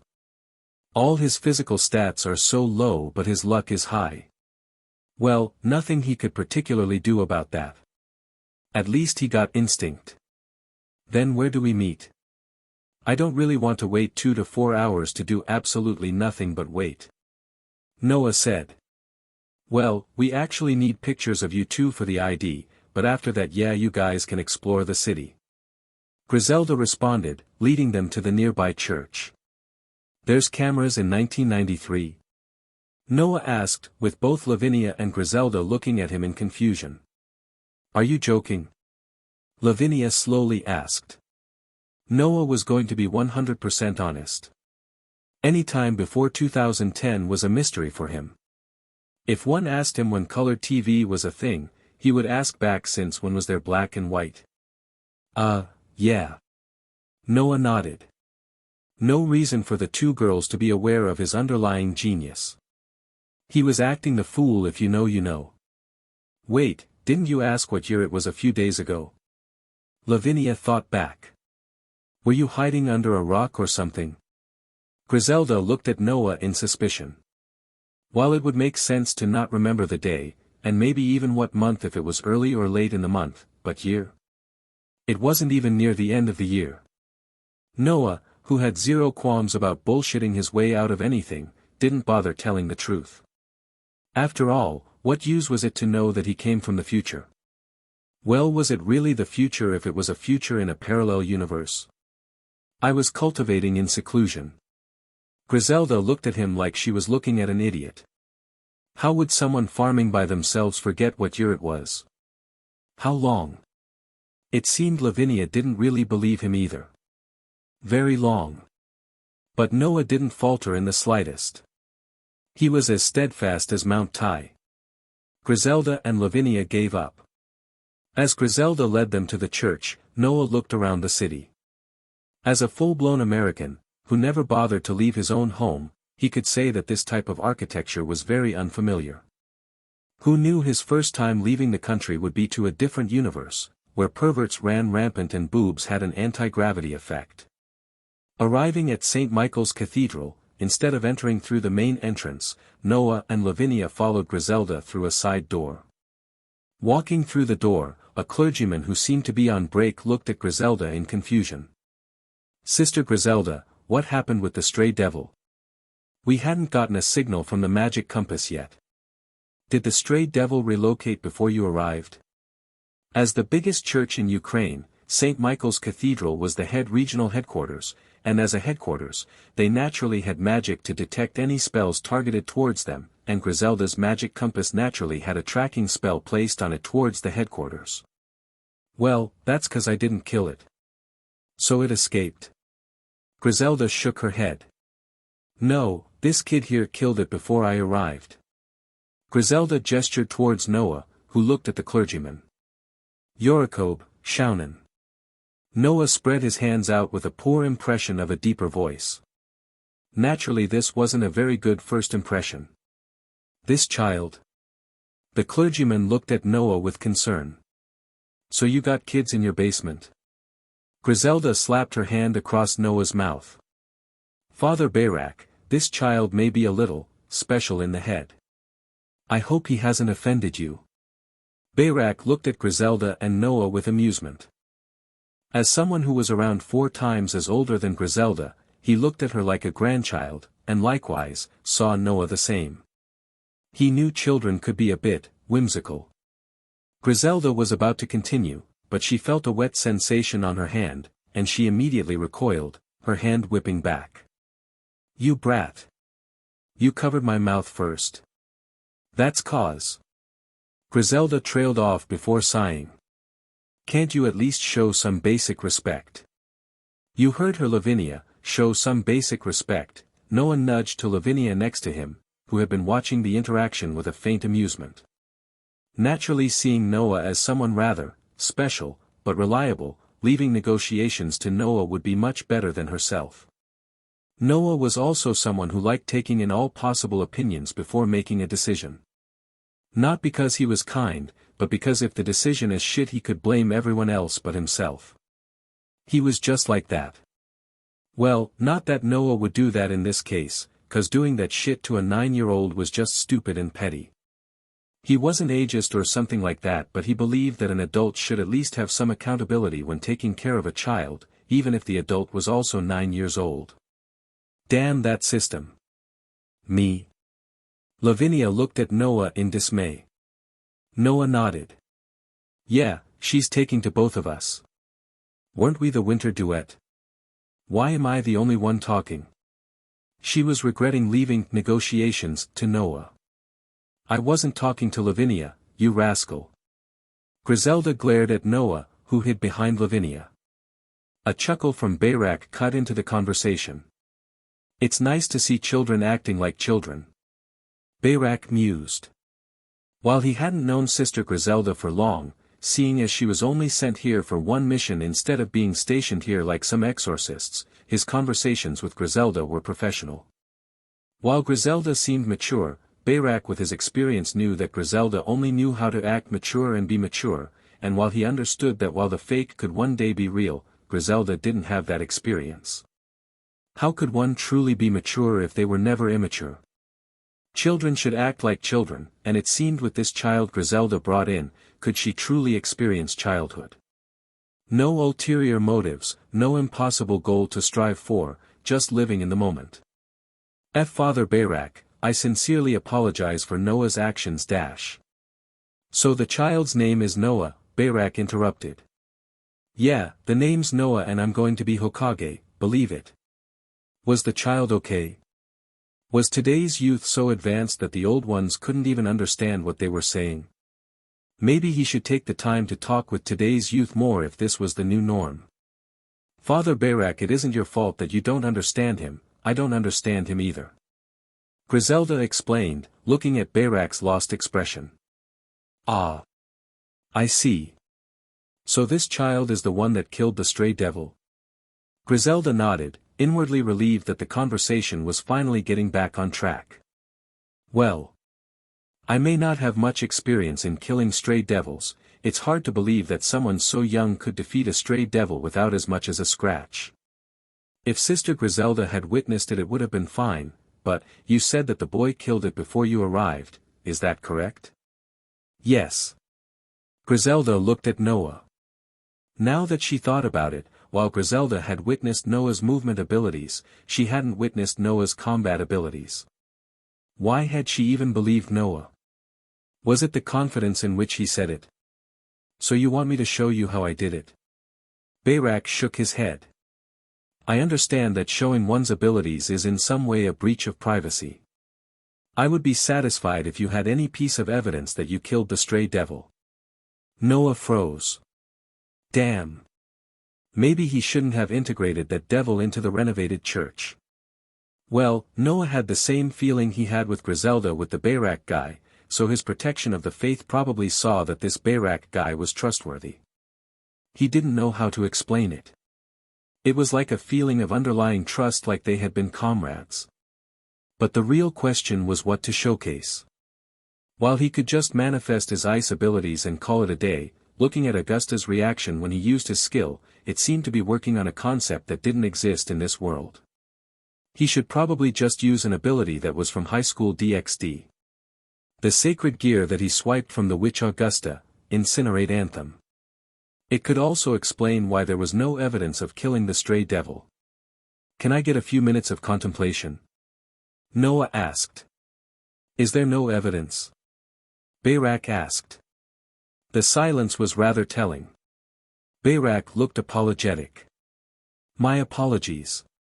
While I would like to just believe you, a majority of the people in the Vatican probably wouldn't, and a report needs to be written. Yeah, so I need some time to decide. Bayrak nodded in understanding before leaving the room.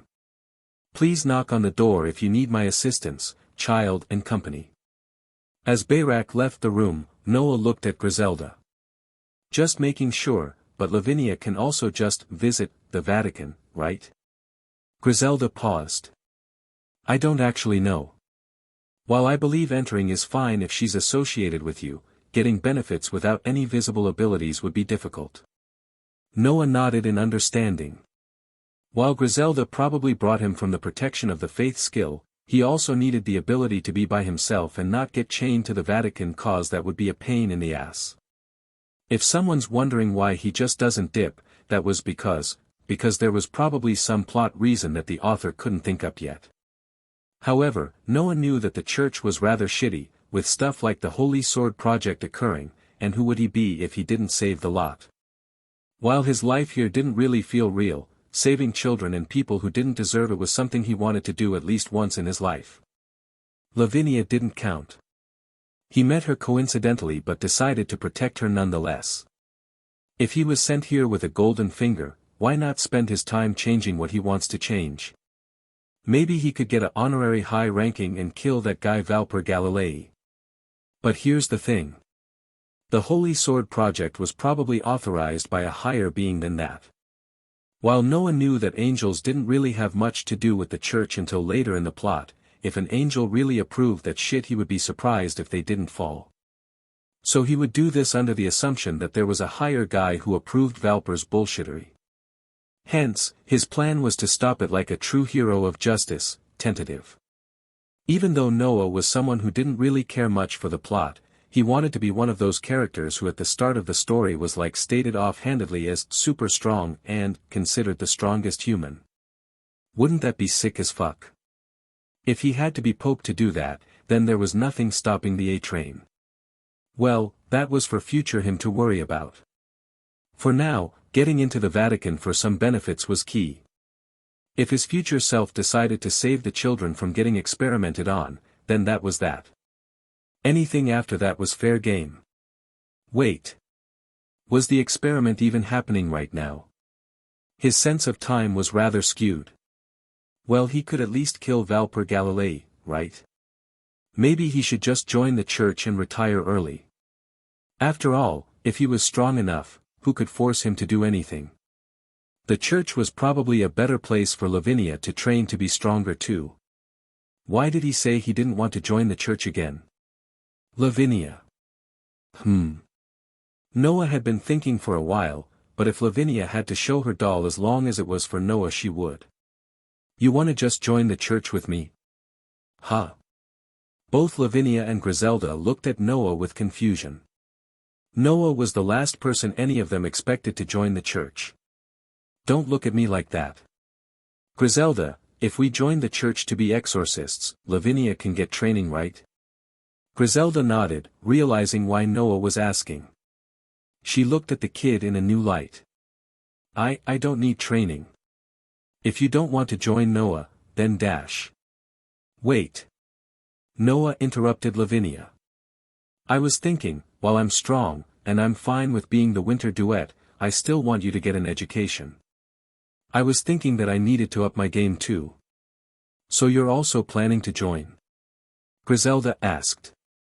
Well, I wouldn't have asked if I wasn't. But I want something from you. What? Could you keep everything about the trip here a secret? While Noah told Griselda about his abilities, that was because of the gut feeling originating from protection of the faith, having an effect similar to how fairy eyes could see the truth. Noah speculated that protection of the faith could see pure and just faith. This didn't account about Griselda's actions, but rather told him that she was trustworthy. Okay. Griselda didn't press further. Getting Noah into the Vatican was more important. Thank you. That made Griselda blink. This might have been the first time she heard a thank you from Noah. Noah looked at Lavinia with an uncharacteristic serious expression on his face. So, will you join the church with me? I'll go wherever you go, Noah. Lavinia nodded, with a small blush on her face. That kind of sounded like a proposal. Good. Since one of the most important things in the social world is respect, and respect is born from strength, Lavinia, it would be better for you to reveal that. If the church knew that Lavinia had a sacred gear, they would probably both invest and not pressure her into doing something she doesn't explicitly want to do. But if they did, well, Noah had a wide range of lethal abilities to choose from. That? Griselda asked. When she first interacted with Lavinia at the renovated church, there was an underlying feeling of danger. Was that? Lavinia consented. Okay, Griselda. Yeah. Are you decently experienced with sacred gears? To some extent.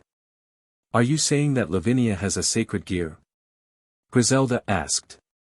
Sacred gears, or God's artifacts, were well known at the Vatican, and some exorcists were wielders of such weapons, with the most notable being Giulio Gesualdo, the wielder of Zenith Tempest, who was currently still in training.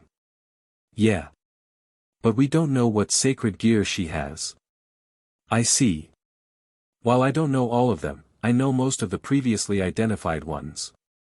Noah nodded towards Lavinia, who manifested a towering doll made of ice. Griselda blinked in surprise. An independent avatar-type sacred gear made of ice. A Longinus? Now it was Noah's turn to blink in surprise. A Longinus? That doll was a Longinus?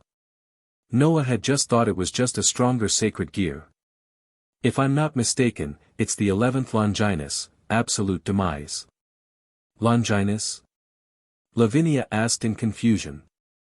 Griselda quickly explained, and Lavinia looked at the doll in wonder. The doll who had been following her for a majority of her life was one of the strongest sacred gears. Lavinia dematerialized the doll. Well, you're probably going to get some respect for that, Noah mused. Some. She would probably get a lot more than just some. Griselda joked. Lavinia nodded. That was good. She probably wouldn't get forced into anything. So, Noah, I know you said to keep your abilities a secret, then what are you going to show? Because while your holy aura might allow you to wield holy swords, that isn't much compared to Lavinia. Griselda had only seen the abilities of creating clothes out of nowhere, a brazier out of nowhere, perfect movement, and manifesting clones. None other than the movement could have any battle applications. Oh, I have a sacred gear too. What? Both Lavinia and Griselda looked at him with surprise. Why didn't you tell me when I showed you mine? Lavinia looked down. Did he not trust her? Wait. I got it just earlier today while I went hunting. Noah quickly explained how another witch appeared, so he started fighting her, then all of a sudden her sacred gear just left the witch's body and entered his. Griselda was speechless. In the span of when he was hunting he got into a fight and left with a sacred gear. From the descriptions, I believe that it's the independent avatar type Longinus Incinerate Anthem, but could you show it so we can make sure? Sure. While Noah had played around with the purple flames, he hadn't actually manifested his sacred gear yet, so he was also in the dark.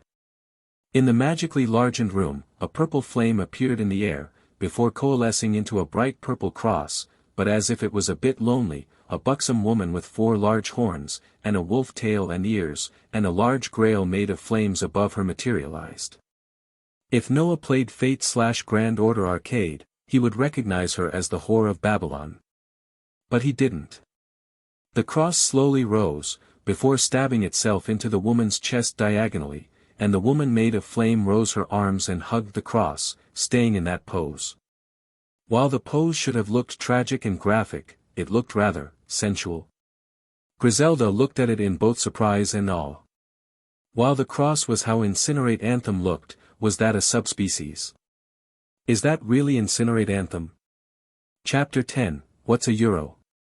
Is that really Incinerate Anthem? Noah shrugged. Maybe it's a subspecies. Griselda looked at the purple cross and the purple flames and had to admit it did look very similar to the descriptions of Incinerate Anthem. Well, then is this what you're going to show to the Vatican? Noah nodded. There were 3 reasons that he could think of. First, using abilities that were originally from this world would be much more sensible and prevented anything annoying from happening, similar to Augusta's reaction toward his skill, Wind of Nibelheim. The second was that because this weapon originated from this world, he didn't have access to its full potential, like he did for all of his abilities that he obtained from the Gacha, so training in it and possibly being able to use its balance breaker would be a good thing, seeing as the system placed the sacred gear at A+++ rank. The third, well, it looked cool. Griselda nodded. Even without Noah's other abilities, just having a Longinus and furthermore, a holy relic could make him a very important piece to the Vatican. Well, Father Bayrak should believe you if you show Incinerate Anthem, seeing as it would also make sense if there wasn't any evidence. After getting a nod from both Noah and Lavinia, Griselda knocked on the door and showed Bayrak in. Are you ready? Noah nodded, opening his hand and revealing a purple flame. Sacred gear. I verified it as the Longinus Incinerate Anthem, Griselda added on. I see. It would make sense then that there would be no evidence, Bayrak mused, surprised, who knew that all of a sudden he would meet one of the wielders of a holy relic? And on someone so young. Are you planning on inducting him as an exorcist? Bayrak asked Griselda, who nodded back. Yes, we got consent from both Noah and Lavinia. Lavinia? Was that the name of the girl next to Noah? While Bayrak could understand inducting Noah based off the holy relic alone, without verifying talent it would be hard for Lavinia to. Lavinia showed off her own sacred gear, as a doll made of ice materialized behind her. Another sacred gear? Yes. I believe that it's the Longinus Absolute Demise. Another Longinus? What are the chances? 13 in the whole world, then one day wielders of 2 of them show up at his church. I see. Then it would be fine to also induct the child as a prospective exorcist, Bayrak hummed. Do you want a recommendation? While I may not be a fighter, I do have some influence in the church. Griselda paused, before shaking her head. No need. However, thank you for the consideration. With Noah's unpredictability, it would be better for Father Bayrak to not lose his reputation from Noah's special actions. So are you heading to the Vatican with the 2 children now? After explaining that Noah and Lavinia didn't have any IDs, Bayrak nodded in understanding and they quickly went through the process of taking pictures and putting in their personal information. Plus. Thank you for the information, it should take around an hour or 2 to send it over to the official offices. Thank you for the assistance. Griselda looked at Noah and Lavinia who were playing a short game of mind chess. However, they weren't very experienced with chess and too stupid to properly remember chess locations, so the 2 were just randomly saying chess positions. Checkmate. What? I thought your pieces were nowhere near mine. Never mind then, I might have been tripping. Checkmate. Huh? How? What's checkmate again? Griselda sighed, looking at the 2. I have to start writing on my report, so you 2 can just wait or explore the city for a few hours. The 2 stopped playing. Also, couldn't you just create chess pieces? Griselda asked, referencing to Absolute Demise's domain over ice, inadvertently targeting Noah's Wind of Nibelheim as well. The 2 froze. Damn. Why didn't I think of that? Wait. She wasn't talking about me. Yeah, Lavinia, you heard her. Noah drawled towards Lavinia.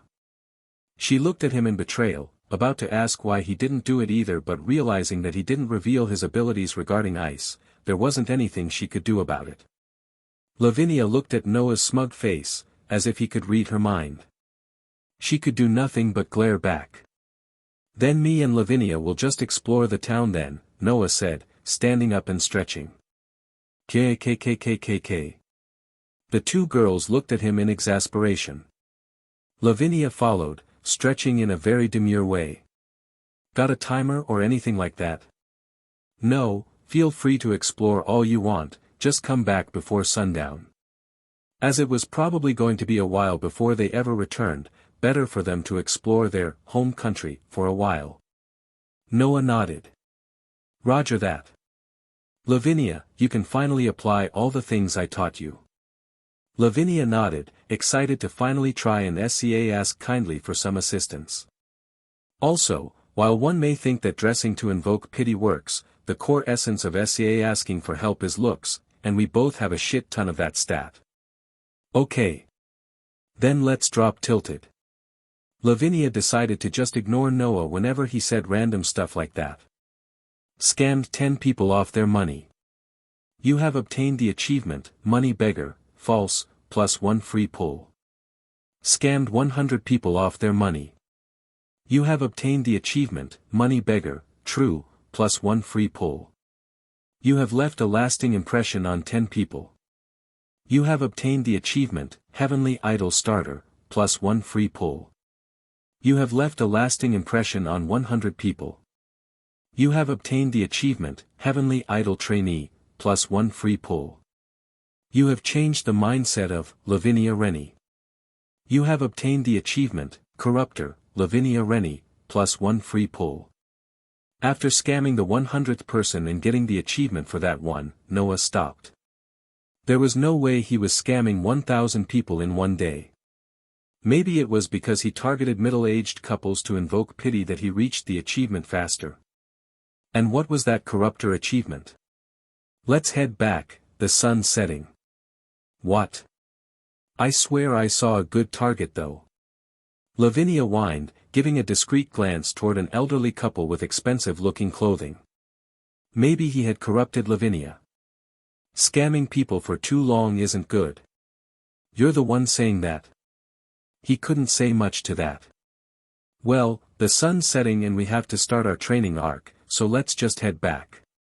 Lavinia reluctantly agreed, and the two headed back with noticeably fuller pockets. Plus. So what have you two been doing? Griselda asked Noah and Lavinia, who was counting their money on a nearby couch as the clergy who had experience with magic was preparing a long-distance teleportation spell. Oh, just asking around, you know. Noah offhandedly said. Also, Lavinia, I think you miscounted. I did. Oh, I did. You do know that you can't just use Ukrainian cash in Rome, right? The two froze. This wasn't a euro. A euro? Noah paused. Wasn't every country in Europe supposed to be using the same cash? Isn't there a money transfer thing or something? Noah asked. Well, there probably is. As someone who hadn't really bought anything while in Ukraine, she couldn't really say much. Then that's fine. When the long-distance teleportation spell, a deacon came into the room to call for the three. Noah, having not experienced teleportation, was rather excited to experience something that was only a superpower or a concept back in his hometown, while Lavinia had similar thoughts. How does teleportation feel? Noah asked Griselda as they made their way to the room with the magic circle. Griselda shrugged. It doesn't really feel like anything. While I don't remember the concept behind the magic, something like displacing coordinates, to me it feels like you blinked and you find yourself in a different location. Noah nodded in understanding. While he had expected something different like the feeling of going through a tunnel or something like apparition from Harry Potter, this method of teleportation was similar to his furthest Earth skill. It, while not being unique, was undeniably convenient. The three entered the magic circle, and Noah and Lavinia watched with wonder as the circle glowed, and he found himself in a different location. In front of him he found a big-ass man who could put prime Ronnie Coleman to shame. His arms alone were taller than him. This was the man. What in the steroids? Griselda noticed the man as well before widening her eyes, not expecting someone so high up to greet them. She quickly got on her knees. Why, Your Eminence. While she had only met the man a few times, each time she had the opportunity to meet him, the overwhelming pressure of someone so high up in the supernatural food chain wasn't something to underestimate. Add on his training sessions. And she thought Cardinal Deacon Ewald Cristaldi was harsh. Noah and Lavinia looked confused. This hulk of a man is your cardinal. Ha! Is this the children you were talking about? Why yes, Your Eminence dash. Why so formal? The large man gave a hearty laugh. 2 children have decided to join the church and they have potential to boot. See Cardinal Strata. You can't be serious. That guy is a cardinal. More like the Predator. Like the Predator. Not the Diddy type. Noah mumbled. Griselda wanted nothing else than to shut Noah up. But instead of a negative reaction, Vasco Strata just gave a hearty laugh. While I didn't understand a word you said, it must have been a compliment. Yeah, it was. Noah wasn't really good at handling the perpetually strong-willed types, while Lavinia was looking at Noah like he was crazy. How could he still act like that with a monster of a man right in front of him? So these 2 must be Noah and Lavinia. Yes, Cardinal Strata. Vasco looked at Noah and Lavinia, but was more intrigued by Noah. Not because he believed that Lavinia was inferior, but the energy that Noah gave out was reminiscent of when he had the opportunity to fight alongside the angels back in World War II. Noah on the other hand, was looking at Vasco like he was the second coming of Jesus. This guy has to be a living saint if protection of the faith isn't weary of this dude at all.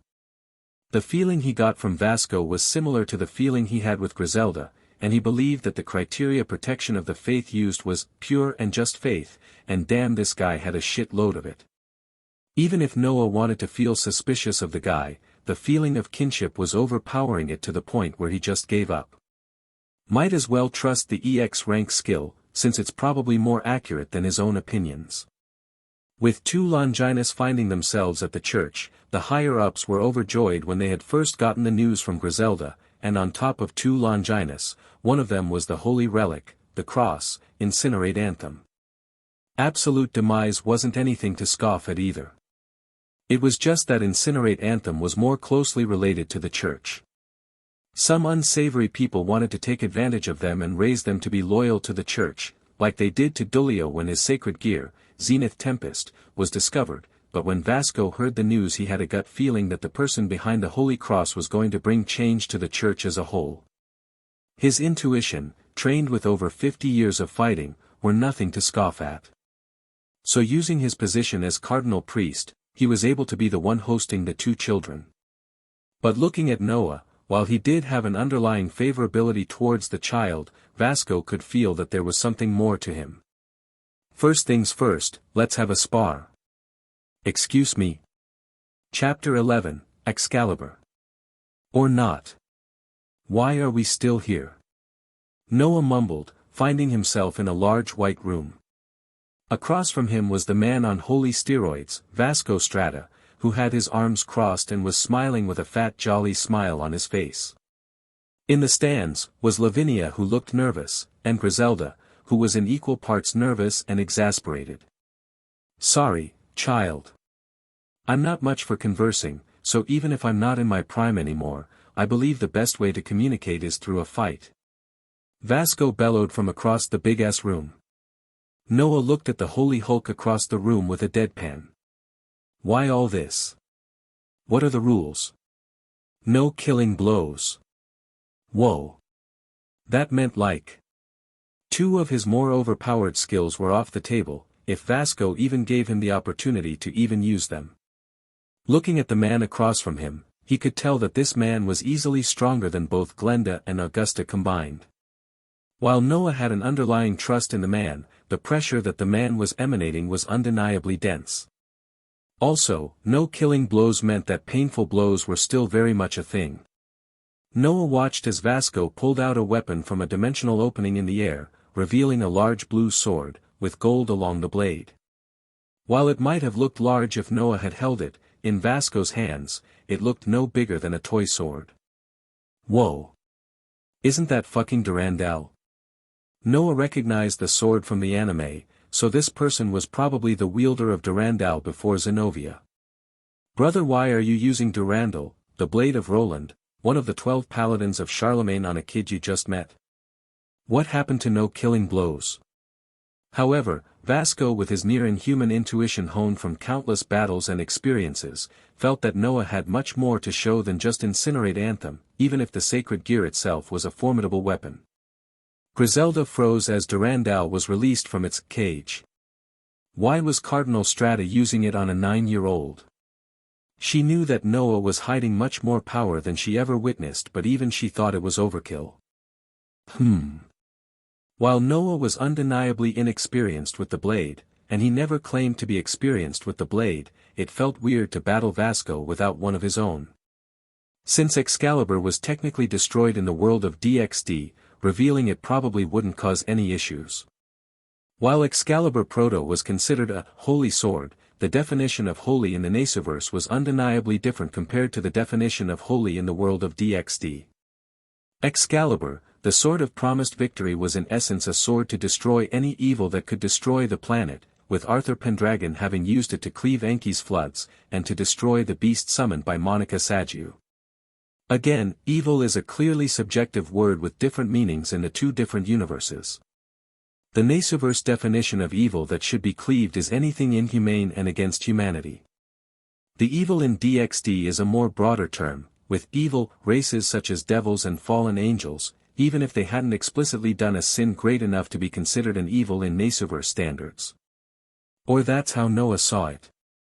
Also, he just wanted to flex a cooler blade. However, when Noah summoned it, the blade itself wasn't visible. Excuse me. The sword of Arthur Pendragon, prototype, has 2 seals. Invisible air, and the 13 restraints of the Round Table. The reason it was first visible to you when you obtained it was that you weren't planning to use it to fight. To Vasco, however, he witnessed the materialization of a blade, but its view was distorted. However, he could make out a faint visage of the blade through the displacement of air, even if inaccurate. What an interesting weapon. Are you ready? No. What? Vasco was confused. 1 second, Noah pulls out a weapon that might have even put him in a little bind until he figured out the dimensions of the weapon and he just puts it away. As someone who didn't even know the dimensions of the blade, how would he even use invisible air properly? He could swing into empty air thinking the blade was longer. He sighed as he put the blade back in the inventory. Wasn't Gram a thing in this world as well? So it should be fine for me to summon it if it's so different. Noah summoned another blade, which had a shape similar to the Nasoverse Excalibur, but with the steel blade and a hold hilt. Noah didn't know this since he hadn't actually played through the Lost Belts, but this wasn't the sword that Sigurd wielded during the Lost Belt. It was the Gram wielded by Gilgamesh and stored in the Gate of Babylon, and looked more similar to an ordinary sword than the Gram that Sigurd in the Lost Belt had wielded. However, despite its differences, it was still an A-rank anti-unit noble phantasm, but with its activation similar to a Rondite overload, not like how Sigurd threw his blade. The sword, while less useful for him as he hadn't bathed in the blood of the evil dragon Fafnir, nor did he have his blood, reducing the compatibility, it was nonetheless an unnaturally durable blade with incomparable sharpness. Noah held out his sword in a pose that showed he had never held a blade, causing a questioning look from both Vasco and Griselda, 2 people with experience. Well, Noah never said he was good with the sword. Griselda inwardly thought. Vasco observed the sword that Noah held. Gram, while again considered a demonic sword, had different meanings in different universes. However, it still emitted an unsettling feeling. Unfortunately for Noah, holding a sword which was the same height as him didn't do much for his image. I'm ready. Noah finally yelled. Okay. Then Sister Griselda here will be the referee. Resigned, Griselda held out her hand. The match will be decided if one decides to concede or can no longer battle. Griselda counted down. Noah tensed up as she counted down, and just before she finished counting, Noah could feel unstoppable death approaching due to his instinct. As a modern human who hadn't actually experienced a life or death situation, seeing Vasco's strike through intuition instinctively activated his flight or fight response, and he immediately sped to the right, using furthest earth to create distance between the two. Looking back at his original position, Noah saw Vasco already there, his blade already swung, creating a wave of pressurized air across the room, causing Noah's hair to sway in the wind. Noah could feel cold sweat on his back. What the fuck? If he didn't have furthest earth, which nullified any distance, he would have 100% been cooked to oblivion. Was this what speed blitzing meant when he saw those power scalers? Vasco looked at him with interest as he immediately dodged his first strike. So there was more to him than just incinerate Anthem. But to dodge his first blow. It was as if Noah had some precognitive intuition. Not to toot his own horn, but even if Vasco was holding back, the speed he displayed was still relatively fast in his own standards. Vasco was surprisingly accurate. However, while Noah knew what was coming, without any experience similar to Artoria, he didn't know what to do after observing what was about to happen. This was because right now, the best course of personal action was to evade. This meant that his current physical strength and speed wasn't comparable to Vasco in any definition, meaning that Vasco's strata was at least 10 times stronger than a normal human. His extra boost from protection of the faith didn't apply either, as Vasco was undeniably a good person. Fortunately, the combination of instinct and furthest earth meant that being able to hit him, let alone touch him, was an astronomically difficult task to complete. A wave of holy flames burst out from Noah, as he assumed his best course of action in an enclosed space was to hit the enemy with an AoE attack. Fortunately for the Lavinia and Griselda, there was a barrier in place in the occurrence of such events. Vasco countered by swinging his sword, cutting the flames, leaving him virtually unscathed. "Brother! How does one cut flames?" Noah inwardly complained. Activating the full extent of Incinerate Anthem, Noah was constantly on the move as Vasco slashed at him, unable to touch him. In the center of the room, the flame statue of the Whore of Babylon appeared, a glowing purple cross stabbed into its chest. Vasco looked at it with a vague interest. He had seen the description from Griselda's report, but looking at it in person gave Vasco a sense of reverence, as Incinerate Anthem was a sacred gear representing the Holy Cross. The woman being stabbed reduced the feeling, however, as even without any fine definition of the flame statue, he could feel promiscuity emanating from the woman made of flames. From the cup made of flames above the woman's head, a combination of flames and liquid could be seen sloshing about, a few drops falling from the cup. While the flames itself didn't look dangerous, the small drops increased in volume, flooding the room. Noah made it only target Vasco just in case it somehow destroyed the barrier, and Noah was decently confident that it could at least debilitate Vasco. He found it kind of ironic how someone using the vessel of Noah was the one creating the flood this time. Unfortunately for Noah, a burst of energy blasted out of Durandal, disintegrating the flames. Fire can be disintegrated. Noah was learning new things about his sacred gear, and the bullshit that was the Durandal in Vasco's hands. Taking advantage of the enclosed room for your sacred gear, smart. Vasco commented, looking as pristine as he looked at the beginning of the fight. Maybe he could try fighting close range with furthest earth. If his sacred gear did absolute jack shit against the guy, might as well abuse the shit out of furthest earth. Since Vasco couldn't touch him due to his enhanced instinct due to protection of the faith, maybe he could try to fight him with Graham and furthest earth. Dodging another one of Vasco's swings, Noah immediately took the opportunity and swung his sword like a bat, admittedly the only way he knew how to effectively swing a sword. Griselda winced at the sheer novice energy Noah showed at that instant, but Vasco immediately parried the blade and swung back. However, Noah was already behind him, swinging his blade once more. Furthest earth is low-key broken with instinct. While his leg speed was perfect, this speed didn't apply to other parts of his body, making Noah's arm swing slower than his leg speed, allowing Vasco to parry Noah's swings with the faint gap in speed. Vasco hummed in thought, parrying Noah's strikes. Having created the rule of no killing blows, using Durandal's AoE strikes was an easy way for him to break his own rules, despite being the perfect way to win in this enclosed space. The child couldn't be hit, but the child couldn't hit him either, but that was more due to the kid's lack of experience in fighting. If Noah had more time to think about his available moves, fighting him would be much harder, even if Noah only had the combination of furthest earth, instinct, Graham, and Incinerate Anthem. For example, if Incinerate Anthem attacked at the same time as Noah, it would drastically increase the difficulty of parrying Noah's weapon, which had unknown specs. As it was withstanding Durandal's parries, that meant that in the case of durability, it was extremely close to its own durability, but the sharpness was still unknown. If he decided to forego parrying Noah's unknown sword in order to disperse Incinerate Anthem's flames, it could result in a more severe injury than he would expect.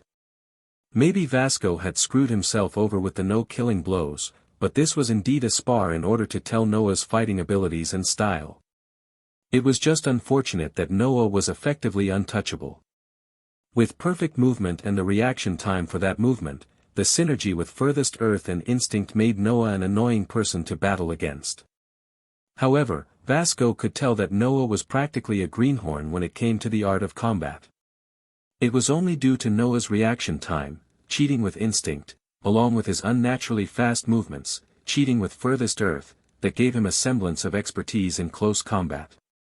However, just looking at Noah's horrible stance and grip when he held that unknown sword, it could be seen that anything physical except his speed was rather mediocre.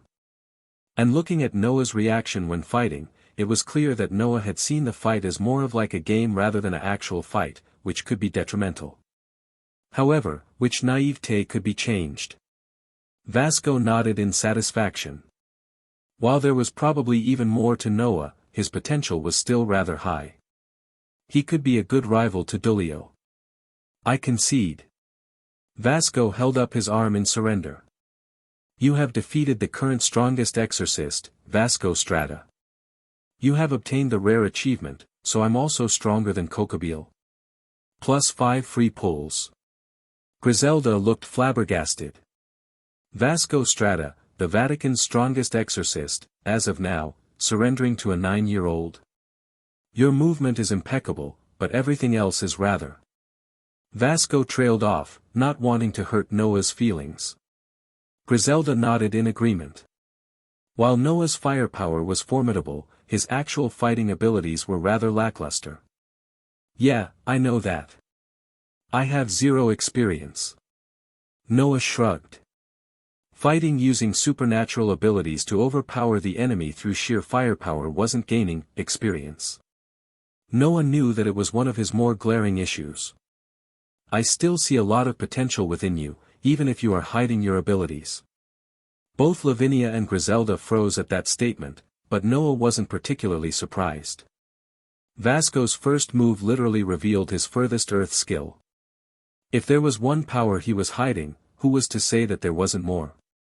Rather, your reactions are making it even more obvious. Noah looked at Lavinia's and Griselda's nervous expressions with an incredulous look. Low-key, it was pretty obvious 'cause I had to dodge his attack, Noah said with a deadpan. Vasco laughed. I had a feeling you were hiding more, and I put you on the spot. I sincerely apologize for that. He gave a quick bow, causing Griselda to panic. A cardinal priest, bowing to a 9-year-old. What kind of fantasy was this? Noah on the other hand was looking at Vasco with a burdened expression. What am I supposed to do if you apologize so sincerely? It's fine. I feel that you're trustworthy anyways. Noah shrugged. I feel the same. Vasco bellowed with a smile, getting up. Although I find it interesting how you convinced little Griselda to lie for your sake, there must have been a reason, so I won't question further. Although I am happy for little Griselda to have someone she's close enough to lie for. See Cardinal Strata. Griselda could feel a blush rising on her face. Was she really that friendless? Noah gave a smug smile towards Griselda, causing her to glare back. Well, I approved of your and little Lavinia's request to join the church, but while I'm sure the church will make both of you become exorcists regardless of your wishes, I could prevent the more unsavory members of the church from making moves on you too. Vasco, as a cardinal priest, just one level below a pope along with being the wielder of Durandal and considered the strongest exorcist, had a large standing in the church and had much more authority compared to other cardinals when it came to exorcists. That would be much appreciated. However, with your skill you will still have to train until you are greenlit for missions, along with Lavinia. Vasco added. That would also be much appreciated. Then that's settled. As you already know little Griselda here, she'll be your handler until you get used to the Vatican. Vasco said, and while Griselda paused, only being able to go on 7 missions before relegated to handler duty, hanging out with her new friends didn't seem that bad. Plus, Noah sat on his bed in his new dorm he would be staying during the duration of his training. Griselda had said that she would show Noah and Lavinia the schedule tomorrow along with a tour of the place. Now, having eaten a rather sad dinner of bread, ham and an apple none particularly seasoned, Noah looked at the notification that he hadn't had the opportunity to check. First things first. He got 5 pulls from defeating Vasco even if it was from a spar. Adding on the 5 more from the achievements from when he was scamming across Cherkasy, that meant he had 10. That was pretty good. Unfortunately, 2 conditions of the 3 have been met, changing the formatting of the Type/Moon Gacha system. His system updated. What even were the 2 conditions? Host is currently safe, and is affiliated with a faction. Damn. For the duration of your affiliation with a faction with a minimum of 10 years, there will no longer be free daily pulls and no daily quests. Weekly quests has changed to monthly quests, but result in a higher pull count reward. Noah froze. Fuuuck. He couldn't even leave, since the nerf lasted for 10 fucking years regardless of if he even left. However, a new system is in place. Go on. In exchange for 10 general banner pulls, you can obtain a random specialized character card, allowing for the host to randomly gain an aspect of that character. So it's just another fucking gacha. A random character card and a random aspect. That's a wombo combo of probabilities. For 50 free pulls, you can choose the specialized character card, allowing for the host to randomly gain an aspect of that specific character. Well, in a sense it was a pity system, so Noah guessed it was pretty okay. Rather, wasn't this pretty good? It removed the possibility of getting craft essences. When using a specialized character card, the host gets 50 points for pulling on the craft essence/stat point banner. The host needs 10 points to pull for the craft essence/stat point banner. So he could still pull for the craft essences. Isn't this way better than the FGO pull rates? Even if getting stuff took longer, at least it guaranteed something better. This wasn't bad at all. Due to the host fulfilling the conditions of being associated with a faction, and being safe, the system will allow for the choosing of 2 specialized character cards with an affiliation with God, and is lawful good. Oh. A freebie. Let's fucking go. Available character cards. Character card, Noah, Vessel bonus, 5 aspects, 1 time only. Character card, Amakusa Shiro Tokisada. Character card, Jean Dark. Character card, Martha. Character card, Georgios. Character card, Solomon. Character card, Metatron Jean. Character card, David. There was less than he originally expected, but looking at the king of Magecraft, Noah's excitement increased, before he fell into thought. Right now, even if he got Solomon's knowledge of Magecraft, it was essentially useless on him, who wasn't that creative. Noah would definitely choose Noah for one of his specialized character card, if not solely because of the 4 extra aspects he could get from the specialized character card. Amakusa, Martha, Georgios were out. Not that Tarask couldn't be good, but possible benefits from other characters such as Jean's EX rank magic resistance along with her other skills were more beneficial towards him. But other than Jean's skills, her suicide attack Noble Phantasm La Pucelle. But the specialized character card may also give experience and stats, so picking someone with good in both of them would also be pretty good. While he didn't know much about Metatron Jean, she had to be good if she had an angel's name in front of Jean's own name, right? Can I know the stats and skills of the characters here? No. Damn. While Noah knew about David's EX rank arc, he remembered his stats to be rather lackluster. With such a low probability of getting arc, David was also out. So in the end it was between Solomon and Metatron Jean. Solomon, the best thing he could get from him is his personal skills and noble phantasms along with his knowledge, but his noble phantasms were basically useless to him with his lack of mana. Maybe when he saved up 50 general free pulls, then he would choose Solomon, or when he had more mana. For now, choosing Solomon would only increase his options, not his potency. So Metatron Gene was his second pull. I choose Noah as my first specialized character card. Servant skill, Zohar's Glowing Stone, EX rank. Class skill, Riding, A rank. Class skill, Magic Resistance, B rank. Weapon, Flaming Sword. Rank. Noble Phantasm, Noah's Ark, A+ rank. Oh. Oh. Holy shit. Wait. Noah was going to be completely honest, other than magic resistance and riding, he didn't really know much about the other three. Well, at least they were all above B rank. Noah could kind of tell what Noah's Ark was, seeing as even he knew about the story. What does Zohar's Glowing Stone do? It is a shining stone that demonstrates that you are a descendant of Adam. On its own, it doesn't have any particularly great power. However, the stone's radiance shines in correspondence with Noah's mentality, which is not tainted by evil, nurtures the earth, and loves animals, and so it gives Noah a surge of power, worthy of being the progenitor of humanity. It also increases the efficiency of magic resistance. So, where's the stone? It is with Noah's outfit. So I don't even have the stone right now? Yes. Oh you bitch. Damn, so an EX rank skill that does nothing until he gets another part of Noah's set. Well, he still has 4 more aspects, so he can't really complain. Riding and magic resistance were self-explanatory, and his D rank riding skill finally got up. Let's go. The flaming sword was a mystery though. What does it even do? Using the flaming sword in battle increases the potency of protection of the faith, increasing abilities and stats by another letter along with God's blessings. Holy hell. That's pretty fucking good then.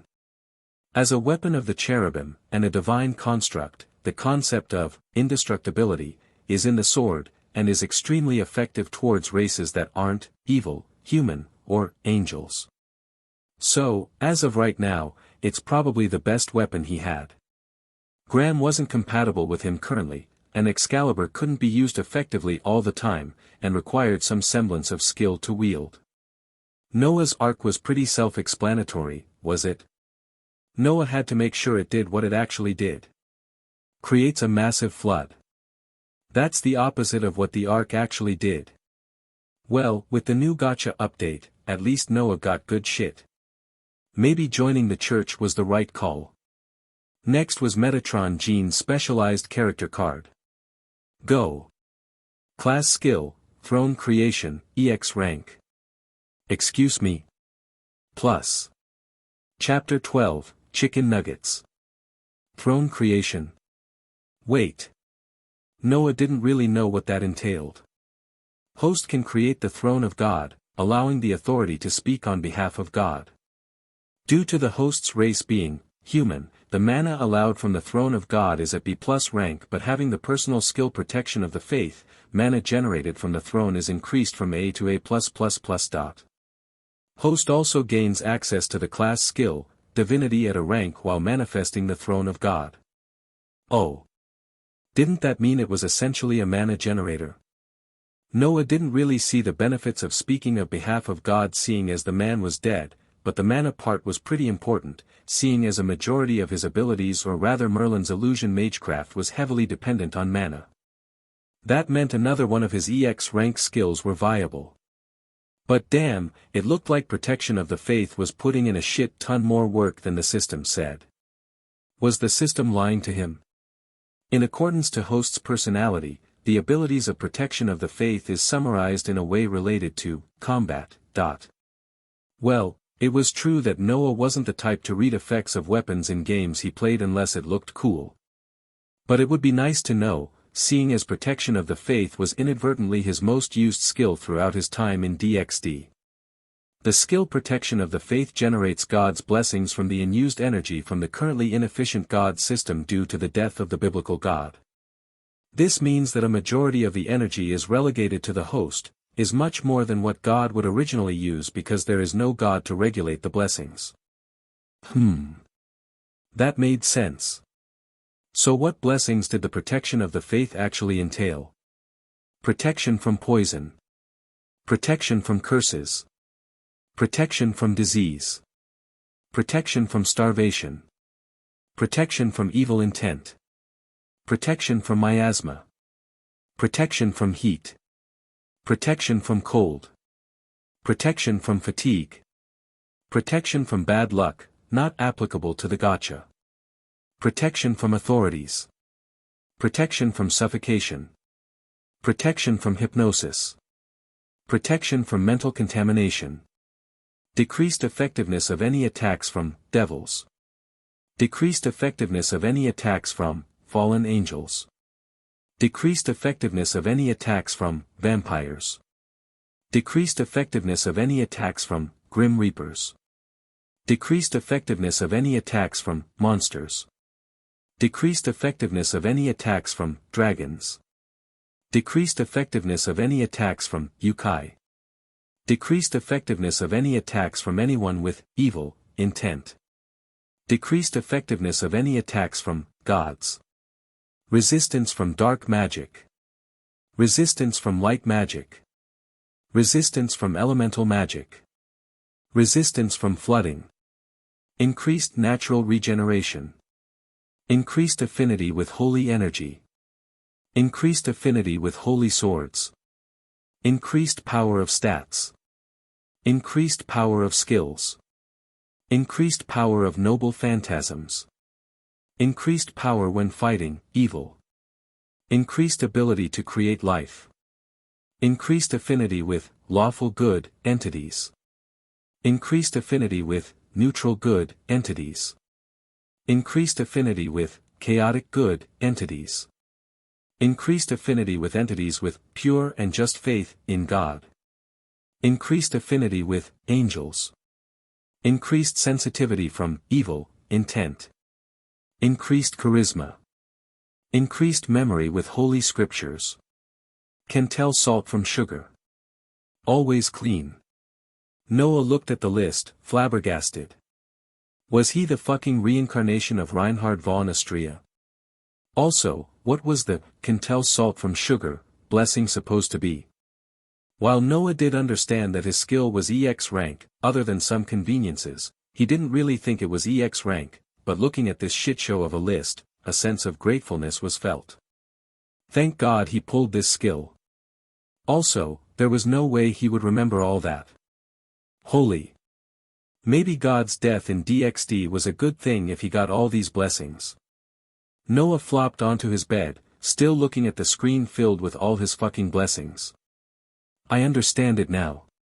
Noah laid on his bed, changed out of his Captain Nemo outfit and into the trainee outfit that Griselda handed Noah and Lavinia when she led them to the dorms.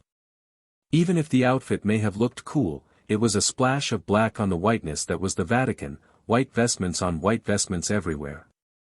Also, when in Rome, do as the Romans do. But Noah couldn't really fall asleep. Noah had seen a cool-looking garden while Griselda walked him to the dorms, so maybe he would go take a look. Putting on his new sandals, Noah slowly opened the door and looked around the dark hallways, only brightened from the moonlight streaming through the windows. Noah didn't really know if he was the only one in the dorms, since it was extremely quiet. Maybe he would be transferred to a different area tomorrow. Well, Noah wasn't that good at making friends, preferring a small group of friends rather than a large group. After all, with a smaller group the chances of being ostracized or left out were much smaller. Not that he was projecting, cause he didn't have any friends. But he read those Reddit stories. So, Noah would just trust his protection of the faith skill, which for now was his most broken non-combat related ability to make some friends. For now, Griselda and Lavinia were perfectly fine. Noah walked through the marble hallways, pondering, if the Bible said it was bad to be greedy and the accumulation of wealth for its own sake, then why was this place so luxurious? The roofs had carvings of stories from the Bible, and Noah thought that was pretty unnecessarily extravagant. Arriving at the garden, Noah saw that it was covered with a small layer of snow, creating a feeling of tranquility with the silence. It felt weird hearing silence when they were essentially in the middle of Rome. Noah stepped on the snow, which curiously didn't cave in, as if Noah weighed less than a feather. This was a combination of furthest earth and jewel of the earth.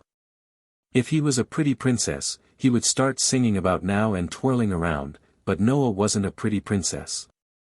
Walking around the blanket of snow under the moonlight, Noah was low-key getting in a philosophical vibe. In a sense, he was feeling it. Noah got in a philosophical position, and opened his mouth to speak something profound. Chicken nuggets. Noah chuckled at his own joke, dropping to his back and stretching with a light grunt, before exhaling in satisfaction. He closed his eyes in content. It was these moments where there was no one, nothing supernatural, no responsibilities, that made Noah feel at peace and in the moment. Just him and his breathing. However, after a few seconds, he could hear another person's breath. What? Noah opened his eyes to be face to face with a buxom blonde-haired woman with soft green eyes that oozed of acceptance and love. She wore a classic nun's habit but had her hair peeking out. Isn't the hair not supposed to be shown? As the sister had bent down, Noah could feel the sister's hair tickling his face, as their faces were rather uncomfortably close to each other. Noah flinched at the sudden appearance of a sister. How did he just not notice? The sister tilted her head with a curious gaze. Chicken nuggets. She heard that too. Noah froze, trying to come up with a random response. I like chicken nuggets. Was he fucking retarded? The sister smiled. I like chicken as well. They're very tasty. But it seemed the sister was just as retarded as he was. But Noah wanted to see how far the sister would go. But I don't like burgers. Well, while Noah didn't go out of his way to get burgers, if it was on his plate he would eat it. Not something he would crave. He wasn't that picky. But the sister had a sad frown on her face. Why don't you like burgers? It wasn't the fact that Noah didn't like burgers that made her sad, but that he was picky. Noah gave a small smile. Somehow, Noah's thoughts on the person in front of him was overwhelmingly positive. Even more than Vasco Strata. Just kidding. The sister pouted. That wasn't very nice. She gave a small poke to Noah's forehead. Noah chortled. Sorry. I forgive you. The sister smiled softly once more. So, why are you here while it's dark? Noah shrugged. I wasn't sleepy and wanted to look around. Me too. While the two were having some more random small talk, Noah was wondering why the sister was still so close to his face, but the sister interrupted his thoughts. I don't know why, but I feel like you're a nice person. Is that so? It was definitely because of protection of the faith. Yeah. Your aura makes me feel nice. The sister explained, getting closer to Noah to the point where their noses touched. Is that why you like me? Noah offhandedly asked.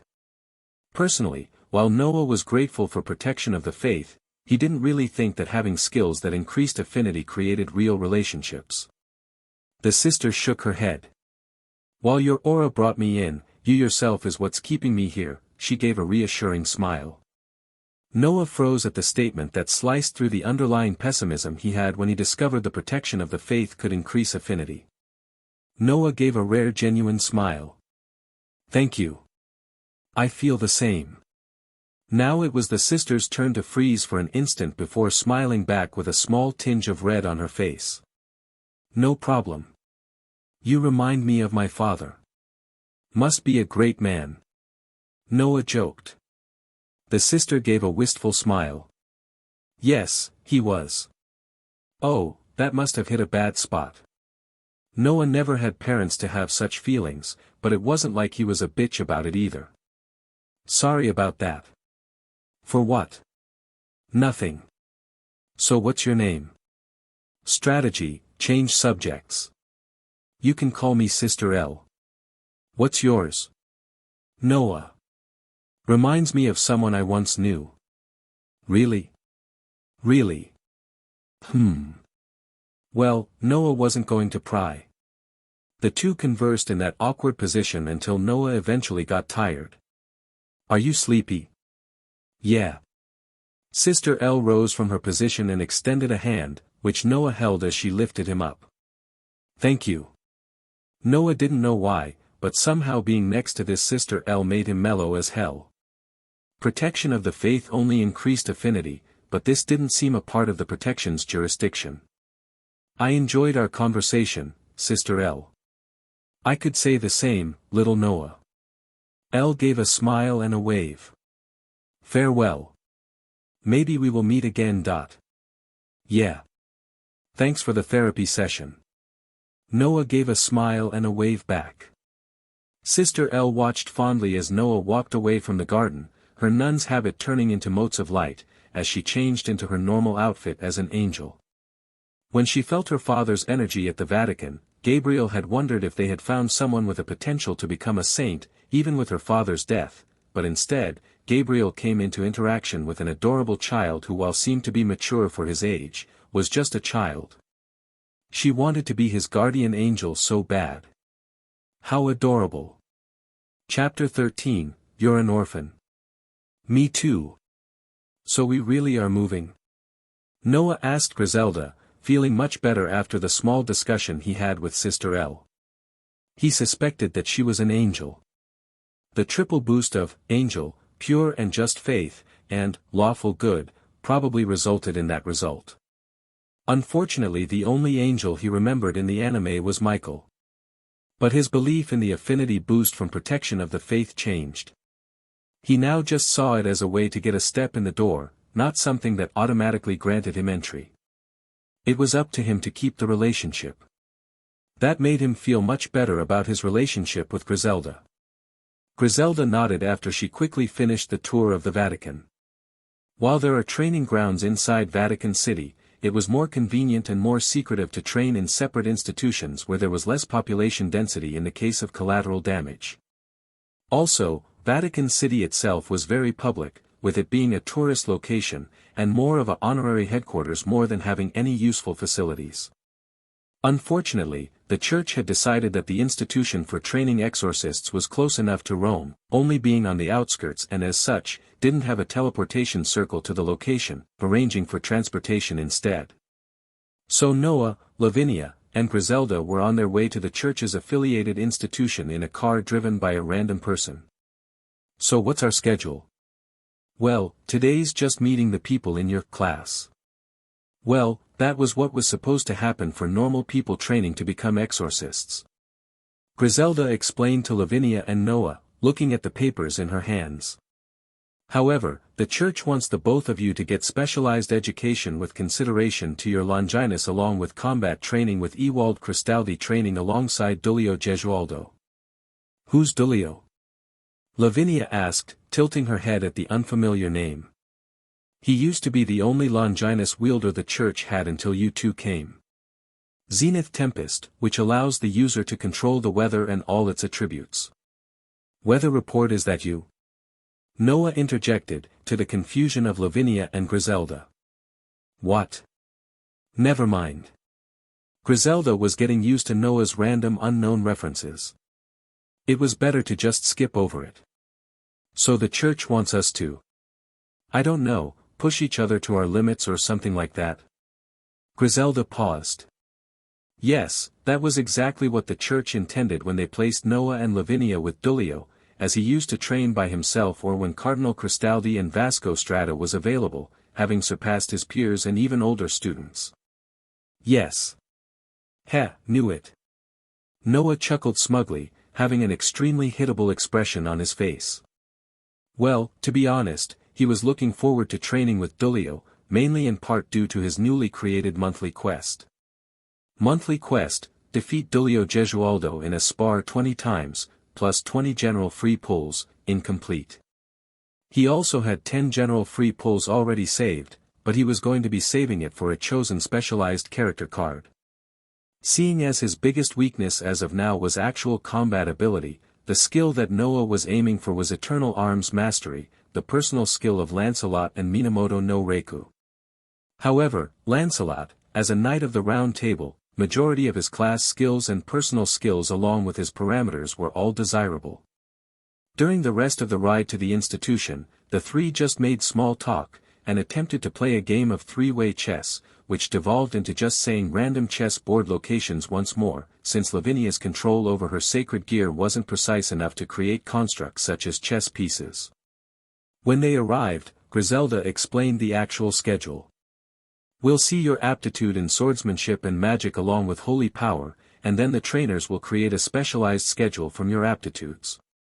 However, every day 3 hours before dinner, you two will have to train with Cardinal Cristaldi along with Dulio in general combat. After dinner and before you sleep will be the only time to rest. Griselda read off the paper again, looking more concerned. While she thought her schedule was pretty bad, it seemed Noah and Lavinia had it even worse. Also, you will need to pray and memorize scriptures in the morning and before you go to bed along with general education such as math, science, language arts, strategy, and... Griselda trailed off. Lavinia already looked exhausted, while Noah looked like he gave up on life. Maybe I just shouldn't have joined. Noah mumbled. Griselda could do nothing but awkwardly laugh. Was this the fate of the strong? Plus. Unfortunately or fortunately, Noah had no aptitude for magic in DxD but had a lot of aptitude in holy power and a little in swordsmanship. Oppositely, Lavinia had no aptitude for swordsmanship and holy power, but the proctors had said that she had an extremely high aptitude with magic, having statements that even if she didn't have a sacred gear, she would still be a formidable magician. Noah, while having mana to use, used mana completely differently than the magicians of DxD.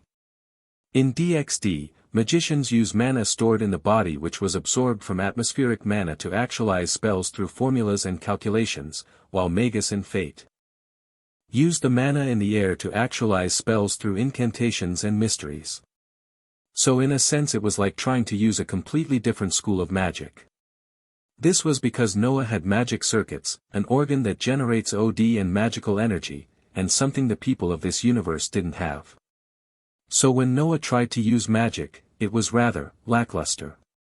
Well, the less classes Noah had to take the better it was, seeing as he was pretty fucking bad at math. In the end, a majority of his training would be regarding combat.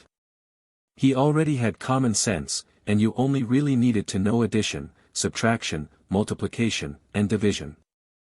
Science was the devil, scriptures and language wasn't that bad. The trio made their way to where they would stay with Dulio. Rather, they would be staying in something similar to a share house. Opening the door, they saw Dulio laying down like he was drained of all his energy, blankly staring at the ceiling, mumbling, "Cardinal said the training would be short today." Repeatedly. Griselda looked at the prospective strongest exorcist blankly, before coughing into her hands. Ahem.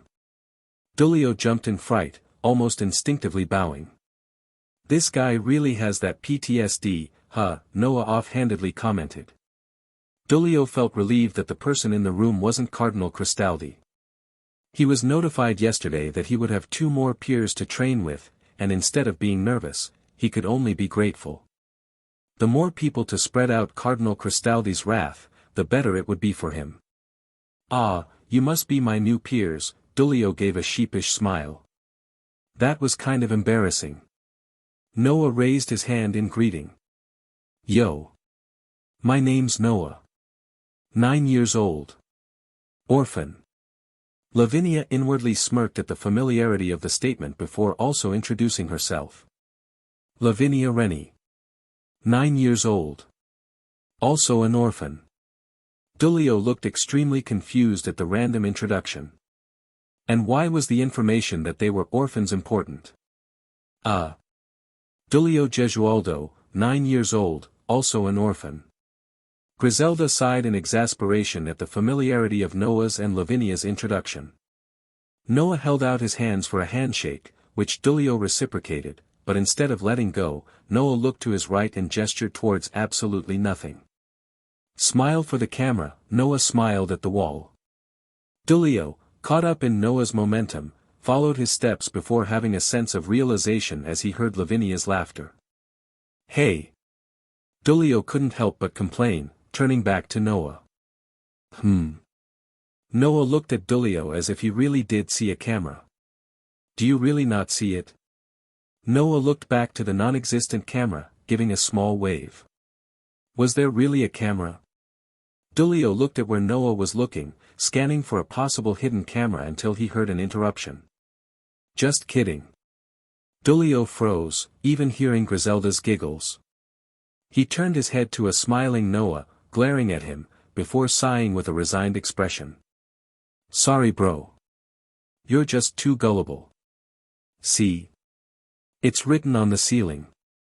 Noah looked up, and Dulio followed, seeing nothing on the ceiling.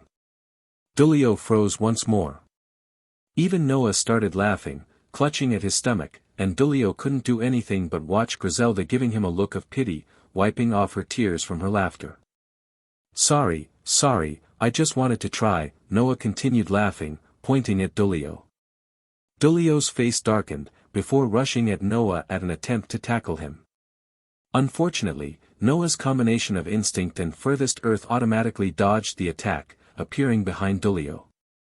But Dulio didn't crash into the floor, rather having 1 year of experience under Ewald Cristaldi's personal training let him instinctually follow the momentum and get up with a roll. Now instead of animosity, Dulio looked at Noah with curiosity. Didn't the information say that Noah only had Incinerate Anthem? What was that movement? Teleportation? Pure agility? Noah knew Dulio was relatively trustworthy, his opinion of Dulio already being pretty high from protection of the faith, being on the same level as Vasco despite only being 9 years old, and the same age as Noah. It was similar to how he trusted Lavinia. Noah noticed Dulio's curious gaze. Pause. Can't we just fight tomorrow? Let's just do some team bonding for now. He raised his hands in semi-surrender. Dulio paused, before begrudgingly nodding, leading Noah, Lavinia, and Griselda to the living room. Well, they tried to include Griselda, but she shook her head, saying that she needed to leave. Normally, I shouldn't be here, seeing as I was greenlit for exorcist missions. Also, due to the shortage right now I've already been assigned a new mission tomorrow. Griselda explained. But when I have time I'll visit. Lavinia looked sad. Even if they started rather rocky, as fellow girls, it was much easier to bond, and she didn't want to see a friend she made so recently leave so soon. Then good luck. Noah gave a thumbs up. While it was unfortunate, goodbyes were a natural part of life. As someone without parents and living in foster care, it was normal to say goodbye. Rather it was better not to be all emotional about it. See you later. Dulio felt the same.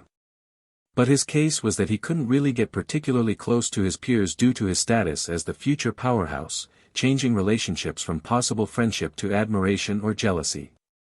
It was another reason why he was excited to have 2 more Longinus users to train with. Lavinia gave Griselda a hug, and reluctantly waved as she left. When Griselda left, the 3 naturally got into their own comfortable positions. Noah sat on the edge of the large couch leaning back, with Lavinia laying down on his lap, and Dulio sat on a smaller couch next to it, looking at the 2 strangely. Are you 2 dating? No. We're partners. It's even better than marriage. Lavinia countered. She had been with relatives who had rocky relationships with their spouses, making Lavinia unconsciously think being in a romantic relationship resulted in fighting. To her, the more neutral-sounding partners make it sound like she would stay with Noah forever. Noah nodded. He also wanted to say the same thing, well, not the better than marriage part, but it might be better for Lavinia to have that misunderstanding. Dulio scratched his head in confusion. Is that so? Well, maybe his experience was wrong. As an orphan who immediately started training after his sacred gear was discovered soon after his newly minted orphan status, he was rather ignorant of the world. It was why he was looking forward to being greenlit for missions, even though in his case, when he wasn't doing missions he would have to train until the church was satisfied or until he was strong enough to the point the church couldn't control him. Let's do an actual introduction then. My name's Noah. I don't have a last name. Like I said earlier, I don't have any parents. They died before I ever met them, so I don't have much of an opinion on them. Right now, I'm kind of craving some fried chicken. My dream. I don't really have a specific dream, but since I'm here, I might as well try to do things that my future self would be proud of. Noah shrugged. While he felt like it sounded kind of corny, it was this corniness that built camaraderie in his rather humble opinion. You don't have to go as in-depth as I did if you aren't comfortable, by the way. Noah added. It was because he really didn't have an opinion on his parents, both having died before he could even meet them. His mom died during childbirth, and the dad committed suicide soon after. Did he resent his father? Not really. Rather, it was hard to form an opinion on the man even after he learned of this information. That's a nice goal, Dulio commented, tactfully overlooking Noah's opinion on his non-existent parents. Lavinia nodded while on Noah's lap. Thanks. Maybe in the future I'll have a real dream. Noah shrugged.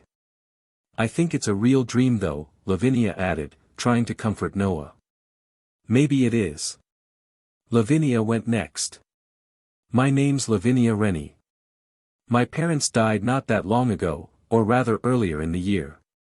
My sacred gear made it hard for me to get taken in by my relatives, but I met Noah so it wasn't that bad. Right now I'm craving some seasoned hair. My dream is to prevent children from facing the same problem I had. Lavinia held out her hands in exclamation. Noah and Dulio nodded. That's a pretty nice dream, Noah commented, stroking Lavinia's hair, as she hummed in satisfaction. I agree. Dulio nodded, it was similar to his own dream. My name's Dulio Gesualdo. I'm a war orphan from a civil strife around a year and a half ago when my sacred gear was discovered and was brought here to train. While I haven't had really good food in a while, I am kind of craving a lollipop. My dream is similar to Lavinia's, trying to prevent children from facing the same problem I faced and protect them. Noah and Lavinia clapped. That's pretty admirable. Lavinia exclaimed, with Noah agreeing.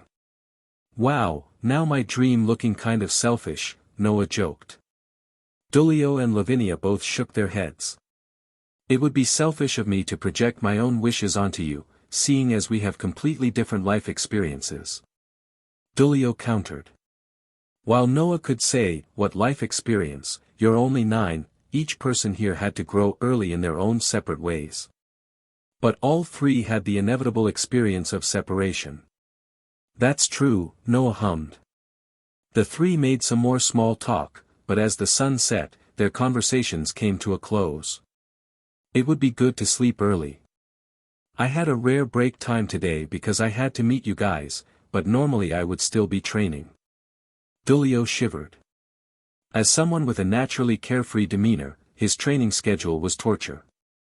The only break is Sunday, but even then we to memorize scriptures and pray. Damn. Noah sighed. So where do we sleep? Oh. There's 2 floors, and each floor has their own bathroom.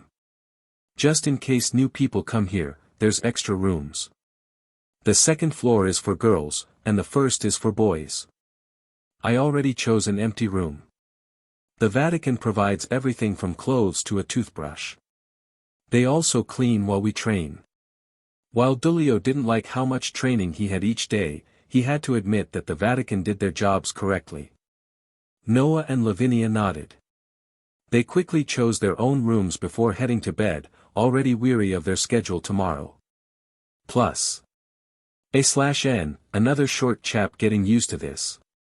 Also, I finally decided on the ages of possible relevant characters. Asia is 17 when canon starts. 2 years old. Kiba is 17 when canon starts. 2 years old. Devil at 12. Valerie is 17 when canon starts. 2 years old. Zenobia is 17 when canon starts. 2 years old. Fried and Lint Selzen are 19 when canon starts. 4 years old. Jean is 19 when canon starts. 4 years old. Siegfried is 22 when canon starts. 7 years old. Noah is 24 when canon starts. 9 years old. Dulio is 24 when canon starts. 9 years old. Lavinia is 24 when canon starts. 9 years old. Griselda is 28 when canon starts. 13 years old. Accuracy don't matter. It's how this fanfic is going to work by. Plus. Chapter 14, Am I Maharaga? Noah. Noah. Someone shook his bed with urgency. Huh.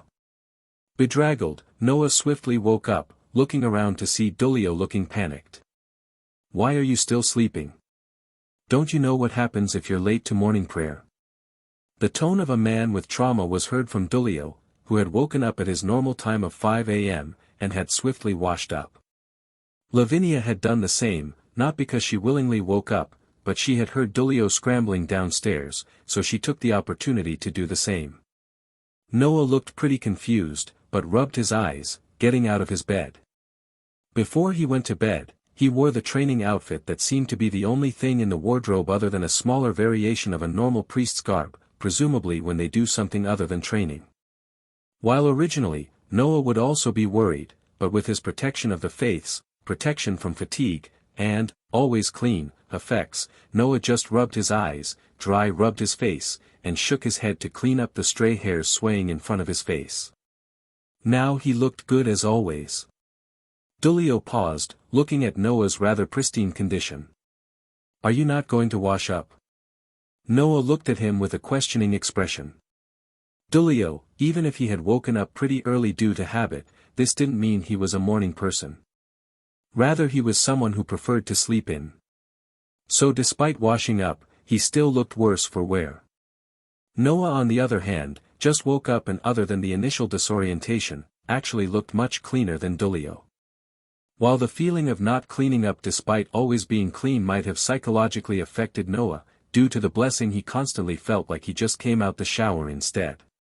The rubbing his eyes and face rubbing was more force of habit rather than being necessary, seeing as he never actually accumulated eye crust or face oil because of protection of the faith.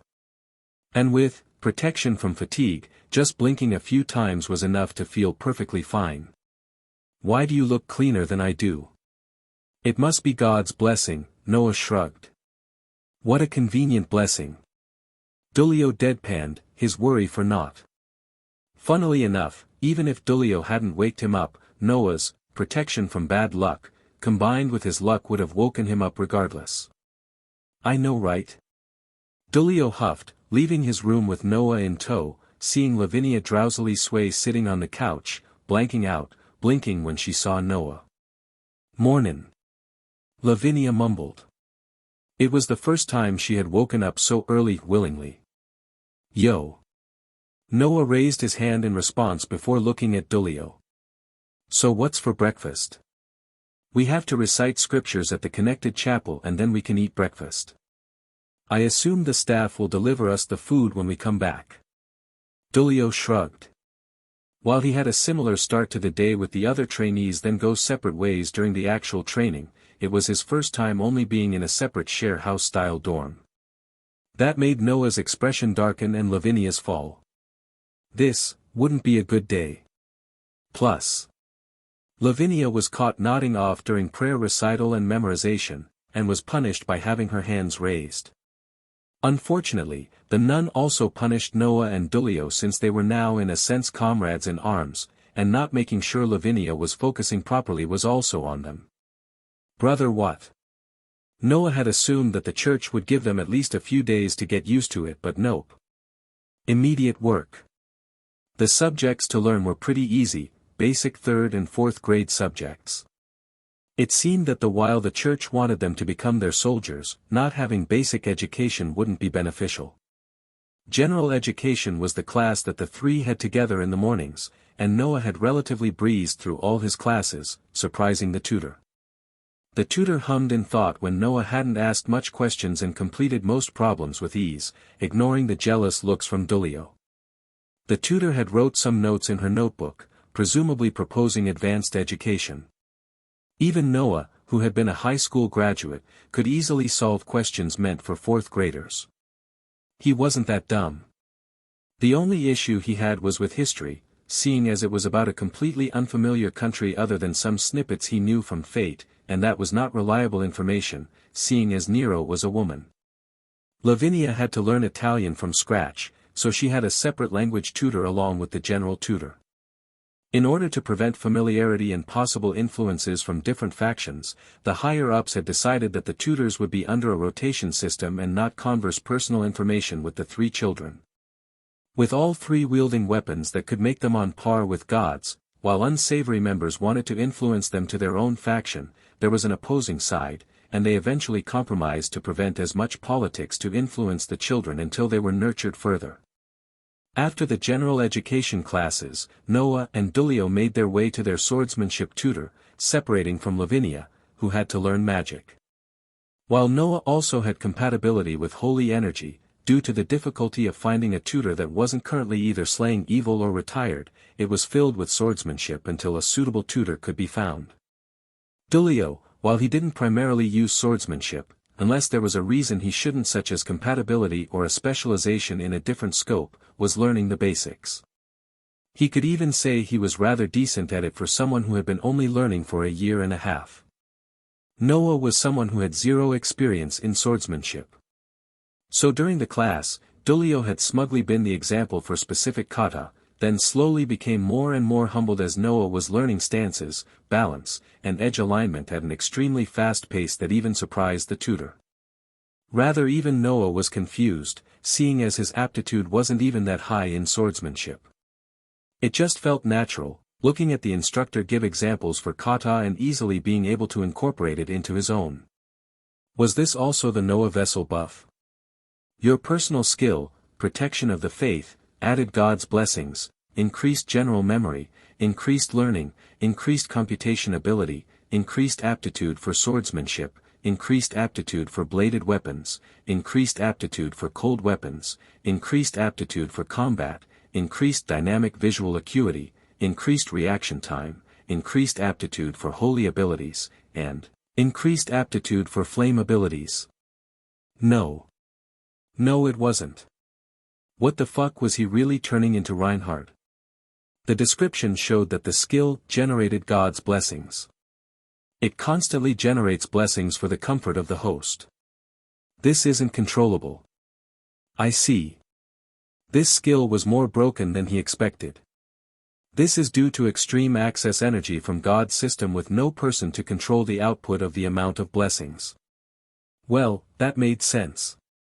So he was just a weaker Reinhardt. But even that was extremely good. Protection of the faith, proving once more that it was an EX rank skill. Just a reminder, this does not create something out of nothing, only boosting host's natural abilities, current problems, and unconscious requests that doesn't go against God's original intent. This means that even if host wanted blessings against angels, it wouldn't happen. I unconsciously wanted to tell salt from sugar. Well, this skill was even more broken than Noah gave credit for, which was saying a lot since he already gave the skill a shit ton of credit. Can I get a notification when I get a blessing? Yes. Noah nodded. He would see it as something similar to Maharaga's adaptation, but not as strong. So he used it to flex on Dulio by already being on par with his meager swordsmanship in the span of a 3-hour lesson. The trio their way to lunch and meeting up with Lavinia, who looked rather excited in contrast to Dulio's rather shitty mood. So how was magic class? Noah asked. It was pretty fun. We only went over the basics and it was really interesting. Lavinia gushed, getting the attention of Dulio, who was sulking. Dulio didn't have much skill in magic, only being able to learn a few spells in the span of a year and a half, such as the basic language spells. Since his strength was centered around his sacred gear, he only had 2 magic lessons a week. Noah only had 1. So Dulio was pretty interested in magic, which he hadn't been able to advance that much. After all, what kind of child wouldn't be excited to fire beams of magic out his hands? The 3 quickly ate their nutrient-perfect food specifically prepared by hired nutritionists. Unfortunately, the food was rather bland. Is this stuff supposed to be American? Noah mumbled, looking at the slop in his bowl next to the pity bread. Lavinia took a scoop of the slop, frowned, but reluctantly ate it. Dulio, used to such bland training food, wolfed it down. The faster he ate, the less time the flavor would stay in his mouth. American food is this bad? Well, Noah was really referencing to how stereotypical American households season with only salt and pepper, but he didn't know if that was the thing here, but nothing wrong with shitting on the U.S., as an American. He needed Dulio to learn this early. Yeah, I heard that they only season stuff with salt and pepper, and... Noah continued. It would be pretty funny if Dulio had preconceptions that American food was shit. Dulio hummed in thought. Noah only took small bites, waiting for something. Protection of the faith generates protection from bad food. Nice. Noah went into his food into more fervor, the slop now tasting more like mashed potatoes than an ambiguous slop of nothing. Dulio looked at Noah with confusion. Why the sudden change in heart?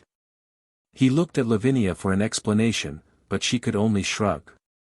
Well, if Noah had to eat to get energy for his first lesson from Cardinal Cristaldi, then good for him, Dulio supposed.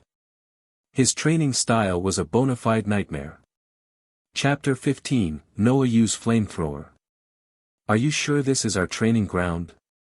Noah commented, being in a wide space of land with grass beneath them. Dulio shrugged. I trained here cause of my sacred gear. With possible mistakes one could make when using Zenith Tempest, the church had decided to have Dulio train in a more open space of land, trying to prevent any damage to the buildings. This kind of looks more like a Pokemon stadium. Has that even released yet? If they replaced the Pokeball with a cross, then that was the general vibe of the training ground. What's Pokemon? Lavinia asked.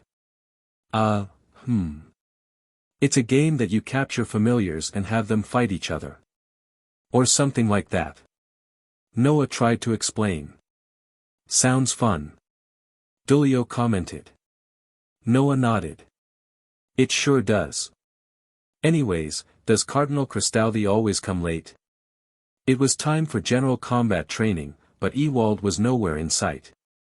Dulio seemed just as confused. That was strange. Normally Cardinal Cristaldi was here even before he arrived, but it seemed today was a little different.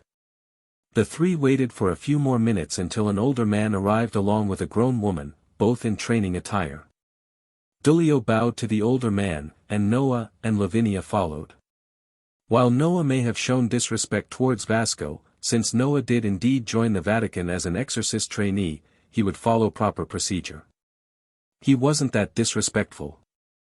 Your Eminence. My apologies for the delay. I came here to introduce Lavinia to her specific tutor. My own tutor? Ewald nodded. He gestured for the woman to introduce herself. You can call me Sister Daphne.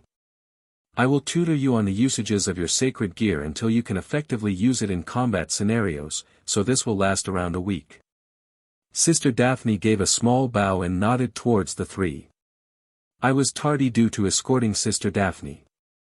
She's the owner of a similar independent avatar-type sacred gear Fimbulwinter Lepus, which allows her control over ice though her avatar, or rabbit. Due to the similarities, the Vatican has stationed her here for a week until you're able to decently use the sacred gear in combat. Ewald explained to Lavinia. While Lavinia was able to manifest her sacred gear absolute demise, her control and power were all rather inconsistent, and she hadn't been able to properly use the sacred gear, having only been a week since she first manifested it. Lavinia paused. She didn't really want to be separated from Noah and Dulio, mainly because it felt like she was the odd one out. But she admitted that her experience in battle was rather lacking, even non-existent. She was determined to catch up, and maybe even surpass Noah and Dulio. She wanted to be equals with Noah, not him protecting her all the time. Relationships where only one person always gives wasn't a healthy one. Her parents had taught her that. Lavinia reluctantly nodded and followed Daphne to the other side of the wide plain of the training field. Ewald now turned his attention to Noah and Dulio. Unfortunately, while I cannot educate both of you much in terms of the usage of your own sacred gears, this class will be general combat, so usage of your own sacred gears will be allowed. Ewald Cristaldi, the current wielder of Excalibur Rapidly and Excalibur Blessing, didn't have much options in terms of large-scale attacks, but his expertise was in close combat and general battle IQ. However, you will learn how to fight smart with me, and then spar between yourselves during the remaining time. Ewald plainly said, before looking at Noah. I have heard from Cardinal Priest Strata regarding your unnatural speed. While not using everything at your disposal isn't something I would recommend, using it often increases your dependency on that trait, so during the spars with me I would recommend trying to not use it as much as possible. Noah nodded. Technically there was no way for Noah to lose the ability to use Furthest Earth unless his legs were chopped off, and at that point he was cooked no matter what he did, but trying to not use it would be good for trying to learn combat arts. I will be sparring with Dulio, so observe carefully. Noah nodded. Making his way to the sidelines, he glanced at Sister Daphne explaining the versatility of ice and how normally for independent avatar-type sacred gears, the weakest part was the actual user. He looked back to Dulio and Ewald. Ewald held a wooden sword relatively relaxed, while Dulio held his hands out with his own wooden sword, tense. Please count down, Brother Noah. Noah raised his hand, counting down from 5. As he reached 0, Dulio immediately shot a gust of wind at Ewald, who evaded with ease, speeding towards Dulio. Noah wondered what elixirs these exorcists were fucking consuming, cause how in the world do these old men move so fast? Weren't they supposed to be human? Dulio used his sacred gear primarily to keep crowd control and prevent Ewald from approaching, which worked a few times, but after a few more attempts, his bursts of elements were getting more inaccurate, allowing for Ewald to close the distance. He shot a large burst of lightning all around him, and Ewald again somehow dodged lightning. Is this guy really just a human with no sacred gear? The stuff the man's able to do looks pretty unnatural to Noah. Not being able to use Furthest Earth meant that Noah would have to rely on his low servant stats, which was still pretty fucking fast. But he was still pretty nervous, watching Dulio lose eventually because he wasn't able to damage Ewald. With how Ewald's mouth was moving, it seemed that he was giving Dulio advice while sparring, as after he spoke, Dulio changed tactics, forming mist on the ground, reducing visibility. Protection of the Faith generates increased visibility. What the hell? The skill works when I'm not even fighting. Yes. Oh damn. As the spar continued, Noah kept generating more and more blessings that he didn't even know would be useful, and eventually, it got even more specific and detailed the more he watched. Protection of the Faith generates increased adaptability against older entities. Protection of the Faith generates increased focus against older entities. Protection of the Faith generates increased reaction time against older entities. Protection of the Faith generates decreased effectiveness of any attacks from older entities. Protection of the Faith generates decreased effectiveness of any attacks from cold weapons. Protection of the Faith generates increased adaptability against taller entities. Protection of the Faith generates increased focus against taller entities. Protection of the Faith generates increased reaction time against taller entities. Protection of the Faith generates decreased effectiveness of any attacks from taller entities. Protection of the Faith. Protection of the. Protection of. Protection. The moment a blessing came that worked against people whose first name started with an E, Noah became even more flabbergasted. Brother, why is this skill fucking working overdrive? The skill works faster because you know of its existence, unconsciously wanting blessings against human, Ewald Cristaldi, because you know that protection of the faith can generate blessings. Also, the skill is boosted due to the host being tense. However, there is a limit to the amount of strength a more specific blessing gives. That was good. While it would have been funny for Noah to only be good against Ewald and no one else, having to get used to different amounts of strength against different people would have been inconvenient. Noah watched as Dulio eventually tired out and surrendered, trudging over to Noah, collapsing onto the ground next to him. I am so tired.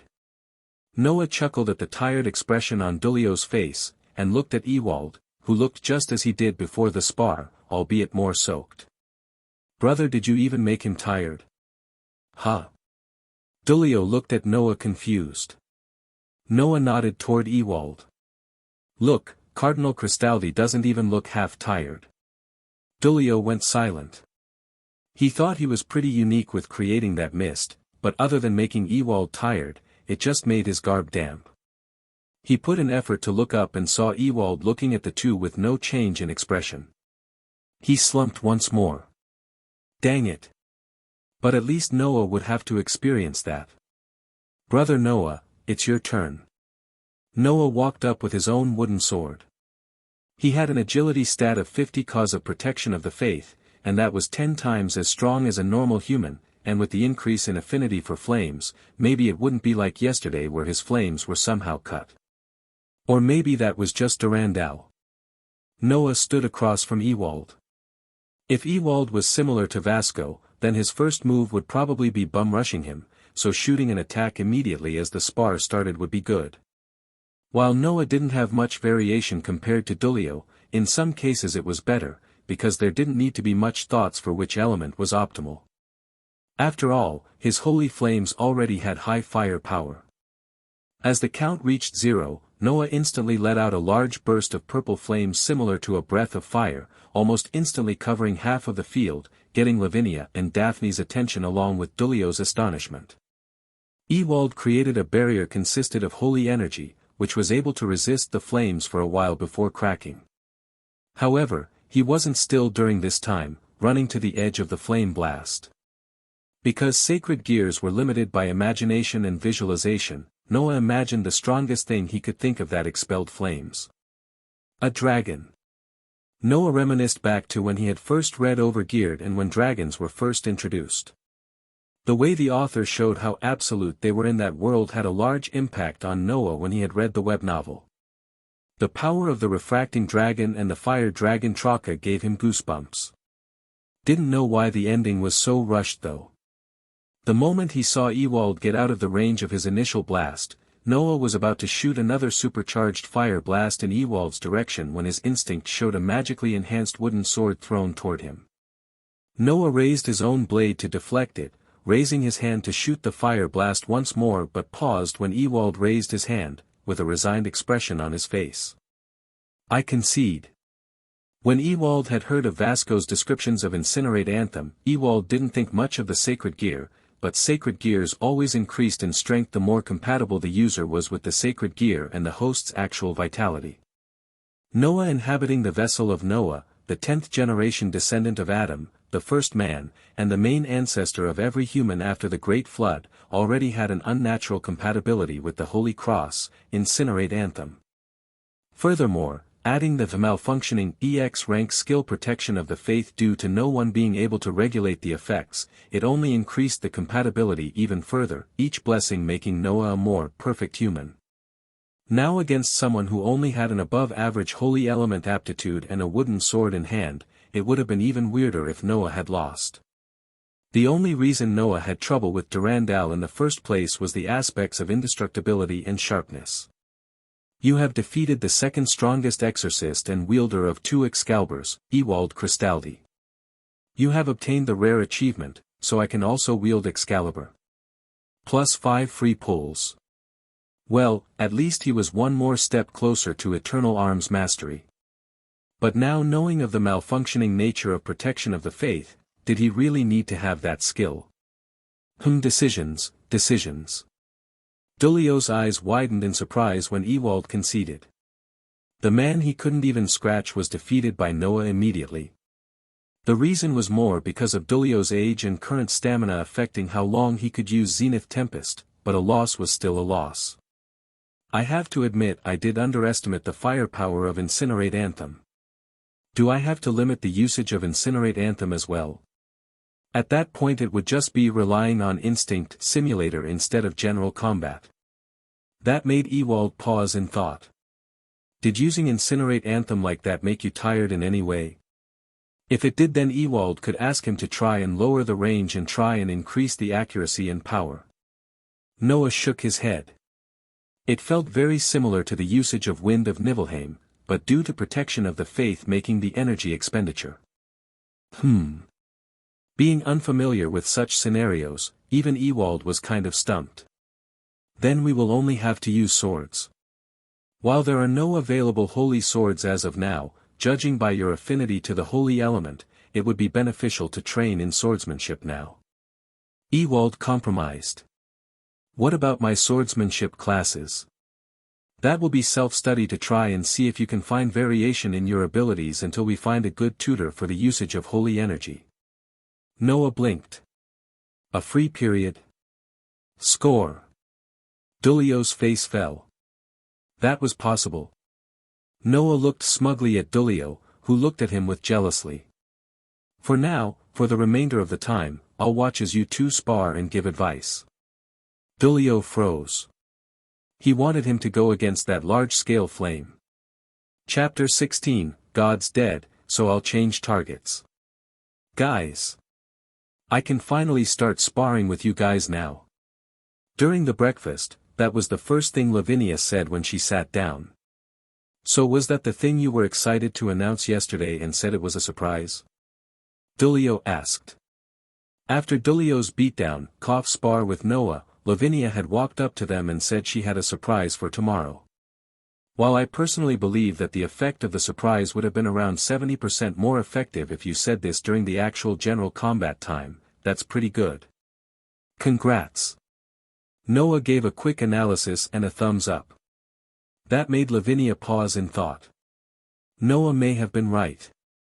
But who cared?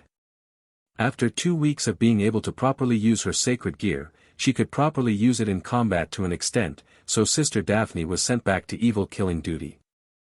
With her unnatural speed regarding her progress in magic, Lavinia had a large range of options when it came to fighting, and with her unnaturally large mana pool to draw from, she was rather confident in her options. So basically, when creating a surprise, while Lavinia did good in announcing the surprise, which gave us a sense of suspense, the actual time wasn't optimal. First of all, we just finished morning prayer, and since the news itself coincided with an actual time, it would have been. Noah continued explaining to Dulio, who was nodding in mock understanding. Isn't this guy overanalyzing my mistake a little too far? Stop. Stop. Lavinia interrupted. Noah and Dulio both gave a chuckle. Sorry. Dulio quickly apologized, while Noah slid over the plate with his bread with a serious expression. You think I'll be bribed with something as hard as this bread? Yes. Well, you're right. Lavinia swiped the bread from Noah's plate, wolfing it down. Well, at least you'll have some variation in fighting styles, right Dulio? Seeing as Dulio hadn't been able to rival Noah's blast of flames unless he gathered energy to create a tornado or a storm, which couldn't compare to Noah's instantaneous combustion of flames he first showed in his spar with Ewald, fighting against Noah, who seemed to be emulating Ewald, was getting more stale. Well, there was the occasional time where Noah used Incinerate Anthem to create unique attacks. If someone from the modern age was watching the spars, they could recognize some as Pokemon Fire attacks, an example being Fire Blast, creating the characters for great in kanji. Or he just coated his practice sword with flames too. Maybe Dulio actually wanted to win for once. Yeah. The three made their way to their separate classes, and Noah was making his way to the training ground in order to plagiarize, create new possible moves for his Incinerate Anthem. But when Noah arrived, there was a familiar face. Wasn't that the fucking chicken nugget sister? Gabriel noticed Noah, who looked at her in confusion and smiled back. She somehow was able to get the information that Noah was lacking an available teacher to teach him the usages of holy power, and requested Michael if she could teach the child. Michael, who was currently trying to look for the possible traitor who was siphoning off the unused energy of God's system, didn't pay much attention and accepted her request. When Gabriel laid eyes on Noah once more, she felt more and more of her father's presence. It made Noah very calming to be around, and combined with his rather blunt personality, Gabriel favored the child. Well, this was mainly because the more blessings that Noah was given, the more pure the belief that was boosted by protection of the faith was. Ironically, with enough time, Noah could probably control the system much better than Michael could. This was because the unused faith was more than the actual faith used, and to a point, Noah would actually be more pure than angels could be. "Are you my teacher for using holy power?" Noah asked, approaching her. "Yep." Noah nodded. Well, she seemed like the type to be able to do so. She was an angel after all.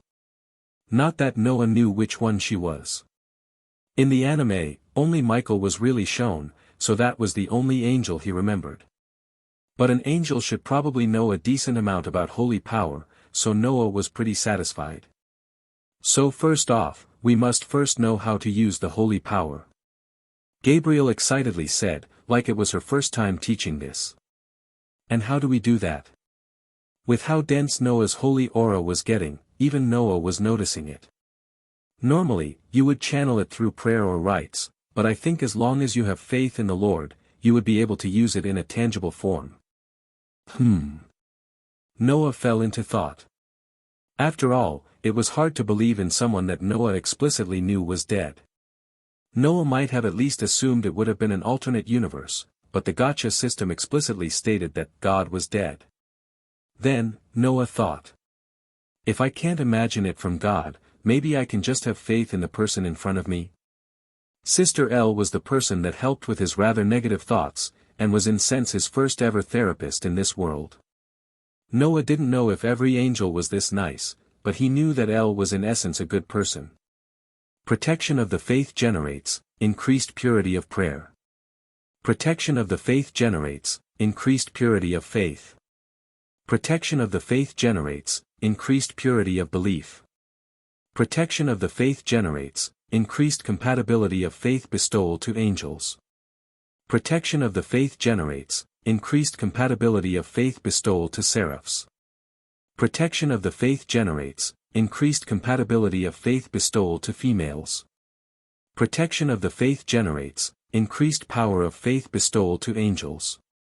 Protection of the faith generates increased power of faith bestowal to seraphs. Protection of the faith generates increased power of faith bestowal to females. Seraph? Excuse me. Also, I can bestow faith. Who knew? Noah looked at the increasing notifications, that seemed to verify his possible theory. Well. Let's just give it a try then. Having learned how to pray properly during his time at the training institution wasn't for nothing.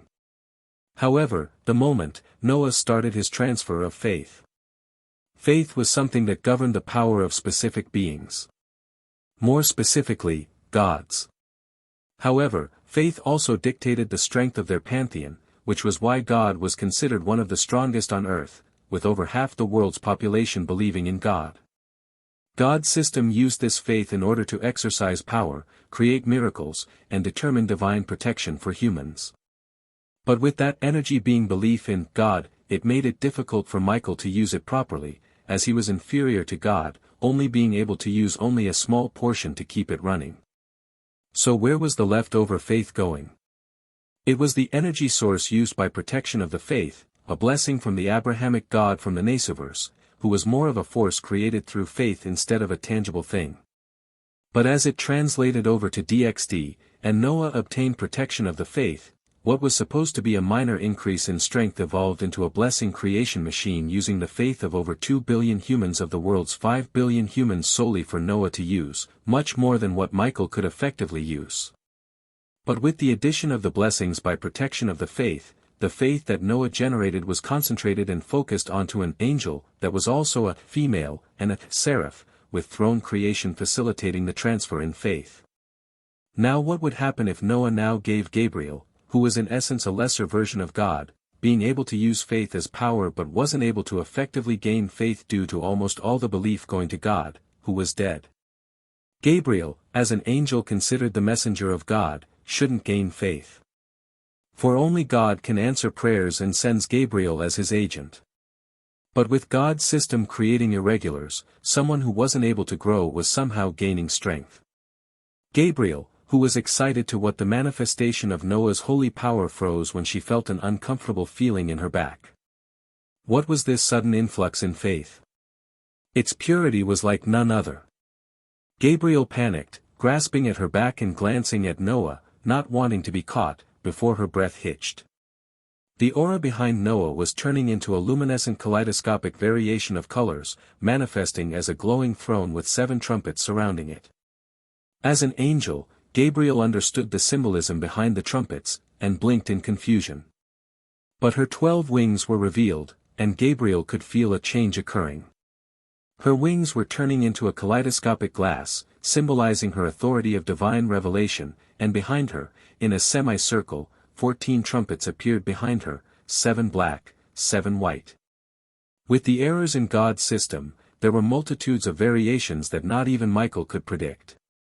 7 angels holding and blowing 7 trumpets of revelation became 1 angel holding 7. The messenger of God became the messenger of revelation. And the 7 churches of Asia turning into 7 trumpets of benediction. Gabriel froze at the information that was entering her head, the authorities that were bestowed onto her. Finally realizing the origin of her newfound energy, she looked at Noah, who was looking at her with confusion and surprise. What the? Chapter 17, Excuse me. Is this your doing, little Noah? Gabriel looked at Noah, dumbfounded.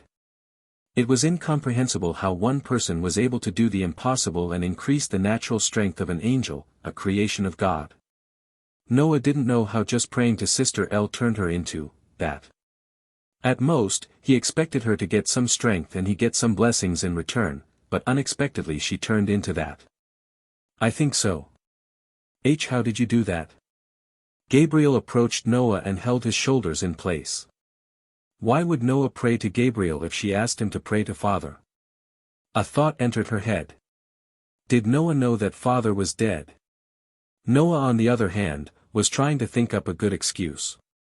Since protection of the faith only said increased, Noah didn't know how big the increased amount actually was. But was it good to reveal protection of the faith to an angel? He was taking the energy that Michael couldn't use. But there was no other way to explain how it worked. Maybe he should run. But leaving. He didn't want to say goodbye to his newfound friends so quickly.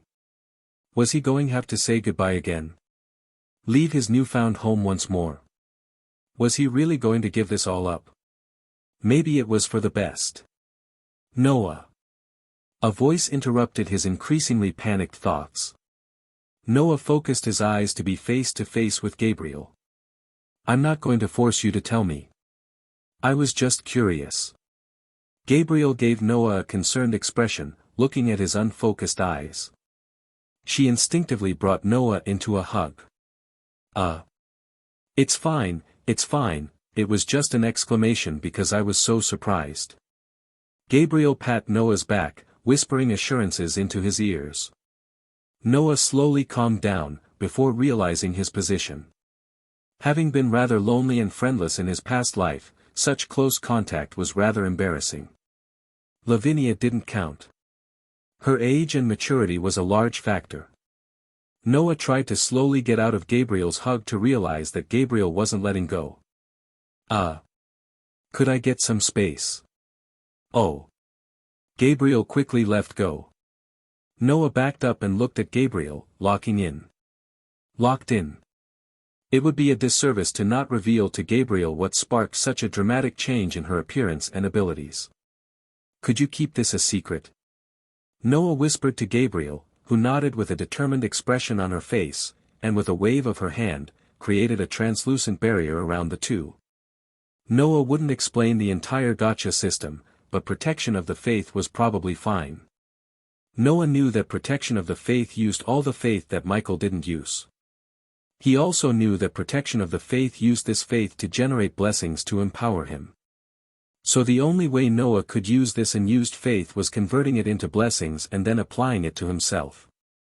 But nonetheless, the unused faith was a pool of energy that no one but Noah had access to. But with so much surplus energy not used for blessings, Noah sent it directly to Gabriel through prayer. Gabriel, as a creation of God and not a god boosted by faith, originally shouldn't gain any strength. A stagnant being. But what if an equivalent of 2 billion humans instantly sent their faith to a single entity? In concept, a new god should have been born. But since Gabriel was already a creation of God, it created concepts and boosted authorities and applied it to Gabriel instead of making a new god. Gabriel, as the messenger of God, had some authority as a messenger. When it was boosted, it evolved into the messenger of revelation, and as a result, Gabriel gained authorities related to revelation. Which in this case would be the 7 churches of Asia and the 7 trumpets of Apocalypse. However, Noah only knew about somehow sending a shit ton of faith to Gabriel, not the reason behind the evolution, but he could make some inferences. First of all, what's your real name? It was easier to infer the reason from the angel's authority. Gabriel. Noah nodded in thought. In his theology classes, he learned that Gabriel was the messenger of God, having announced to the Virgin Mary about the birth of the Son of God. Okay. So if we start from the beginning, I in some sense can be considered an incarnation of Noah. That made Gabriel blink in confusion. Was that possible? She had heard of descendants, but descendants almost never applied to people from the Bible, more specifically the Old Testament. This was because this was during a time where every human housed the blood of Adam, and later the blood of Noah. Every human could be considered a descendant of Noah. But an incarnation? Other than Adam, the first man, Noah, the 10th descendant of Adam, and the son of Lamech was the first man to gain the advice and favor in the eyes of the Lord after the birth of Seth. An incarnation of Noah. Gabriel paused. It had been multiple millennia since she had seen Noah, but if Noah had said that he was, with the purity of his aura, it was hard to refute his statement. She nodded, dazed at the revelation. Yeah. So I have this skill called protection of the faith. It is in a sense the manifestation of being chosen by God. Gabriel nodded. Normally, it's supposed to give me blessings from God. But you know how the Lord is. Noah trailed off, seeing as he remembered when Gabriel was reminded of God's death. On cue, Gabriel's expression fell slightly, but nodded. Because of his passing, there's no one to stop God's blessings, and you know how Michael can't use God's system completely. While Gabriel didn't know how Noah knew this information, she had already said that she would keep everything secret and wouldn't force Noah to speak. Just having Noah explain was a godsend. Yes. Brother can't control God's system effectively because he can't sit on the throne of God in the 7th heaven and gain his authority. She explained. So protection of the faith, which has the purity of God's favor, and no one to regulate it, is using all of the faith that the system is leaking. That made Gabriel freeze. With how little Michael could actually control God's system, putting in all his effort to prevent it from deteriorating, this protection of the faith is actually controlling all of the leaking energy. Gabriel immediately wanted to call it out, but she trusted Noah. There was no reason for this kind child to lie to her. And since I can only use it through blessings, the remainder of the faith, the protection of the faith had control over, I sent to you, Gabriel. Why me and not Michael? She whispered. Noah didn't really know why, but it was just a feeling. I don't know. Sometimes, it was the most impulsive of decisions that showed a person's inner beliefs and thoughts. Because Sister L was the first person that comforted Noah when he was at his lowest, he instinctively wanted to return the favor. It may have been luck that Gabriel was the first person he met during that time, but it was Gabriel's choice to help and comfort him, and Noah was obligated to return the favor. Gabriel hesitated, before giving Noah a smile. Thank you. She couldn't force Noah to give this power to Michael. But Noah gave too much to Gabriel for her to not give anything in return. But this is too much, Noah. Are you sure it's okay? Noah gave a smile. While it's nice to become Reinhard, and he would still be Reinhard, if he wasn't able to use the energy unless to create new blessings, then why not use it to return the favor? It's fine. Just giving you what I'm not using. Noah wouldn't use this to emotionally blackmail Gabriel, cause why the fuck would he? It's like giving Gabriel the rest of his fries just because he couldn't finish it. It would be stupid to hold it over her because she ate the leftover fries. Gabriel hugged Noah once more, but much more tightly, her kaleidoscopic wings covering them like they were in a cocoon. Wasn't I supposed to learn how to use holy power? Gabriel blinked, realizing her original purpose. Slowly releasing Noah from her grasp, she gave an abashed smile, a tint of red on her face. Sorry, little Noah. I might have gotten a little sidetracked. Gabriel looked at her wings, attempting to dematerialize them, but instead of folding into her back and dematerializing, the wings and trumpets became more clear and clear like glass, before becoming fully translucent. But this lesson may have to be delayed. While I do know how it would work if you prayed to God and was able to access holy power in return, because your object of faith is, me, could we delay this lesson until tomorrow? Gabriel admitted. With so much new authorities, it was hard to know what the returns would be for Noah's holy power. Would it manifest like how it normally would, or would it be completely different? Noah gave a smile. Nice. A class with absolutely nothing. Don't worry. Unless I die, I can just keep praying to you. That made Gabriel a little abashed. Why yes. Then I will see you tomorrow, Noah. Gabriel gave Noah a familiar hug, but this time, she hesitated for a second. Then, with a soft smile and no real reason she could name, she placed a gentle kiss on his forehead.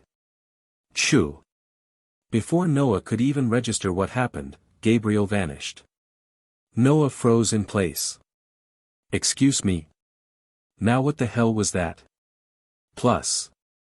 Gabriel was an angel, a seraph, a paragon of purity. The very definition of childlike innocence. Gabriel didn't know what prompted her to kiss Noah. Was it affection? Was it gratitude? Or maybe it was something else entirely. She didn't understand what she was feeling right now. All she understood was that her chest felt warm in a way she had never experienced. It just felt right. Like the two were different sides of the same coin called faith. Noah may have had the weight of belief of over 2 billion humans on Earth, and when it came for someone to believe in, he chose her. Gabriel. For some reason, knowing that made her heart ache with something that she couldn't put a name to. Chapter 18, Yellow Brick Road to Prison. Did something happen during your holy power lesson? Dulio asked Noah as he saw Noah scooping up his food with no thoughts in mind. Noah was in the middle of wondering why Gabriel had kissed his forehead. As a natural overthinker, there was multiple reasons why he assumed why Gabriel had kissed his forehead. First, it was the emotion of a parent kissing a child goodbye. This made the most sense. First off, it was because he was, 9. Second, it was with the emotion of thankfulness, and she did it on the spot. This also made a decent amount of sense. The one that made the least amount of sense was that Gabriel had fallen in love with him. Noah completely ruled this out because it made zero sense. First off, Noah was a human. Gabriel was an angel. Second, Noah was 9. Gabriel was in the generation with Adam. That was thousands of years older than him. Some people say if the age gap is over 1000, age doesn't matter. Hold up. That's not romance, it's a yellow brick road straight to prison. Third, Gabriel didn't seem like the type to fall in love. Rather, she seemed so ignorant that it was rather incomprehensible to him to see Gabriel falling in love. Or rather falling into sin. Well, Noah was a pussy when it came to romance, so he'd shove that shit show out of his mind for now. Or would he? Guys. As it was the first thing Noah had said that meal, it got the attention of both Lavinia and Dulio. What? Noah crossed his fingers and rested his chin on them in a thinking pose, closing his eyes in thought. Sometimes the truth is weirder than a lie. Noah believed in such a statement. If an angel kissed someone, what would the reason behind why the angel kissed that someone? That made Dulio and Lavinia pause. The thought of Noah having gotten kissed by an angel didn't even register in their heads. They assumed that something happened during his lesson that led him to this multi-layered question. This would test the theological knowledge that Lavinia had learned over the past 2 weeks. First, necessary information for the scenario was important. What is the age of the someone? Dulio asked, mimicking Noah's position, having finished his meal. Let's say a child. Dulio hummed in thought. That didn't sound good. Where was the kiss initiated? Lavinia asked. The forehead. That changed things. The forehead as a location was a very ambiguous area to figure out the meaning behind a kiss. Gender of the child. Male. Gender of the angel. Female. Now this was finicky. With some scriptures having an ambiguous meaning behind homosexuality, specifically Leviticus, Lavinia and Dulio just assumed that angels wouldn't participate in homosexual activities for the sake of the argument. But if the genders were male and female, it was a bit ambiguous. Did the angel fall after the kiss? No. With Gabriel's kaleidoscopic wings, Noah didn't know how it would look if it fell, but Noah just assumed she didn't. Dulio, that wasn't a good question. If it's pure love and not lust, the angel wouldn't fall. Lavinia argued. But at least we can tell the angel didn't have lust in mind when kissing him. Dulio explained. But wouldn't angels have pure love in mind at all times? That's true. This is pretty hard without context. Lavinia complained. Well, there's no way Noah was going to give context to a hypothetical question. Noah just shrugged. Well, it's probable that the angel sees the human as more like a child, right? Look at the age gap. That's true, but if fallen angels happen occasionally, doesn't that mean they don't care? Dulio asked. That was true. But since angels don't age, wouldn't they stay stagnant? Lavinia asked. Whoa, you're straying into dangerous territory here. With no clear answer in mind, the three ended the debate with an ambiguous conclusion and headed off to the training ground.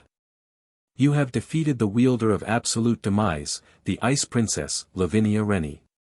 You have obtained the rare achievement, Princess Coup d'Etat, plus 5 free pulls. Plus. Gabriel entered the 6th heaven, where Michael had finished his mini-investigation. Because even approaching the 7th heaven wasn't possible unless you were a seraph, there were only 10 possible culprits, so the investigation didn't last very long. Michael had found out the loophole of not falling while in heaven existed, but seeing as all the seraphs occasionally left heaven to do their own things, so just knowing that they didn't fall when they left was enough to know that it wasn't the 10 seraphs. This meant that the origin of this issue wasn't internal. So it led to the conclusion that there was an entirely different third party that was able to siphon off God's faith, which by all definition, is impossible. It could be likened to trying to scoop up air with only your bare hands. While siphoning off the faith was basically impossible by itself, using the faith how it was wouldn't be possible either, because compatibility also factored in. For example, even the chief deity of the Greek pantheon Zeus wouldn't be able to use God's faith because it was generated by the populace to go to God, not Zeus. What Michael didn't know was that, protection of the faith, was bypassing this by using God's original directive regarding, protection of the faith, creating blessings that had an effect on Noah. It also functioned as changing the designation of the faith from God to a neutral state to create the blessings, in which Noah gave the neutral state he didn't use to Gabriel through worship. However, While the siphoning of the faith was worrying, ironically, it actually made Michael's job much easier. Previously, the surplus that he couldn't use constantly overflowed, creating faith-dense areas where it was hard to be active in. Because the god's faith was so pure, it was volatile and corroding to the touch even to angels, and couldn't even be used directly by Michael. It was like radioactive sludge. You couldn't throw it away and it was hard to store. This new controllable amount of energy let Michael fix some bugs for once. Instead of constantly scrambling to maintain the hardware, he could now change the software. While the power supply is of a lower strength, meaning the potency was lowered, because it didn't make the system overheat, it increased the smoothness of operating the system. Michael even inwardly thanked the unknown force that took the energy. So Michael, happily fixing the bugs in the system, was disturbed by his sister Gabriel. "Michael, I'm back. Did you have fun?" Michael didn't know how long this siphon would last, so he would take the opportunity to fix as many issues as possible. It was hard to pay attention to Gabriel because of this. "HM. I found a follower." "HM. A father?" "Nope. Me." "Is that so? I'm happy for you." "Wait, what?" That made Michael pause. That wasn't normal in any way. Because angels in essence were created to represent God's words, it was extremely difficult to find a group who explicitly followed an angel. Normally, when an angel attempted to generate their own faith, it typically went to God, their creator and father. Michael turned around in confusion, but laid eyes on Gabriel's appearance. 7 black trumpets. 7 white trumpets. 12 kaleidoscopic wings, intaking the bright surroundings of the 7th heaven and returning a prismatic light. What happened during the short time she was on the surface? What happened while you were on the surface? Gabriel blinked innocently, then glanced at her own wings and trumpets, as if even she was surprised. As a being who lived stagnant for so long, even the smallest changes were hard to get used to. But her entire look had changed. Looking at the trumpets, Michael could infer the meaning behind the 7 black trumpets. The trumpets of the apocalypse. Written in the book of Revelation, it is a series of divine judgments and finishes with the establishment of God's kingdom. Michael didn't know if the 7 white trumpets signified the 7 churches of Asia Minor, or the 7 seals. Or he was completely wrong and they signified the 7 deadly sins and the 7 heavenly virtues. How did this happen? Did this negatively affect Gabriel in any way? My believer. He prayed to me and this happened. She gestured towards herself. Does it hurt? Are you uncomfortable in any way? Is there any side effects? How did he do it? That made Gabriel shut her mouth. As an angel, Gabriel preferred not to lie, and thankfully, Michael easily caught on. So you made a covenant to keep it confidential then? Gabriel gave a small nod in response. Well, if it doesn't harm you in any way, there's no justification for me to dislike this change. Michael reasoned. Michael assumed that the person who changed Gabriel was the same person who was siphoning off God's faith. It was fairly obvious to tell what happened. One day the faith was gone, and soon after, Gabriel comes home, supercharged with faith and evolved. While he didn't know how Gabriel's believer changed the target of the faith from God to Gabriel, everything Gabriel's believer did actually helped heaven. He helped with the smoothness of God's system and even empowered his sister. Both helped increase the general safety of heaven. There was no negatives from this event at all. While it was originally concerning that God's faith was getting siphoned off, if it was getting transferred to Gabriel then that was perfectly fine. Rather, he should thank the person who was able to make this possible. Gabriel smiled in relief and replied with a soft voice. Thank you, older brother. No need to thank me in particular, Michael responded with a smile. What brother would I be if I didn't wish for the safety of his siblings? You should thank the person who made this possible.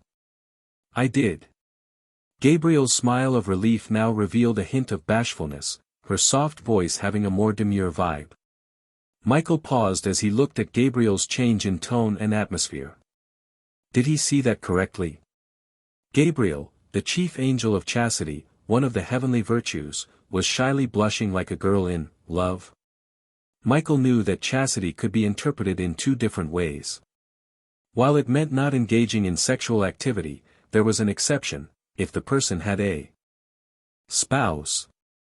Was Gabriel looking for a spouse? Was that even possible? Well, the impossible seemed to be happening in front of him right now. If Gabriel did, Michael would, well, Michael didn't know what to do. It would be heartless of him to prevent her sister from participating in romantical activities like falling in love, even more so if he was both her and heaven's benefactor. But, this was still a delicate time. While there was an unspoken armistice, the Great War hadn't technically ended officially. No treaty was written, no armistice. It seemed Gabriel hadn't explicitly realized her feelings regarding heaven's benefactor, so Michael could rest easy for now, but if in the future she wanted Michael's assistance. Well, if heaven's benefactor wanted to get her sister, she would have to go through her siblings first. Chapter 19, Cool Power Up. Hello, Noah. Gabriel showed a bright smile to Noah and waved to him, who was walking over to her. Noah had just decided to not worry about it. If Gabriel didn't say anything, he wouldn't either. Hello, Gabriel. He waved back. Or do you need me to call you Sister L while we're here? Gabriel tilted her head and tapped her chin in thought. While Gabriel knew that using her pseudonym would be safer, she preferred Noah to call her by her actual name. Well, it was just the two of them, so it would probably be fine. Gabriel is fine. Noah nodded. Okay. I experimented with how my powers worked yesterday, so I'll explain it to you. Gabriel started with her explanation. Originally, as holy power is generated as a from of give and take from God's system. You give faith, God's system allows you to use holy power in return, mainly through iconography. So if someone prayed to God, the system would allow boosted holy power through objects such as a crucifix. Vasco Strata, someone who was more devout than most, didn't even need iconography, directly channeling the holy power through his body. But Noah gave his faith to Gabriel. With the density of his faith, this meant that not only would he get a large number of holy power in return, he would get abilities through Gabriel's iconography because he was Gabriel's sole believer or the equivalent. With no large number of believers to dilute the strength of her iconography, Noah in turn took a majority of the returns. I think I understand a little of it. Then try. Gabriel was excited to see what Noah's returns would be. She knew her icons as a newly evolved angel of revelation included trumpets, glass, and the number 7. She remembered seeing a vague outline of 7 trumpets, but since Noah didn't actually condense his holy power and was just praying, it was hard to know if that was the actual return. Who knew if he could change his returns? Noah nodded and closed his eyes. Looking at Gabriel's new angel form made it easier to have a sense of worship, cause it looked super cool. Coolness for the win.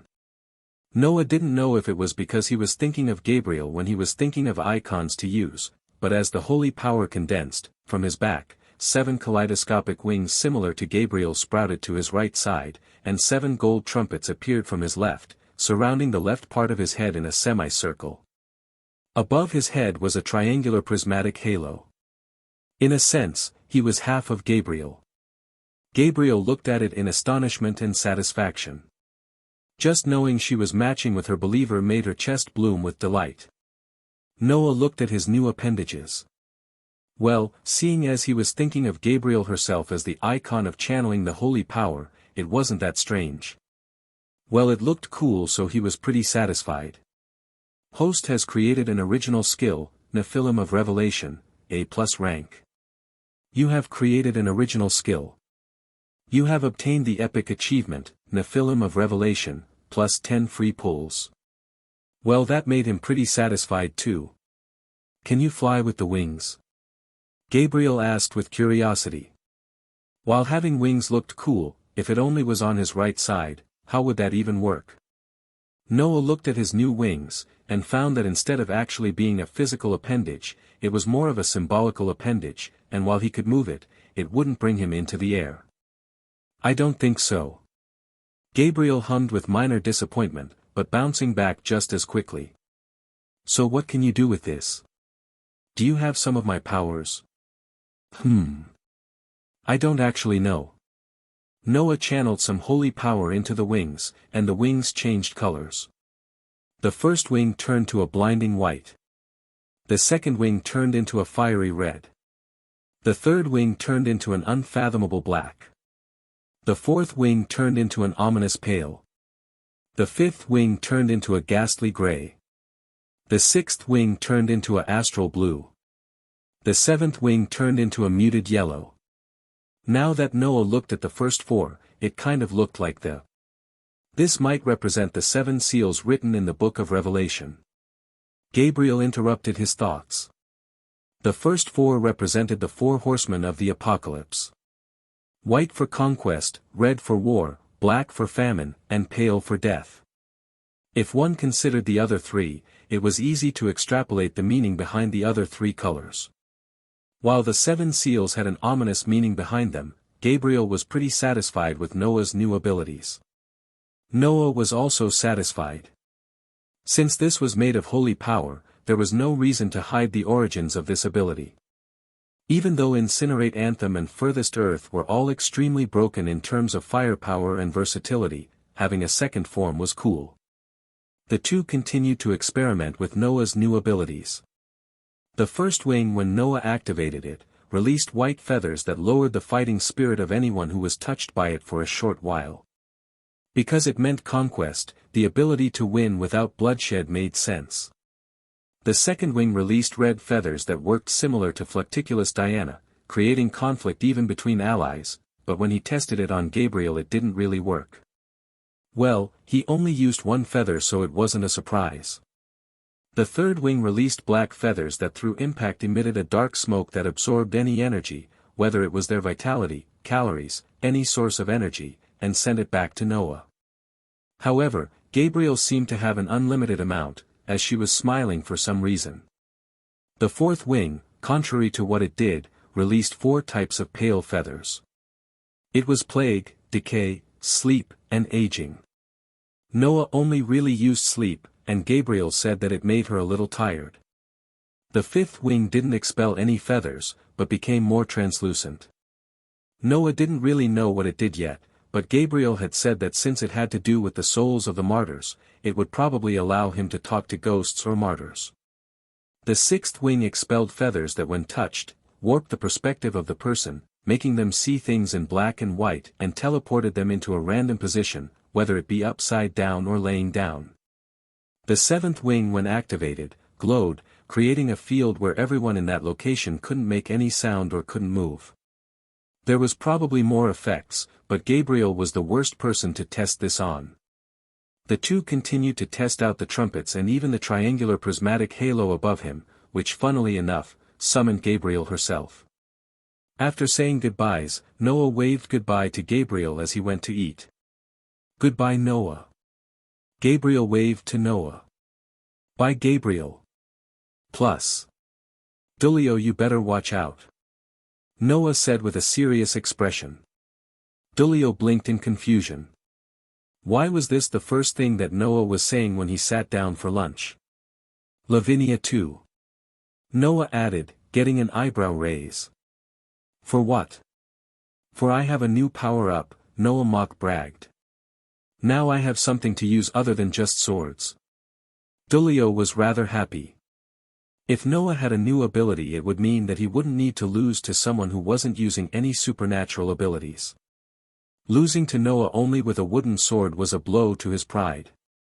Did you learn something during your holy power lesson?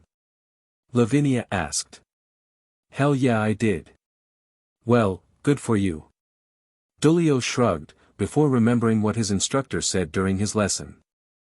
Also, I heard from my swordsmanship tutor that the wielder of Excalibur Transparency was retiring. So what? Noah raised an eyebrow. Sorry to tell you, but Noah held the original Excalibur. He didn't really want to wield those, could he even really call them fakes? Even the flaming sword was multitudes ahead, just for the effect of increasing the potency of protection of the faith. Since your affinity with the light element is pretty high, they might see if you're compatible with the sword. Dulio explained. Well, even if I am, they probably won't give it to me, Noah reasoned. He already had Incinerate Anthem, so giving that Excalibur to him who probably needed it the least was a stupid move by the Vatican. Well, finding someone with a large amount of light element in their bodies is rare, so if you're compatible they might just give it to you until they find someone else who can wield it. Dulio countered. Dulio did have a point. Natural holy sword wielders only appeared once a decade, making them extremely rare.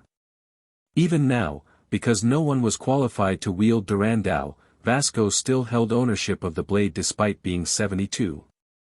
Yeah, I guess you're right, Noah conceded. If he wasn't mistaken, it was only after the Holy Sword project when they developed the crystallized light element. So during this time, finding holy sword wielders was harder than finding a needle in a haystack. Can I get a hint on your power-up? Lavinia asked, having consumed her lunch already, garnering a bewildered look. Why does it look like she's finishing her food even faster the more time passes? But Noah shook his head. Nah, that would ruin the surprise. But let me tell you, it looks cool as fuck. Language. Dulio interrupted. Am I also going to get tested? Lavinia asked. Well, maybe. The tests in the beginning was for your affinity with holy power, which is different than your light factor. Dulio explained. His affinity with holy power was also pretty low, but since he never actually tested for his light factor because all holy swords were used, Dulio didn't know his compatibility. God couldn't have made me this perfect. Noah brushed his hair back with mock flair. I'm stronger, I'm smarter, I'm better. This resulted in two deadpanning faces. Yeah, sure. How do you calculate dash? Lavinia started. Stop there. Math doesn't translate to actual intelligence. And when was the camera invented dash? Dulio added. Hold it. Memorization doesn't translate to actual intelligence. I'm street smart, you see. Sure. Lavinia agreed with doubt. What's with that tone? Noah frowned. I won't be going easy on you during practice.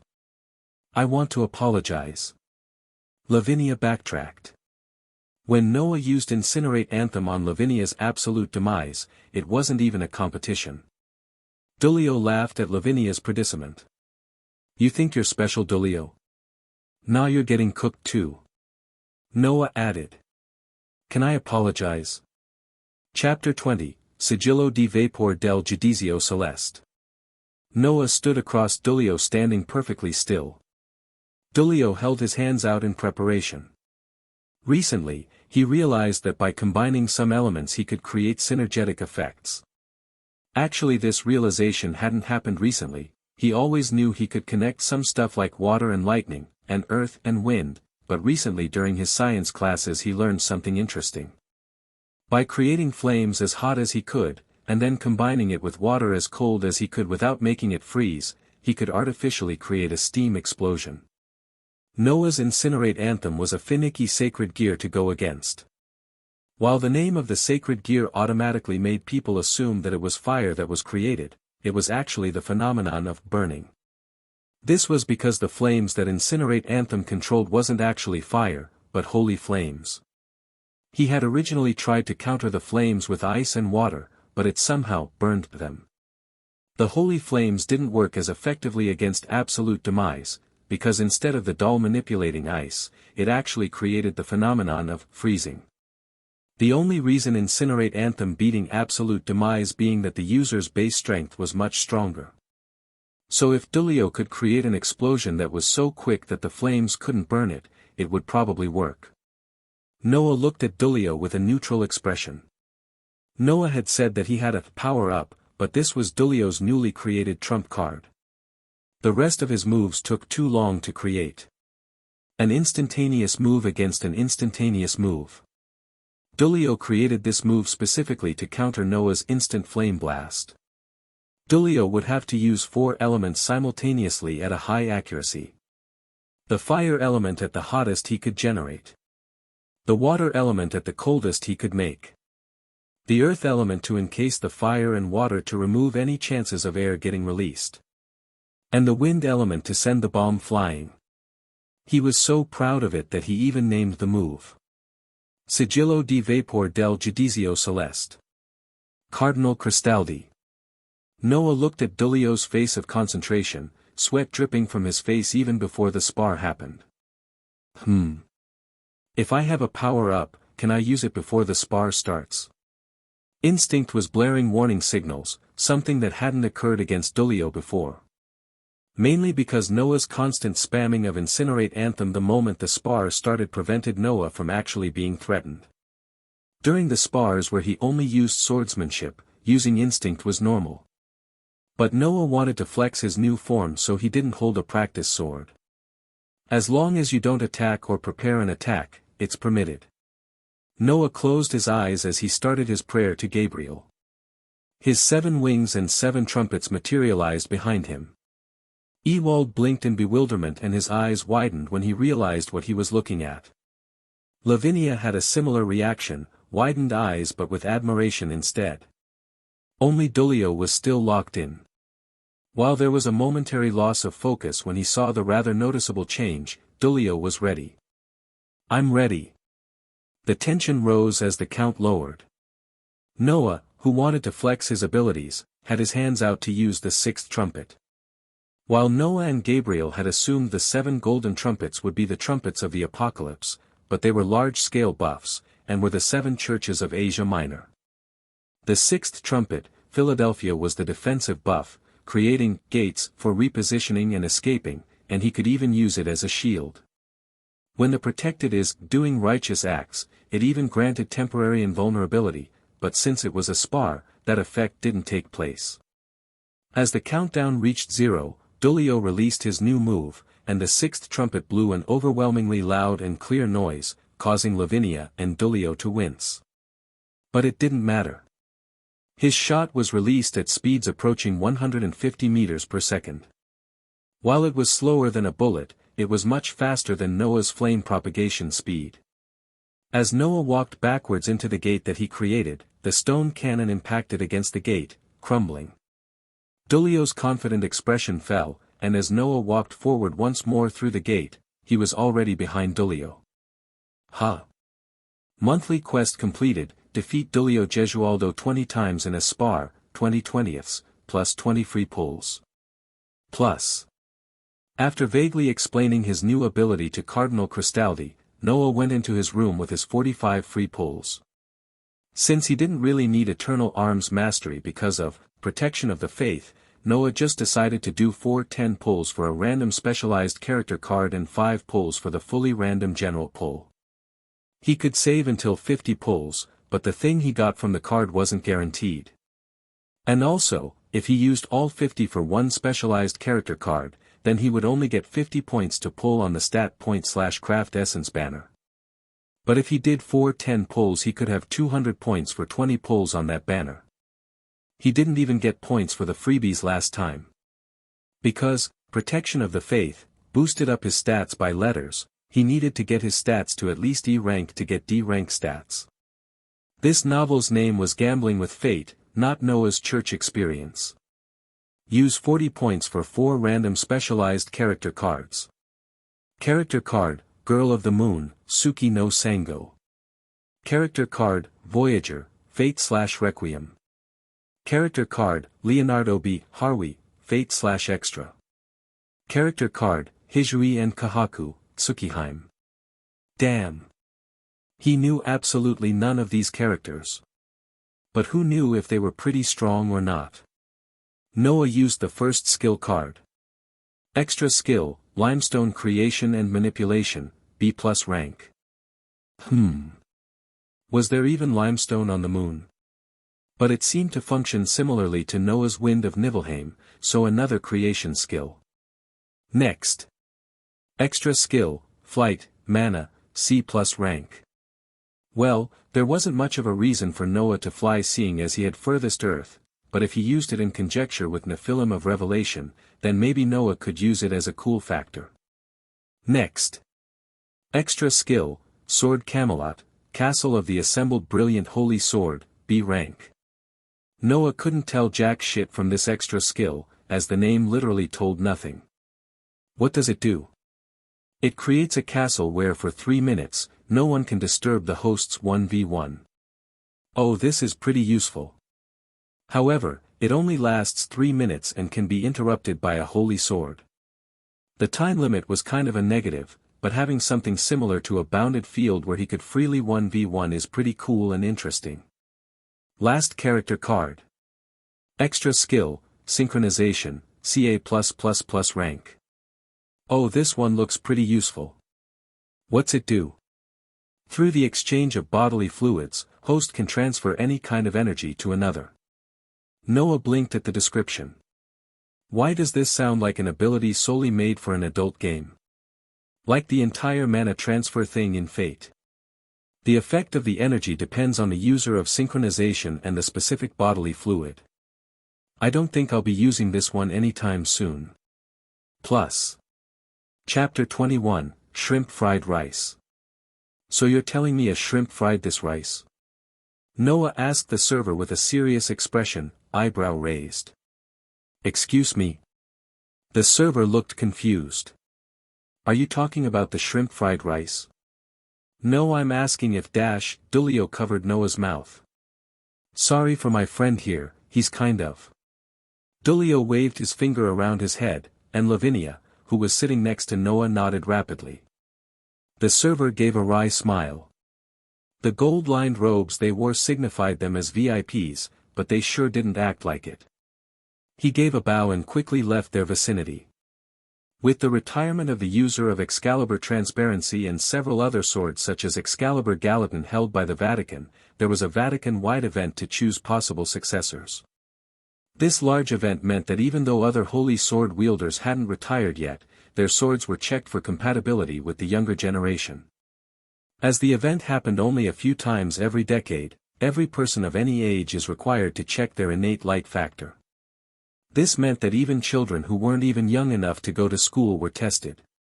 While back then this wasn't a thing, with the holy sword wielders of the past generations getting older and older, there was concern regarding the current state of young holy sword wielders. The higher-ups, who were getting nervous, even brought potential children from church-funded orphanages who wanted to fight or had potential due to some movement from the Grigori. While they didn't know what they were planning, it put them on edge. With Cardinal Priest Vasco Strata putting on years, even Durandal was one of the blades for the choosing. This meant that the Longinus wielders Dulio, Noah, and Lavinia were able to leave the bland slop and eat a wide variety of foods, as even foods from different cultures were served. Then Noah, who saw what looked like shrimp fried rice, wanted to make a food joke after so long of eating overly healthy slop. Unfortunately, Dulio and Lavinia, who were paranoid that if Noah was too disrespectful, they wouldn't get the chance to eat good food, didn't feel the same. So Noah unfortunately ate his food with Dulio and Lavinia watching him to stop him from making vulgar jokes and getting attention. As VIPs, unwillingly, the three were held up to a standard as the Vatican's rising trump cards due to their possession of a Longinus. Unfortunately, having such high investment and high expectations resulted in some dissent and jealousy of the existing newbie exorcists and even older exorcists, who even after years of service, hadn't even got a sliver of recognition. This was because the church glorified the outliers, not the norm. Technically, these outliers were the main force against the other factions, so it was expected, but despite this, there were some exorcists who saw this as nepotism. Noah couldn't fault their thinking. But if they really wanted to be like him, they should have been better, seeing as he wasn't even born with Incinerate Anthem. It chose him. He was that guy. The Holy Sword Compatibility Selection Festival, what a long-ass name. They even said that if there wasn't enough new Holy Sword wielders, they would have another festival in 5 years. With some Holy Swords obviously having more requirements than others, it was set in a leveled format. There were multiple rooms filled with Holy Swords of different levels of requirements. Obviously, some Holy Sword wielders couldn't attend, such as Tuji Shidu, who would rather spend his time in Japan with his wife and daughter than attend this festival. So while it was unfortunate they couldn't have Hautaclear, with consideration with Tuji Shido's young age, they didn't press the issue. Seeing as the actual festival started after the representatives and candidates of the different churches arrived, the trio just decided to watch the people on the floor below them to see if they could guess any new holy sword wielders. As VIPs, they sat with the more older and experienced exorcists, such as Vasco and Ewald, despite only being 9. Rather, Noah and Lavinia were 10, as it was already March, while Dulio was still 9. "Oh, that guy looks pretty strong." Lavinia pointed at a rather serious-looking teenager with slicked back hair. "Now that's got to be stereotypical. Automatically looking at a man and thinking he's strong. I bet on that woman over there." Noah pointed at a talkative woman who reminded him of Astolfo. "Wait. That could actually be a man." "I don't think that's what Lavinia meant, and why are we even betting? What money do we even have to bet?" Dulio interjected. "How about the winner chooses someone to write a complaint about the food?" Noah proposed. That caused both Dulio and Lavinia to go silent. "No, how about the loser has to write a complaint?" Dulio did a 360. The food was horrid, but he didn't have the courage to give a complaint to the church. Noah didn't want to because he couldn't be bothered, and Lavinia had the same issue as Dulio while also not being that picky. Dulio knew that if anyone except him won, he would probably be chosen. Noah would definitely choose him cause it was funny, and Lavinia had a higher chance of picking him over Noah. "I agree. Lavinia may not be picky but even she was getting sick of the slop." "Then how about?" Noah looked at all the prospective exorcists below him. He counted around 50 who actually looked trained, and another 100 who looked nervous and much younger. They must be the children from the orphanages that had even the smallest amount of affinity towards holy energy. Since devices that measured specific holy element in a person's body was both expensive and delicate, they probably shipped them over to the Vatican the moment they had some potential. Noah found that a little morbid, but he already knew the church was kind of iffy. Noah didn't really know what the angels were really doing either. Not his goat Gabriel though, she chill. His holy power lessons with Gabriel devolved into playing random board games she brought from who knows where and just talking with each other. She seemed pretty satisfied with it though, and Noah wasn't actually doing any work so he didn't mind either. "Let's choose 5 exorcists down there and another 5 newbies, and the person with the least amount of people chosen by a holy sword has to send a complaint," Noah explained. "That's kind of fair," Dulio reasoned. "But who's choosing Dash?" "Me first." Noah interrupted, and before Dulio could even register what Noah said, Lavinia spoke up. "Me next." Dulio looked at Noah and Lavinia, who both looked like they were innocent. He sighed. Yeah. Then I choose that strong-looking guy Dash." Noah pointed at the person who Lavinia pointed at earlier. "Hey! What happened to stereotypes?" Lavinia complained. She was going to choose that guy. "Are you talking about David Serro?" An unfamiliar voice could be heard behind them. The 3 froze. Noah looked behind him to see the Holy Hulk, Vasco Strata. Your Eminence." Dulio started, confused whether to bow or not. "We're all VIPs, no need for formalities." Vasco waved it off. "So, you think David can get a holy sword?" Vasco asked again. "Yeah. I mean he looks pretty strong." Noah shrugged. It was more because he wanted to steal Lavinia's pick, but there was no reason for him to admit that. Vasco laughed at the rather childish reasoning. "Well, his master is the one retiring with Excalibur transparency, so I'd say your pick is valid," he explained. "But I bet on that young blonde girl over there Dash." "Why, Your Eminence? Why are you here instead of with the other cardinals?" A nun walked over to Vasco, who was making the younger exorcists on the first floor nervous just by his presence. Noah looked at Vasco with disbelief. This guy just sneaked out of his station and didn't get caught with that kind of build. Respect. The three watched awkwardly as Vasco was led back by three sisters. They awkwardly looked at each other before looking back at the people below, as if that conversation never happened. Noah scanned the faces below while Lavinia was contemplating which exorcist to choose. "Wait, isn't that Griselda over there?" Noah pointed to Griselda, who was talking to a group of the younger untrained group. "Oh, that is Griselda, maybe that was what she was doing until now," Lavinia murmured. Griselda was one of the few exorcists who were able to visit the three, and she visited at least a few times a month. However, a month ago, Griselda was dispatched for a long-term mission, and now that they saw her, it was obvious what her mission was.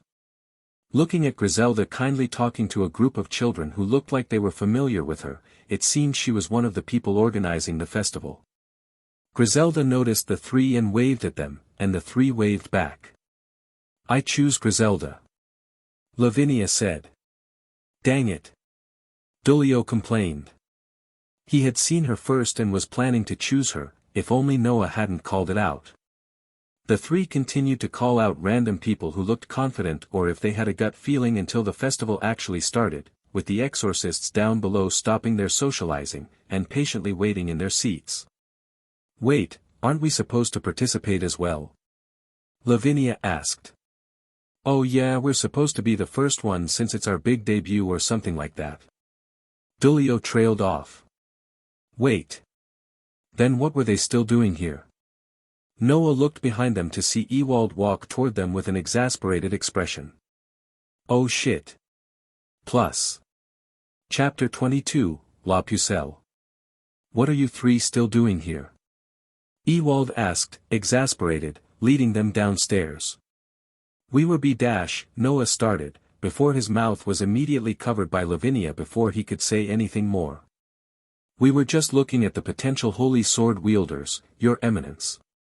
This is the first time seeing so much people in one area, you see," Dulio quickly responded with a plausible excuse. Ewald looked at Noah's whose mouth was blocked, and decided to ignore it. Having been used to Noah's random comments while training the kid, even he could predict what he was going to say. "There is still some time left before you're called up, but you three will be the first ones to enter the room full of holy swords. You may pick whatever holy sword chooses you, but because of your ownership of the Longinus, if someone else can wield the blade soon after, you will have to give it up," Ewald explained. Noah looked at him in confusion.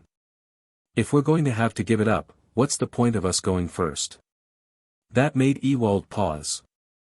"While I don't approve, some cardinals believe that showing the capabilities of our new up-and-coming exorcists could improve morale," Ewald begrudgingly explained. He also believed it to be ridiculous, and so had Vasco, but they were outnumbered by the optimistic thoughts of their peers. It kind of irked him to know how ignorant some cardinals were, but if it really did increase morale and motivation against their enemies, then Ewald didn't have much of an objection. He just believed that it wouldn't be effective as the other cardinals said it would. The unspoken fight against their enemies were a priority. The three plus Ewald made their way down and sat in their designated seats, getting some curious looks from some people, more specifically the orphans who were sent here, and some looks of competitiveness from the exorcist trainees who were older than them, with the occasional jealousy and envy. Noah didn't care much about the looks from other people, so he just plainly looked back at the people looking at him with a deadpan until it got awkward for the other person and they looked away first.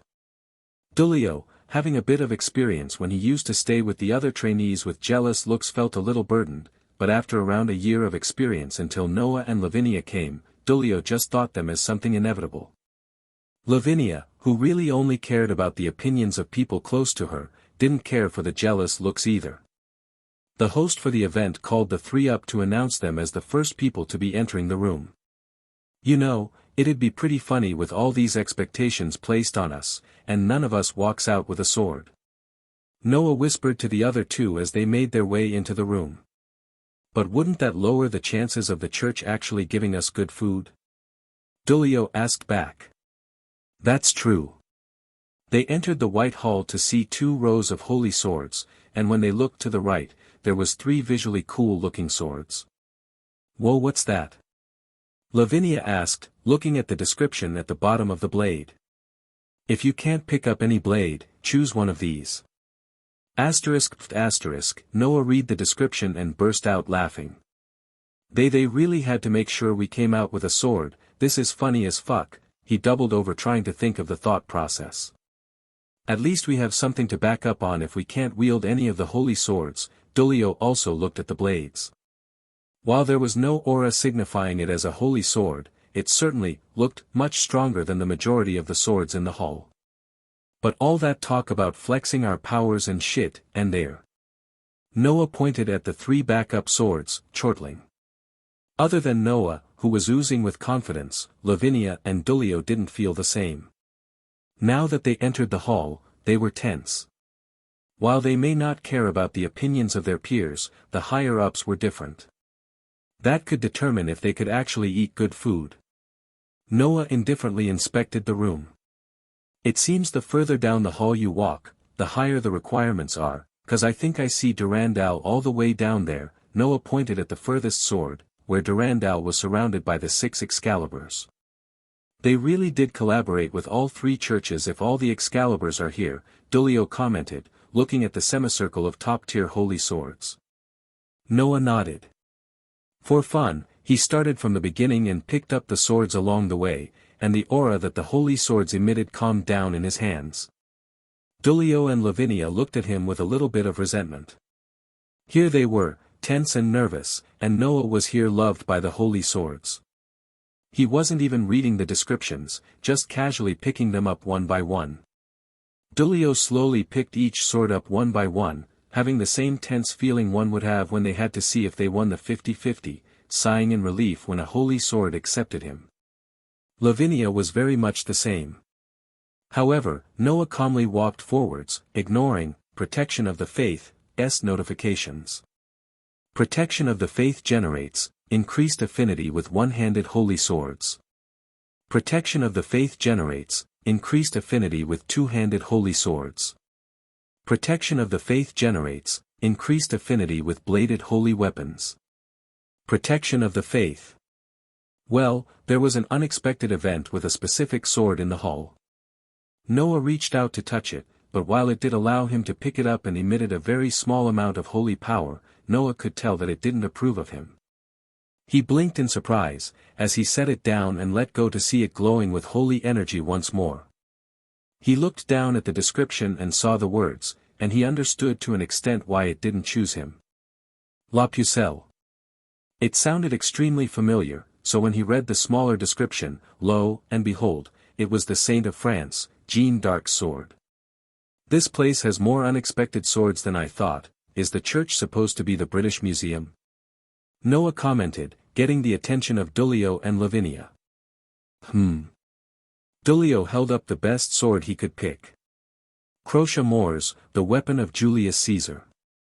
Since he chose his weapon, he just decided to observe Noah's rather unnatural capabilities like a spectacle, as Lavinia did. Lavinia unfortunately held one of the lower-class holy swords in her hands, with an underlying disappointment in her expression.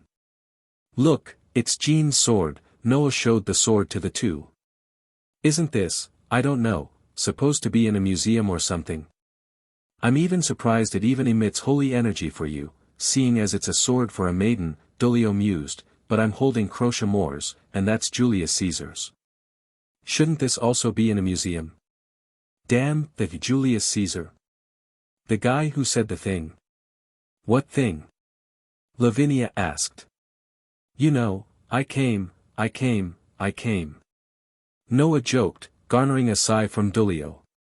You mean I came, I saw, I conquered. Yeah, that one, Noah chortled, putting La Pucelle down, gesturing for Lavinia to come and give it a try. Lavinia slowly held up the weapon and holy power emitted from the blade. Oh, it works on you, Lavinia. Noah commented. Didn't you fail all the way back there? Noah pointed down the hall, getting a glare from Lavinia. It might be because Lavinia's a maiden, Dulio reasoned. Even if La Pucelle had much harsher standards to males, when it came to maidens it was rather lax. Noah was the weird one in this instance, being able to wield it at all. Well, good for you Lavinia, we have a higher chance of getting better food. Noah commented. Lavinia nodded with satisfaction. La Pucelle was better than she had expected. The three continued to walk forward, with Noah being able to hold every single holy sword to an extent. You know, your affinity with holy power might actually be fraudulent with how you're doing this.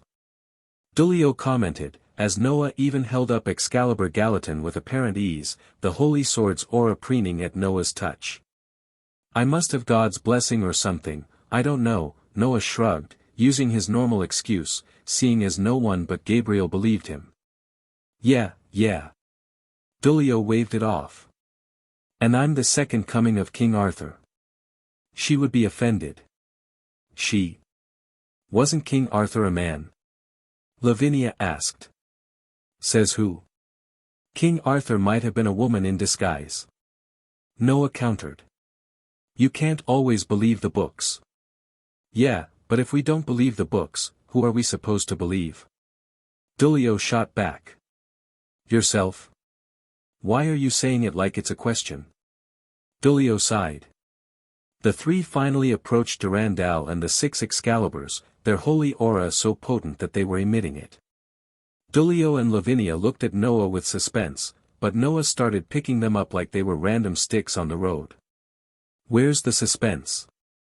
Lavinia asked, watching as Noah easily picked up 2 Excaliburs in his hands, and was even reaching for a third. Dulio nodded.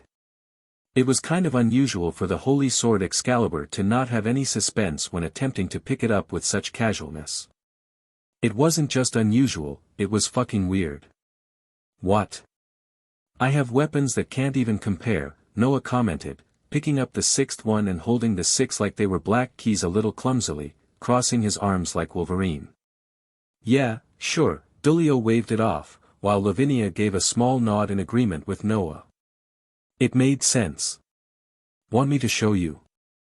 Noah asked Dulio, putting the Excaliburs back. You aren't going to just show me your middle finger, are you? Who do you think I am? Someone who would do exactly that. Dulio deadpanned, he would know. Noah had done it before. Nah, trust. Noah held out his hands and materialized the sword of promised victory, Excalibur. Because he wasn't going to use it in a fight, the true splendor of the blade was shown. Dulio blinked at the sudden appearance of the sword, but while the sword felt peerless and all-powerful, it didn't really emit holy power.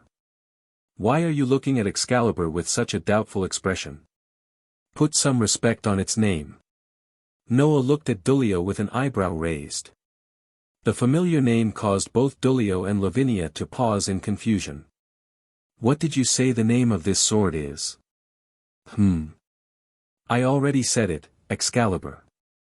Noah waved the sword around, with the sword emitting energy like it was flexing to the broken Excalibur shards. How?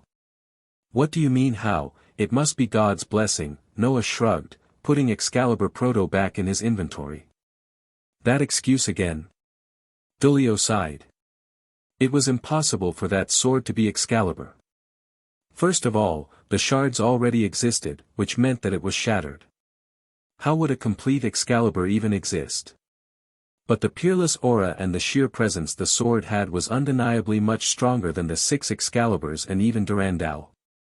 The absence of holy energy was what was throwing Dulio off.